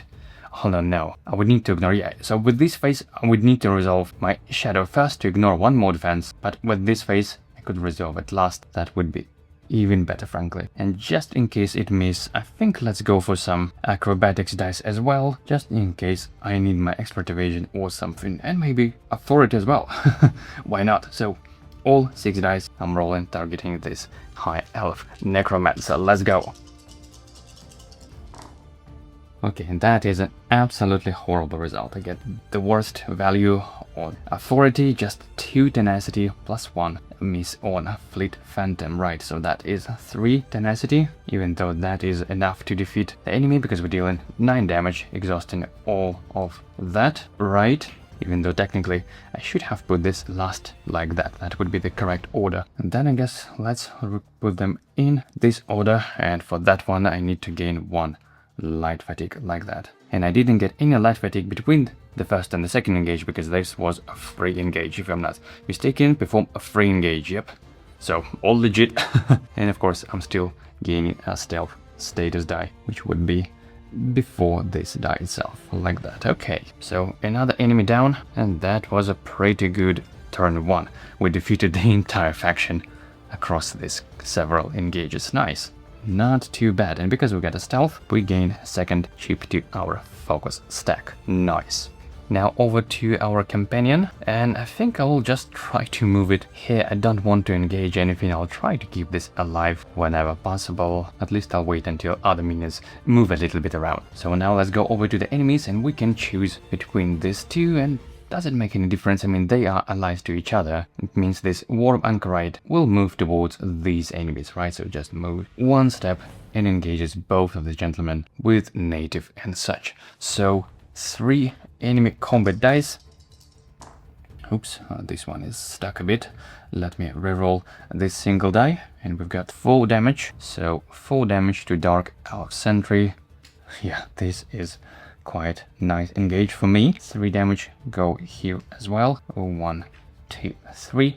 And both of them are now feared because of its Intimidate. Oh my goodness. And it has Ritual 4. How bad is that? It will be healing this giant all the time. Right, now over to this giant, and let's replace its 5 HP chips now with red chips. This is just my personal preference to make this a bit more visually kind of representing its threat. Yeah, this definitely makes a big difference. So it just makes 1 step and engages with 3 dice my Imperial Enforcer. And we've got 3 damage, only 1 goes through, but that still counts. We have only 6 health, and yeah, that still hurts a bit. Okay, now over level 10s. Let's go for this level 10, I think. So it moves and engages this worm with 3 dice as well. We've got 3 damage and all of that prevented. Wow, those level 20 enemies are tough. Now the next level 10 enemy, we have Orc Wizard with Arcane and Enfeeble. It has range 8, and I believe according to the rules all enemies have sight. Yep, it says all enemies ignore sight, so potentially it could have targeted me even here, even though I'm currently in stealth, so I can't be targeted. Okay, but still range 8. That is enough to target definitely 1, 2, 3, and then definitely, let's see, 1, 2, 3, 4, 5, 6, 7, 8. Yeah, basically the entire clash with the range 8. Okay, 1 die, and we've got 1 damage, and it's arcane, so true damage. Wow, this is horrible. Maybe I should have prioritized this orc instead. 1 damage, 1 damage, 1 damage, 1 here, and 1 here, and even 1 over there. That, oops, sorry, that is quite a nasty orc wizard. Definitely should go for the next turn on this guy. Right, and by the way, this, of course, Dark Elf Sentry should have recovered, but because it's feared, we ignored all of its skills. Right, so that was level 10. Now let's go to level 5s. I guess started with this one, Argonian Marauder. Engages this Worm Anchorite with 3 dice. And that is, wow, that is quite a damage. That is 5. So 2 goes through. Nice. Now another level 5, we have Redguard Marauder, and it moves, I guess it's gonna engage both of our fellows. So with 2 dice, right, yeah. Oh no, 3 damage. So my Imperial takes another one, and so as the Giant. And both of these, Giant and Redguard Marauder, they have Shatter, so it's something I would definitely need to be mindful about. Right, and now on to level 1s. These bandits just moves 1, 2, and this bandit moves 1, and with 1 single die tries to engage Giant, but it's basically pointless. Right, now it's the beginning of round 2. I'm recovering 5 dice, so of our up to this 1, 2, 3, 4, 5. Right, and I wonder if I should prioritize either Giant or this Orc Wizard. I mean, they both kinda strong. And do I even have potentially enough damage to defeat the Giant now? And probably I don't think so. Yeah, I don't think that's enough for me to deal that much damage. Yikes. But can I even reach this Orc Wizard then? Let's see, 1, 2, 3, 4, 5, 6. Yep, I'm potentially in range with that guy within my movement. I mean, Orc Wizard is sort of helpful a little bit, dealing damage to everyone, including this Worm Anchorite as well. So maybe I should keep this Orc for now. Although it's a guarantee 1 damage to my Imperial Enforcer because of its true damage. And unfortunately, it seems I have to go for the Orc Wizard. I think it's just more scary. So I'm moving 1, 2, 3, 4, 5, 6, and rolling pretty much all of those dice. I mean, I can try to apply a Fear status die to some of them. You know, there is a chance of either applying to adjacent enemy or potentially any enemy on this tile. And you know what, let's give it a shot. So this is what I'm rolling, of course, +1 in the combat die because it's my first engage. And so let's see what we get.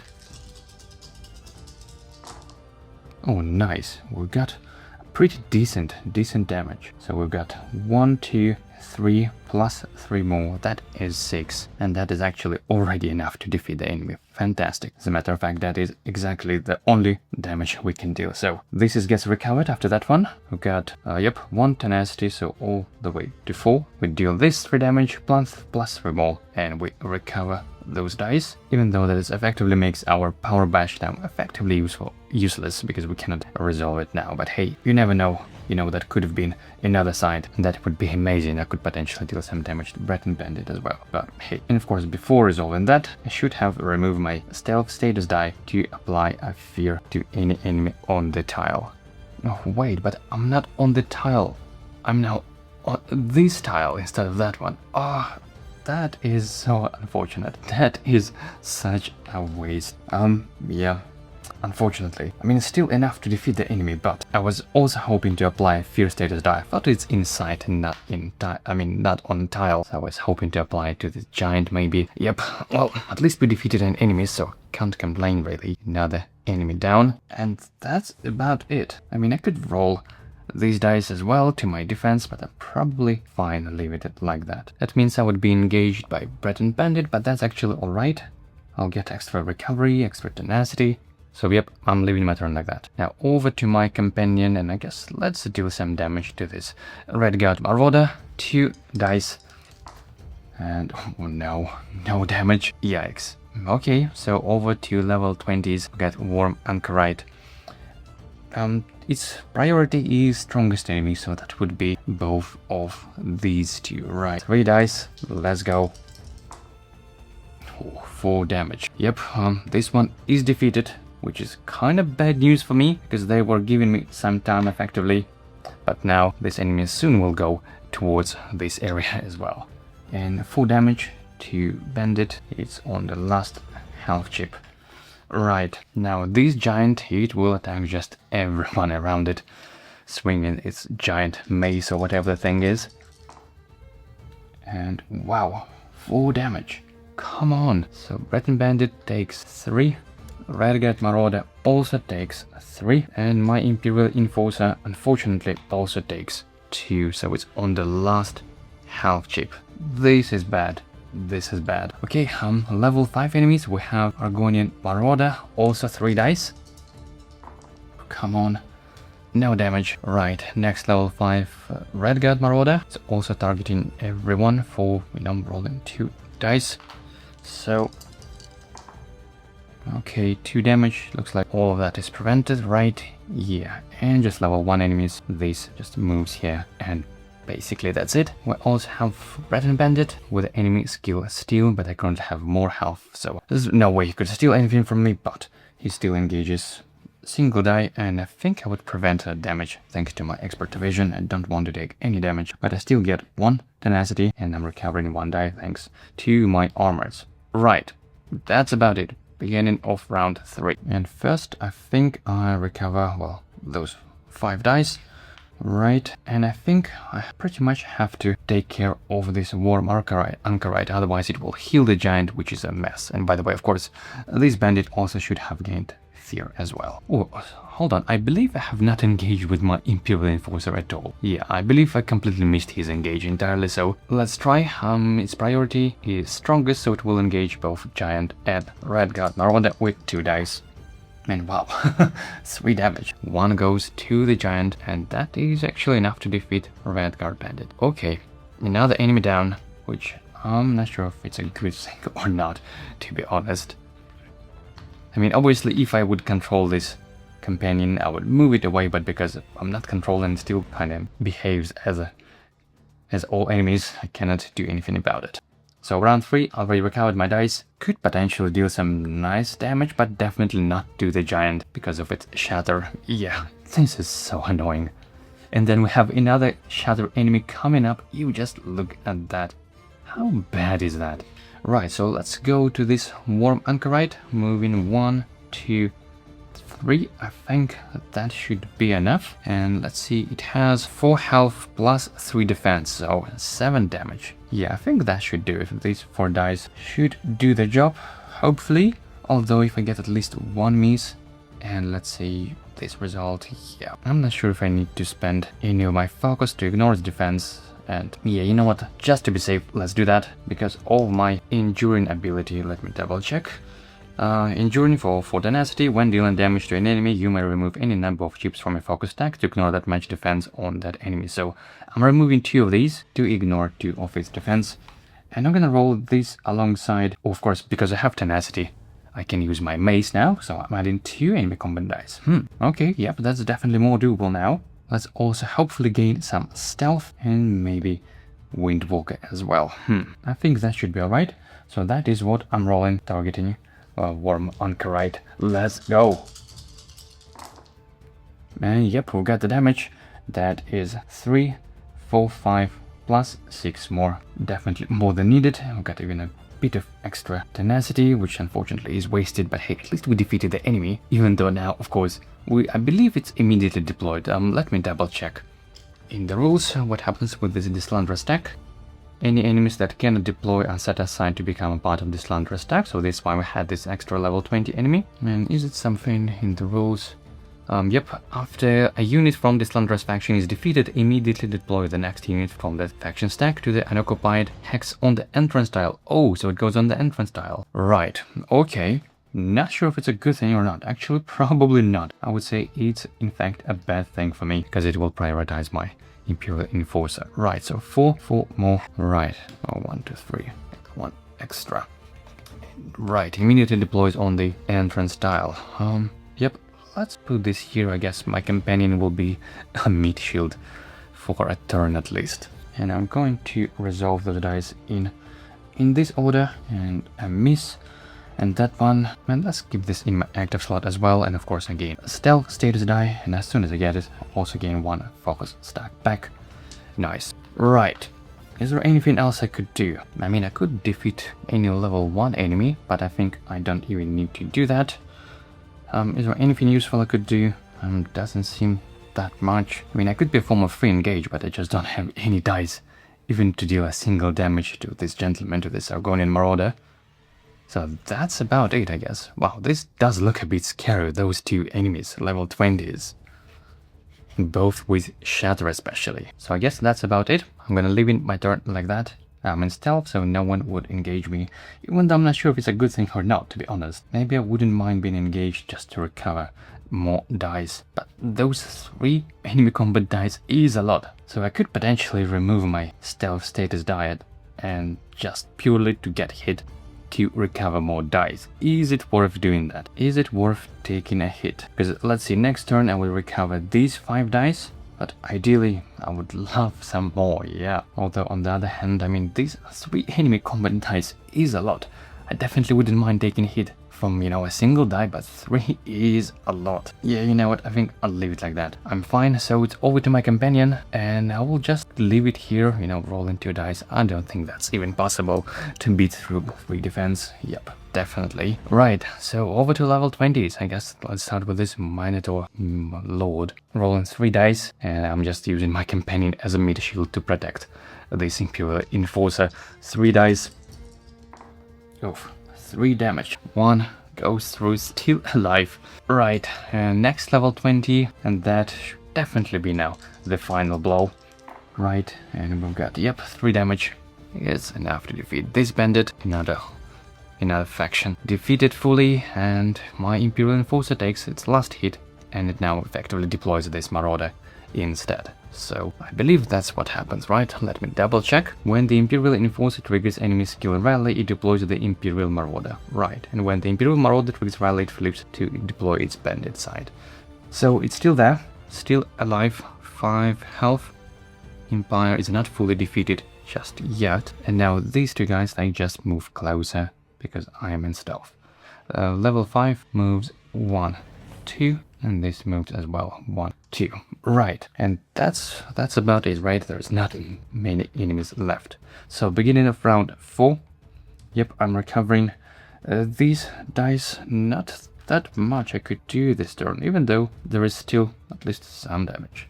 Okay, first things first, I'm going to move 1, 2, and I will definitely try to apply fear to this giant, because I don't want to get shattered to shatter my weapon. So I'm still adding 2 enemy combat dice because I have enough tenacity for that, and I think I will roll these acrobatics as well, right? Still 6 dice, yep. It's so nice to have 6 stamina, I must admit. Even though I'm not sure if I should roll these dice in a single engage. You know, if my shield charge lands on this side again, means I would recover my dice and then my power badge would basically be completely useless again. So it would probably be wiser to do actually across 2 different engages, but there is also a 50% chance that it lands on this result, and that would be 6 damage, and then I could still use my power badge. Yep, you know what, and also, I believe I can ignore at least 1 defense, right, with my ambush. Yep, as a free engage, spend it 1 tenacity to ignore at least 1 defense on this gentleman. Oh, hold on, I can ignore 2 on this. Yep, so I don't even need to do that, so I'm fine, because I can indeed ignore both of his defense. Right, so that's what I'm rolling then, targeting giant. Let's go. Okay, nice. First and foremost, we applied fear, so we're not gonna shatter our weapon. So of course this goes to my cooldown track. I remove my stealth, so this is good. We're also exhausting this one to ignore 2 defense on the target. And now with this phase, we deal 6 plus 2 more, so that is 8 damage. Is this enough to defeat it? Let's check. Oh yeah, actually it is already enough. It has only 7 health, so yoo-hoo! Another enemy down. Nice. But I mean, I still can resolve my power bash to defeat, you know, another enemy. So that is what I'm gonna do. This is all resolved. This, I think I'll put this way probably. And now I can make effectively another engage. So I'm gonna recover all shield discipline dice and resolve them as normal. Plus adding these 2 dice again. This is why I love this maze so much, especially with power bash. And of course I'm declaring this North Bandit as my second target. I mean, as my another target, and yeah, forget. Plenty of damage, way more than needed. Wow, we've got 2 and 2. That is crazy. That is resolved, and yep, another enemy down. Just need to take care of this giant level 20 enemy, and then we're pretty much good. I think we're doing relatively good so far. Now, is there anything else I could do about this enemy? I mean, it still will engage me with 3 dice. Let's see. Well, actually, yes, I can, because even though I don't have any dice to roll, I still can use my Calcinium Mace. And I believe I have not used my ambush yet, right? So that means I can spend 1 tenacity for ambush, so I'm moving 1 hex, I'm gaining 1 focus, I ignore its defense, and I just roll these 2 dice from my mace, and that's about it. So yep, another enemy down. Fantastic. Wow, how good is that free engage and 1 extra move? And with this mace, I mean, this is so good. I love this whole build so far. Feels very assassin-y indeed. And now, should I even gain a couple of more focus just in case I need some? And I think yes. You know, so let me spend 1 tenacity because I have discount, so down to 3 to gain effectively 2 more focus and a stealth status die, which I definitely will need to apply another fear to this level 20 enemy. So that's it for my turn. Of course, this should have been placed in my cooldown track somewhere before this die. I believe that is the correct order. Right, so leveled out, I believe, my companion first. And should I tank it already? Or maybe that actually would be enough now. I mean, maybe I should try to save my companion. It might come in handy for the final day 3. And yep, you know what, I think I would indeed save this companion rather, so I'm just moving it 1, 2. So now over to the enemies, and now we have this giant lord moves 1 and engage with 3 dice. My Imperial Marauder, let's go. 3 damage, it takes 2, but it's fine because it's still rally, so there is another level 1 enemy underneath, so we have a couple of turns potentially. Right, so round 5 begins. I'm recovering these dice. 1, 2, 3, 4, 5. Oops, my cooldown 5. Right, now is there any way I can defeat this enemy? I mean, pretty unlikely, but I could at least ignore some of his defense, right? Oh no, I don't have enough tenacity for that. Yikes, yeah, this is not good. So you know what, let me still try to at least try to apply fear on this. So I'm moving 1, 2, 3, 4, and I'm gonna engage it with definitely these die. And only 1 combat die, unfortunately. I don't have enough tenacity for adding another one. And definitely try to apply fear. And anything else? Do I need anything else really? I mean, I could ignore his defense, that would be lovely. But I don't think I would need anything else just yet. Right, so these are the dice I'm rolling. targeting this Lord. Let's go. Oh wow, this is pretty decent. First of all, of course, I'm removing Stealth to apply a Fear status die, so no longer a threat, this shadow thing. Then I could ignore even 2 defense if I want to, but let's see if I need to. I mean, we've got 6 damage from this side, plus 6 from that one. That is 12 damage. I think that should be enough. I mean, 8 health, 3 defense, yep, 11, and we're dealing 12 damage. Nice! So I'm gonna resolve this one first. Then as part of resolving heroic / I'm exhausting shield discipline, place it like that, and then I gain a stealth status die. So, and then I'm kind of exhausting this thing anyway because it's end of battle pretty much, and of course because I've gained stealth I gain another focus, and that's about it, right? Another enemy down, and let's just check, let's double check the rules. It says the encounter is successful at the end of a round in which units of only one of your factions remain undefeated. And yep, look at that, we cleared the entire board. Giant health. I mean, a stack of units and giant stack of enemies. So, GG. That is a victory of day 1. Let me just recover my authority, and this goes that. I believe I haven't taken a single damage, right? So I'm at full 8 health, right? Yep, full 8 health. Nice. And we've got our companion who managed to keep it alive, which I'm sure he will come in handy. I'm going to place this aside for now. And I'm not sure we're gonna need anything from that. So let me clear this up, and let's see the reward. I believe we got 2 experience. Nice. And for that advancements, you know, let me untrain level 2. I'm really not a big fan of this die, to slide my sort of level 3 over here, and then I could train a level 4 instead. The Shadow Veil, or whatever it's called. This is a pretty consistent, I believe there are no misses, so it's a guarantee 100% a stealth status die, potentially even up to 3. So that is what I'm spending on my 2 experience. So now let's go over to day 2, which is a peaceful encounter, and we managed to make Empire as dominant faction. Okay, so depending on dominant faction, resolve, and the Empire, each adventurer may take an in-town action, advance their cooldown track stat by 1, or refresh all potions in their inventory. And is there any keywords? We have, nope, even the hold on. Do we have obtain artifact?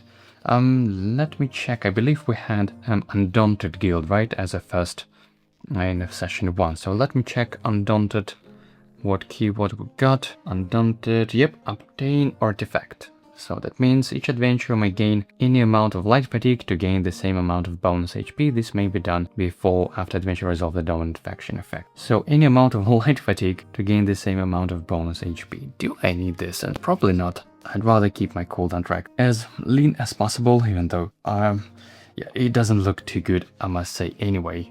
So advancing cooldown stat by 1, or clearing my cooldown track taking in-town action. I mean, my cooldown track looks pretty horrible, I must say. So cleaning it would be amazing, but so is the advancing cooldown to 6. That is also so cool. And let's see, for 6, I could recover, you know, these dice. Yeah, I'll go for it. I'm advancing my cooldown by 1. So all the way to 6, it happens so rarely. How cool is that? And when completed, go to day 3, I get 1 experience, and I think I'll spend it to train another authority. And look at that, I believe we trained the entire adventure map. There is no free slots left, right? We have all that from acrobatics, full slot, full row of one-handed shield and everything else. Wow! Pretty much absolutely maxed out. This happens so rarely. But it's definitely the 2 towns in Cyrodiil contributed to this a lot. First, where we trained skill die for free, that was effectively as 6 experience plus 2 towns for 4 bonus experience. So we're talking about, you know, 14 free additional experience effectively. Yeah, that was quite cool. Now, of course, to the final day 3. And we've got the dungeon. Set up the Imperial Sewers dungeon. Yep, oh, this will take a little bit a while. As always, I'm gonna put timestamps in the description if you want to just skip ahead. But if you would like to see how it actually takes, how much time it takes to set things up, you are feel free to watch while I'm gonna set things up. So let me return all the enemies to their respective bags. 10s, 1, 5s. Okay, level 1s, level 10s. We're not gonna need this clash tile, so let me remove this one and bring back all of that from the Imperial sewers dungeon, so I believe we might need to rearrange things a bit for camera, but hopefully it shouldn't be too bad. I mean, we already done this before in session 2. So, like that, then triangle of another level 20. This goes like that, then we got the round shape. So, is it this way? Let's see. There's still one hex, kind of not in frame, but I think that's fine. I probably won't go to that further hex anyway, even though... yeah, I'll probably move my adventurer mat to the left, all the way like that, and that should be able... now should be able to move this just an inch further down. Right, so we've got the east wing pretty much in frame, at least most of it. Then we've got this extra tile, which makes such a big difference because of extra sight and stuff. So let's go for the northern wing, and for that we need another triangle, another the entrance tile next, like that, right? And another round over here. Does this look right? Yep. Seems about right. And for the west wing, they go... hold on, I think this should be one hex further. Yep, that seems the correct placement. And now another one goes like so. Right? I mean, this doesn't look terribly bad. If I take off the gazetteer, I mean, we still have the majority of the map still visible, right? Apart from the very, very furthest axis, but that is alright. I don't think we're gonna need them too much. Right, so let me take off, clear up this space from all those tokens. I don't think we're gonna need them anymore. So all of that. Right. Now, the Imperial sewers. This is where the fun part begins. First of all, the cache chips. They are crucial for this encounter. 1, 2, 3, and 4.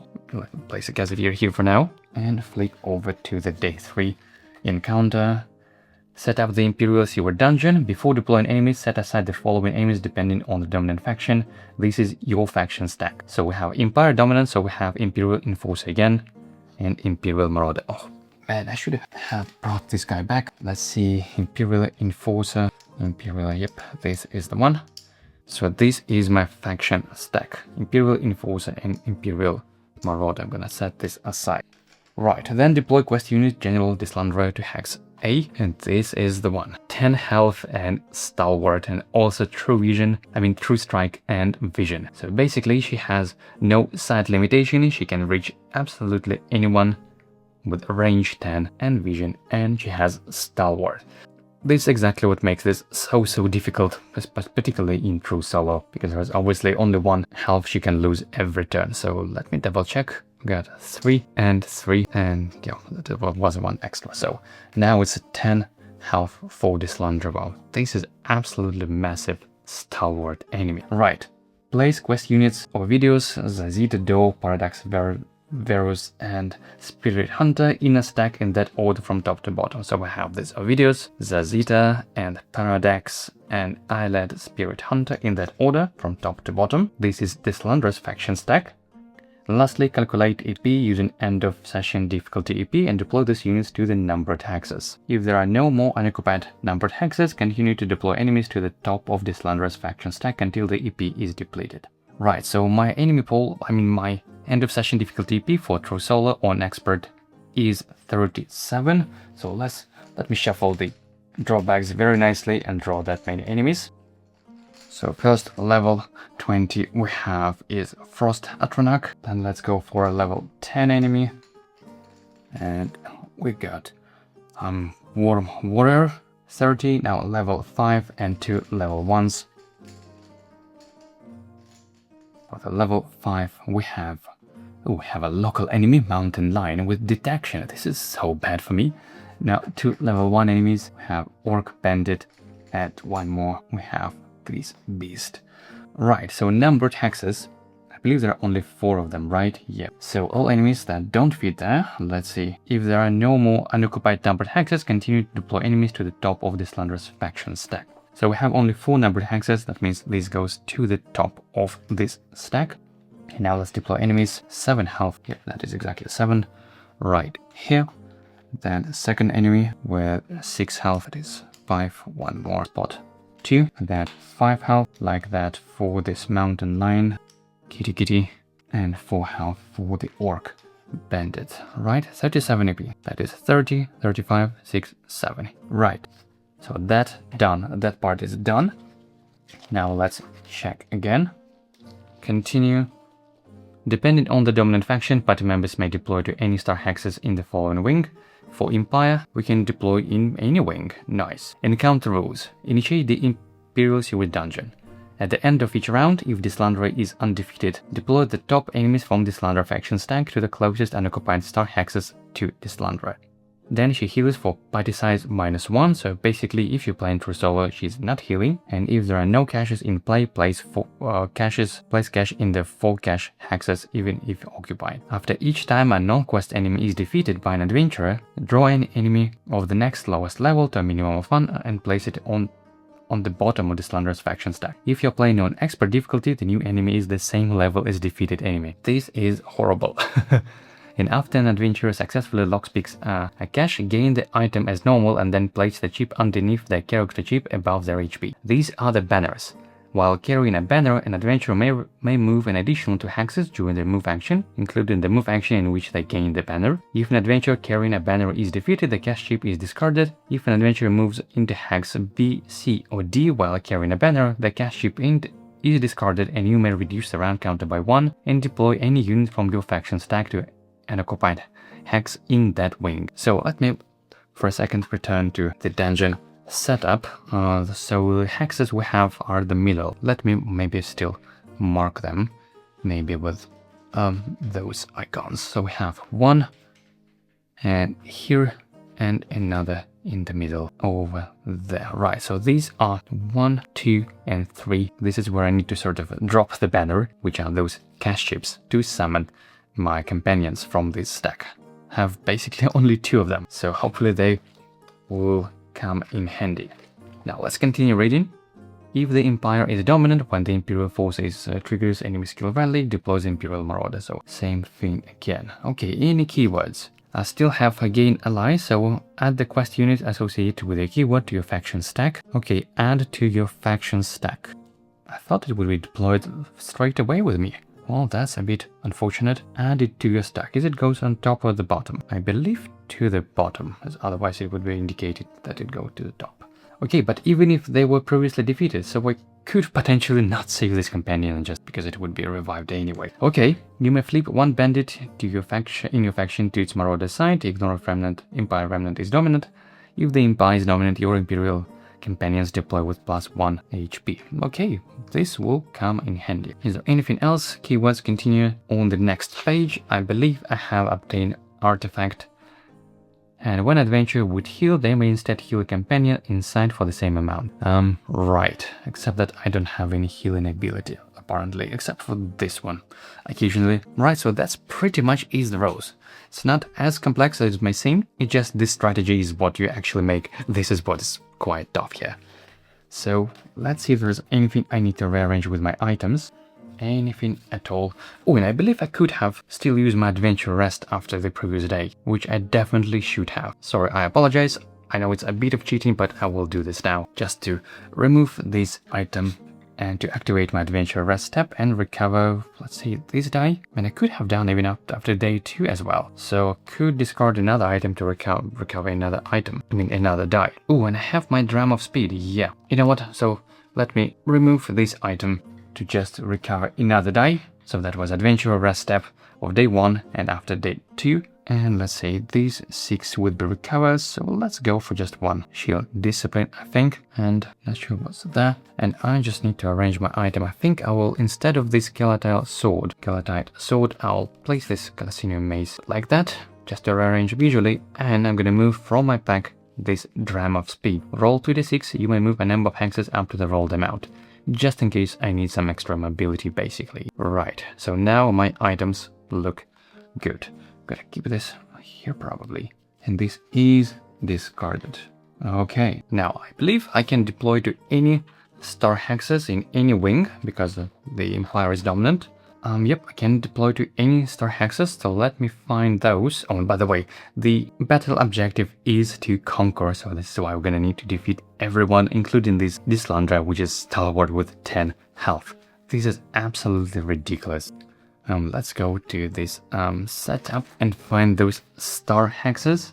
Right, so any of those hexes, let's see. I mean, defeating this Frosted Renak probably be my priority because it's native and Chillblane. This is just absolutely horrible, and of course not to mention range 6. Yeah, this is ridiculous. So I need to be in range with this guy, with my movement range, and I think I could deploy pretty much anywhere, right? I could still reach it, let's say from this wing. That would be 1, 2, 3, 4, 5. Yep. Okay, so it doesn't really matter when I'm deploying, let's say on this hex. That is still fine. Okay, so beginning of combat round 1. My turn. I'm recovering all of those 6 dice. How cool is that? It's been a while since I had a campaign with 6 recovery. This is really such a rare case. And I still have my stealth stats dice, so I could potentially ignore some of those skills. Oof, and we also have this Warden Warrior with Ritual. This is so bad because he would heal this Lysandra. Maybe I should prioritize this enemy instead of Frost Atronach. And I think that would be the way. So I'm going 1, 2, and I'm going to target this Warden Warrior. Let's see, I need to deal 8 damage effectively to defeat it, and I have only 1 tenacity enough for all in 1 combat die, right? I mean, I could go quite risky again, rolling all of those dice, including Shield Charge and Shield Bash, but you know, there is a 50% chance that basically my Shield Bash would be completely useless. Is it worth risking it now? Maybe should I save it for a second engage potentially? And I think I would rather save it, to be honest. I think I need to be quite safe here, and I don't think I want to add any other dice just yet, because I probably will do another engage after that anyway. So that's what I roll, targeting Warm Warrior. Let's go. And let's see about the damage. So we've got 1, 2, 3 plus 4, 7 plus 3 more, 10 damage. And yep, we've got the recovery side, so I'm glad I did not roll this one this time. Hey, that is at least enough to defeat the enemy, so I can't complain. And it goes to the defeated stack, and I believe at the end of turn we replace enemies, right? Or it happens as soon as we defeat enemies. Let's see.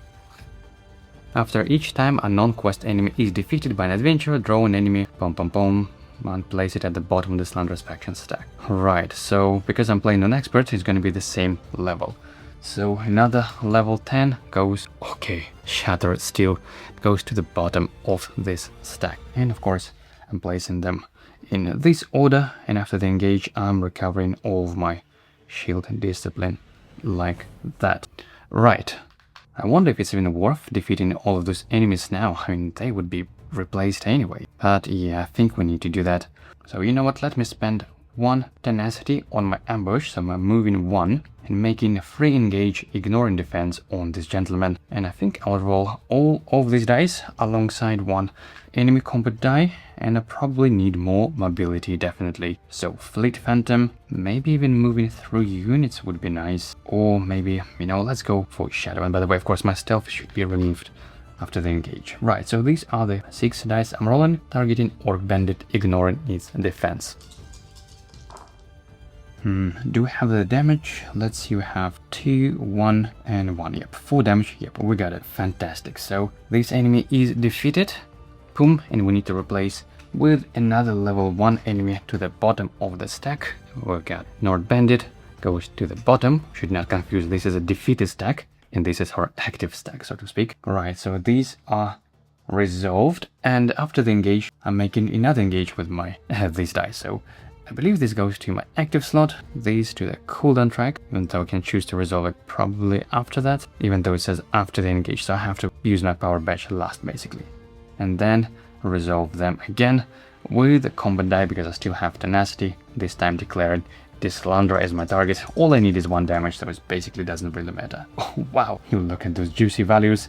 Yeah, unfortunately she can only lose 1 health, but that is all I care about, just dealing 1 damage. Now should I place them straight to my cooldown maybe? Although this Lysandra will engage me, so now I would need some way of preventing damage anyway, so yeah. let me place them. I mean, that was number 2, I believe, right? Yep. 2, 2, 1, like that, in my active slots. And yeah, this is all resolved. Right, it's a bit shaky. And now, I think now is the time to use my dram of detection, or rather, dram of speed. Roll 2d6, you may move a number of hexes up to the rolled amount. And the reason I want to move, to carry this banner and to drop this on this hex B, alright. If an adventurer moves into hex B, C, or D while carrying a banner, the cast chip is discarded and you may reduce the round counter by 1 and deploy any quest unit from your faction stack to unoccupied hex in that wing. The reason I want to do this as quick as I can, just so I could start dealing more damage outside of my own turns. So yep, let's go, let's do this. I'm using dram of speed, so it becomes flipped, sort of expanded.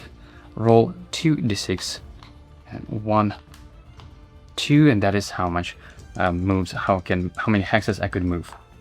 We've got 5, which is not that much, but I believe whenever you pick up the cache, you could move 2 additional hexes. So first 1 out of 5.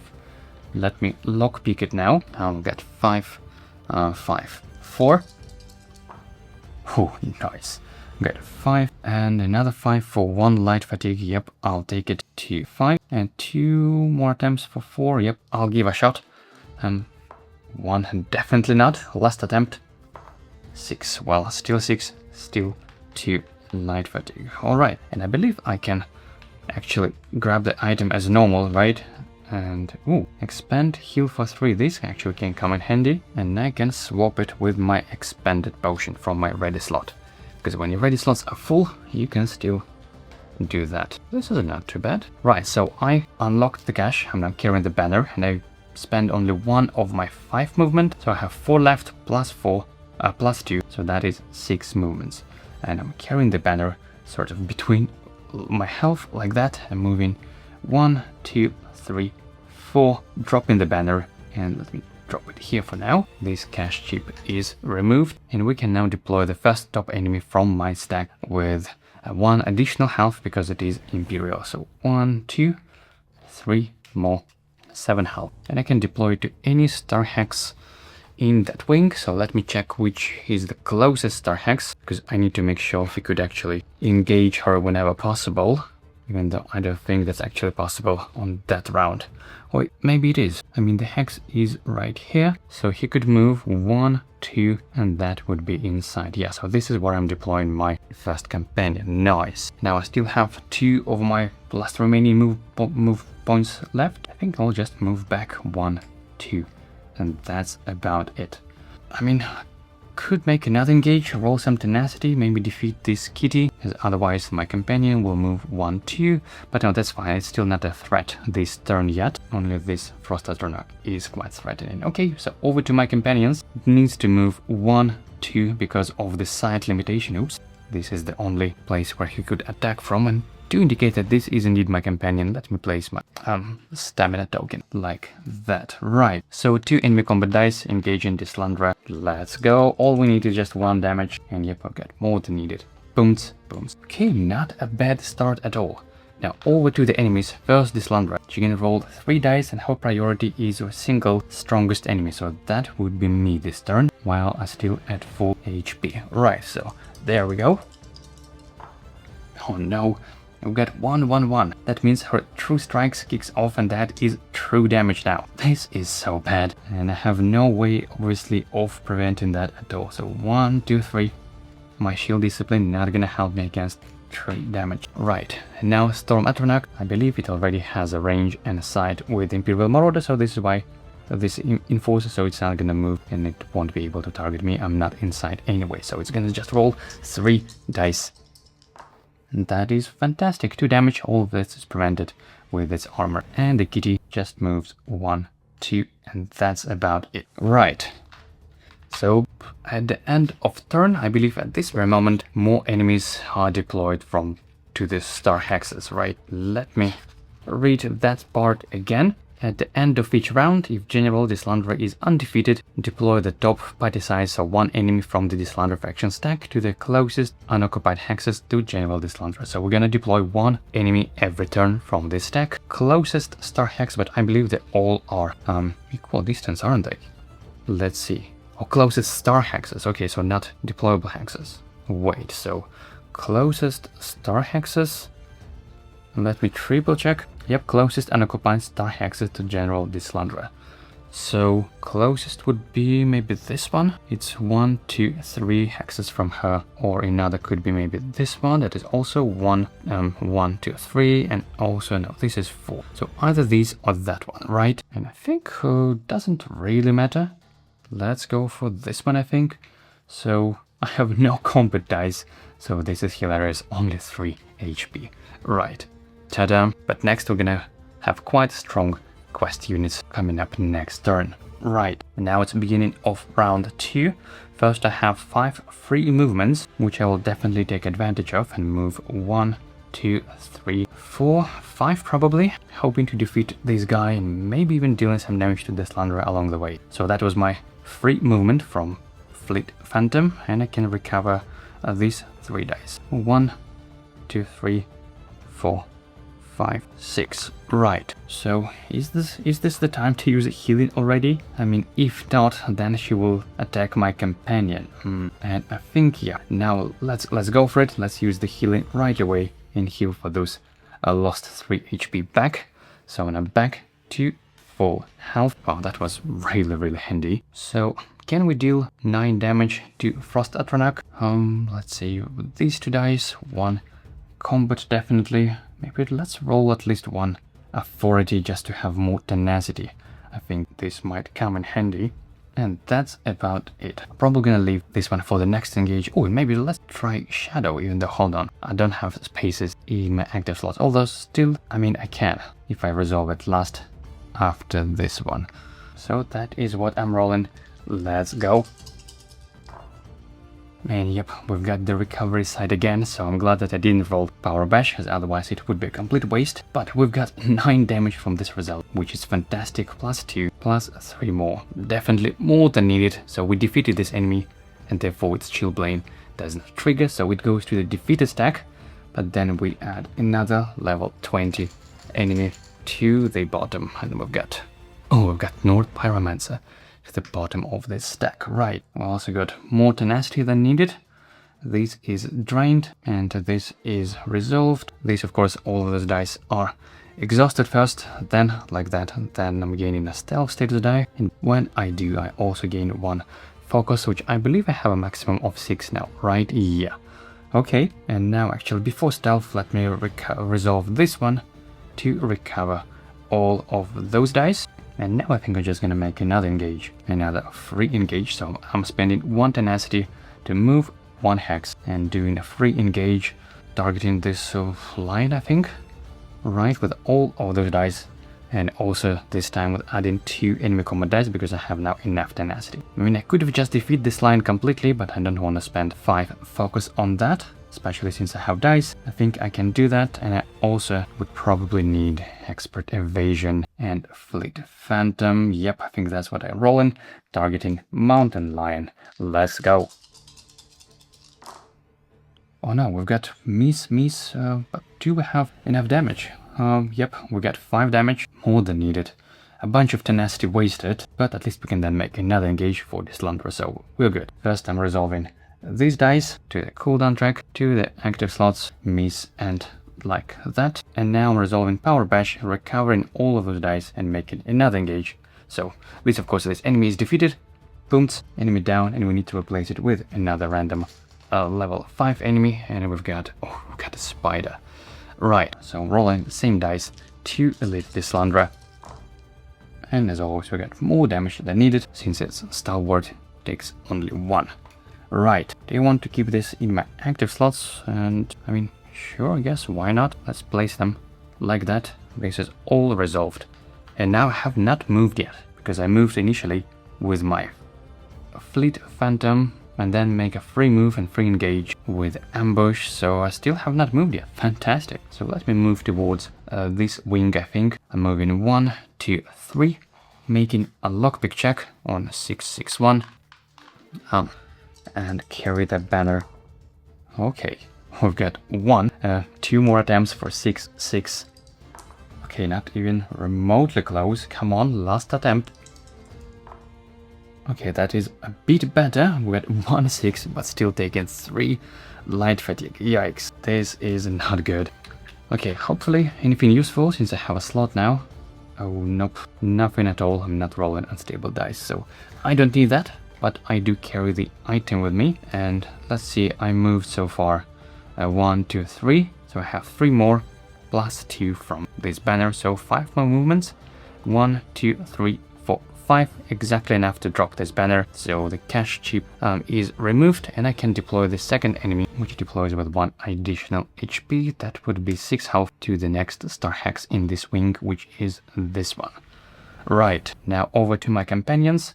Let's go for this level 10. I think I'll keep it where it is and roll just 2 enemy combat dice. At least 1 damage, that's all we need. Enemy down, and this turn ends. Now the next companion moves 1, 2, or maybe let's keep it here, I think. And to indicate that this is my companion, I'm gonna add this token and roll the same 2 dice. Oh, just imagine rolling 2 blanks, that would be just absolutely awful. Right, now over to the enemies. This Slanderer, I am still the strongest unit, right? Because I healed, so I have 8 health, right? So she's gonna roll 3 dice to me. Oh, nice, this time it's not true damage, which means I can prevent it this time. And I will just use my expert evasion bounce to bounce this damage entirely and not take any damage. And now this level 1, it just moves, I guess 1, 2, like that. And then at the end of turn, we're gonna deploy the next enemy from this stack, and this is a quite strong one, so 3 more. And we're gonna deploy it to the closest, I believe, closest star hex, and that would be this one, closest unoccupied star hex. I mean, maybe I should have even placed this here just so I could engage it. I really don't like this enemy, especially since it would target the weakest units. So yeah, let's deploy it here. I believe there is equal distance, 1 to 3, 1 to 3. Yep, that is all legit. Oh, and by the way, whenever I remove this banner, whenever I drop it, then we can reduce the round counter by 1, right? So let's check. Yep, you may reduce the round counter by 1 and deploy any unit, so that's what we've done. Right, so I could have reduced this down to 1. And now it's the beginning of new round, which is another new round again. Okay. Oof, and by the way, I believe I dealt some damage, so I should have removed this stealth, of course. Now I don't have any free movement, unfortunately, so let's just recover 6 dice, so all of those. 2 more, and like that, right? Now, is there any way I could deal some damage to this Slanderer this turn, while also dealing damage to this quest unit? Probably not. I mean, 1, 2, 3, 4, 5, 6, I could reach this Slanderer, but if I do, then I won't be able to target this guy. This is quite bad, I must say. I mean, I could move only 1 hex, right, with my ability, and there is no more any movements or anything of that sort. Right. Okay, so I guess first let me move 1, 2, 3, 4, 5, I think. I will skip a turn engaging this Slanderer, I guess. And first, let's, I guess, spend a bit of tenacity. So I'm spending 1, and this health. Hold on, does it cost 2 now? Because I don't have Windwalker, right? So I was thinking to defeat this enemy while I, have full tenacity. Surprise attack, yeah. Oh, it's only an enemy inside, and I do have sight with that. Yeah, 2 tenacity is not something I would want to spend right now. Okay, so let's, I guess, spend 2 of this focus to ignore 2 defense on this enemy. It happens only, you can ignore it only, even on quest enemies, right? Yep, just ignore any defense on your enemy. Right, so let's roll, as usual, these 2 plus these 2. And I guess that would be the only engage this turn, so I guess let's also add Windwalker and maybe Expert Evasion. I don't think I need walking through units, or I don't think I need tenacity, so I'm good like that, targeting this gentleman. Let's go. Oh no, heroic slash missed. Do we have enough damage now? And yes, this is 6, plus we have some extra. Wow, those extra combat dice makes such a big difference. So yep, that is still 9 damage because I ignored 2 defense. That is enough to defeat this enemy, and we're not gonna replenish this Slanderer stack. I believe it's only when non-quest enemies are defeated, right? After each time a non-quest enemy is defeated, yep, okay. So I'm gonna place them in this order, like that, and I think like that. And oof, I believe because I was engaged by this Slanderer, I should gain 1 tenacity and recover 1 die from that. I'm pretty sure I have forgotten to do that, but it's fine. it's on me now. I'm not gonna redo things, so yeah, but I could have definitely recover and roll my Fleet Phantom. It's just completely misplay on my end. Right, but I do have now discount, so I can spend only 1 tenacity now and 1 focus to defeat any enemy inside. So pew, level 1 enemy is defeated, and that's about it. Hold on, I still could have made a free movement and just go adjacent to this Slanderer, right? Just the problem is that I don't have any dice to deal any damage to her whatsoever, unless I still can engage, even rolling my combat dice. Yes, so that is what I'm doing, spending 1 tenacity on free movement and roll no dice from me, but still rolling 2 enemy combat dice because of the mace. Wow, this weapon makes such a big difference. And yep, more damage than needed. Boom, that's it. 1 damage, that's all we care about. Right, now over to my companions. Same thing. Imperial Enforcer rolls 2 dice. Wow, 1 damage. So glad she doesn't have defense at least. And the next enemy, 2 dice. And another 1 damage. Okay, 1 more round and she will be gone. Now it's her turn. She will still target me. I am still the strongest so far, so let's go. Oh, wow, are you kidding me? 5 damage. Right, at least it's not true damage because these are not ones. So I think I will treat 1 die as a miss thanks to my expert evasion and prevent the other 3 damage with these 2 dice like that. Maybe I could have done this even in this order. It doesn't really matter, right? Yep, so that's about it. Now, at the end of round, we need to deploy another enemy, and we have 4 health plus 2 more because she is cornered. 1, 2, and I think the closest hex would be, again, either these or that one. Right, so now it's beginning of round 3. I could go to stealth if I want to, just to get some more focus, but I don't think I need to. I'm fine like that. Right, so let's recover 6 dice. That would be a 1, 2, 3 and 3 light fatigue. Right, I guess let's try to deploy another companion, even though, I mean, do we need to? I mean, probably not.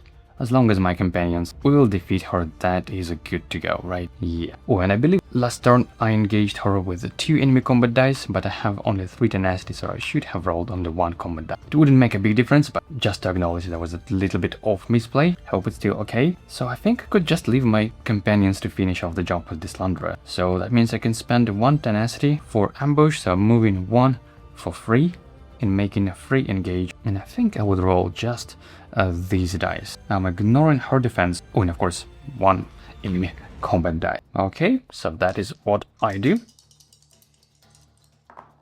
We've got a recovery side, which is not the best one. I mean, I could have one-shotted her with this phase instead, but hey, can't complain. We still deal 3 damage. Oh, plus 2. So that is 5. So we recover all 3 shield discipline, 3 damage, plus 2, and she is at last 1 health because we ignored 1 defense. Right, so we dealt 5 damage and we gained 4 tenacity. And I believe once again I completely forgot about my items because this Slanderer engaged me. I should have recovered 1 die and got 1 tenacity, but whatever. I'm just making myself way harder than it should be, I guess. And this is all resolved like that. Okay, so that was free engage. So now I still can do my normal free engage for a turn. So I'm not gaining 2 more light fatigue, but I'm just making another engage to finish off this Zazito. Yeah, that's definitely more than needed, but let's roll all of that. Gets definitely 2 damage. Oh, you look at that, it was actually so close to a miss. Wow, but nevertheless, we've got 3 damage, still more than needed.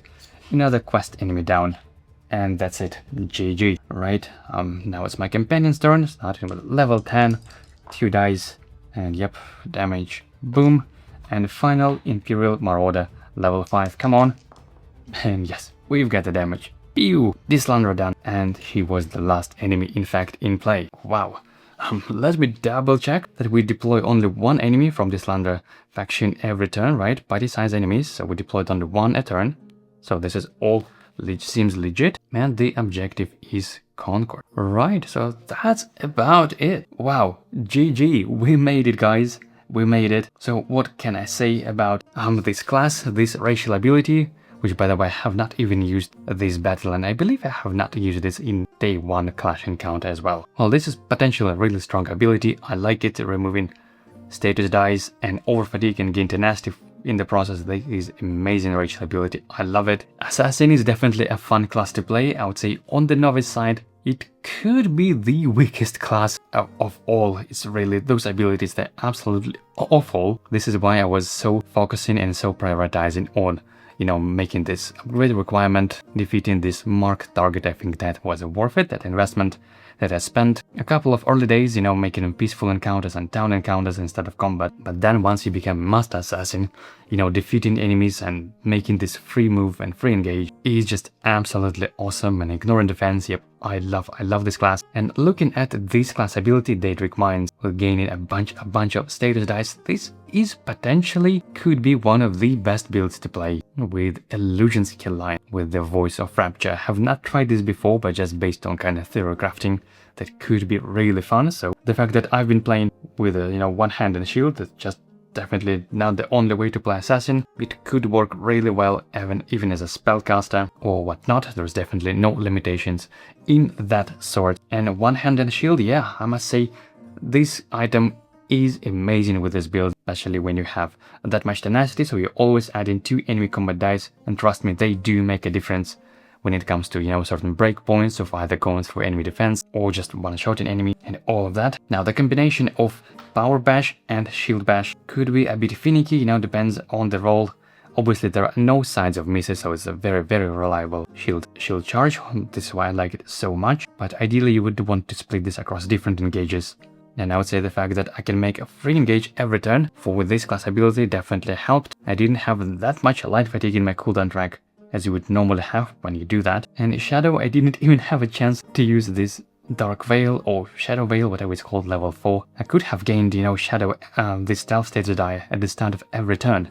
And every time I do this, I could have gained, you know, another focus thing to my focus stack, and then I could apply fear to enemies more reliably if needed. Frankly, the only reason I kind of trained those 2 dice just to walk around, shatter or divert enemies or things of that sort when needed. But yeah, apart from that, I hope I didn't make a lot of mistakes. Obviously, it's hard to explain, but trust me, whenever you film a playthrough, so much focus and kind of mental energy goes to actual filming process, making sure everything is in frame, and the microphone and the light and all of this jazz. So whenever I film playthroughs, I sometimes make such horrible mistakes, just absolutely beginner mistakes, simply because I'm not as focused as I normally am when I'm playing. So I do apologize, especially since I've never played this combination of this race and class, so this is all brand new to me, but I think most importantly I had some fun, and so I hope you had some fun watching this too. And that's a wrap for today's video. Wow, those playthroughs always take quite a bit of time and effort to put together, so please consider giving this video a like, subscribe to the channel, or perhaps even supporting me on Patreon. I would really appreciate this as well. Now, during my playthroughs, I always do my best to share my thought process and explain some decisions, but if you'd like to go a little bit more in depth on how things work, then I would suggest checking out my 2 ongoing series of class guides and skill line breakdowns. In each of those video series, I go much more in depth into each individual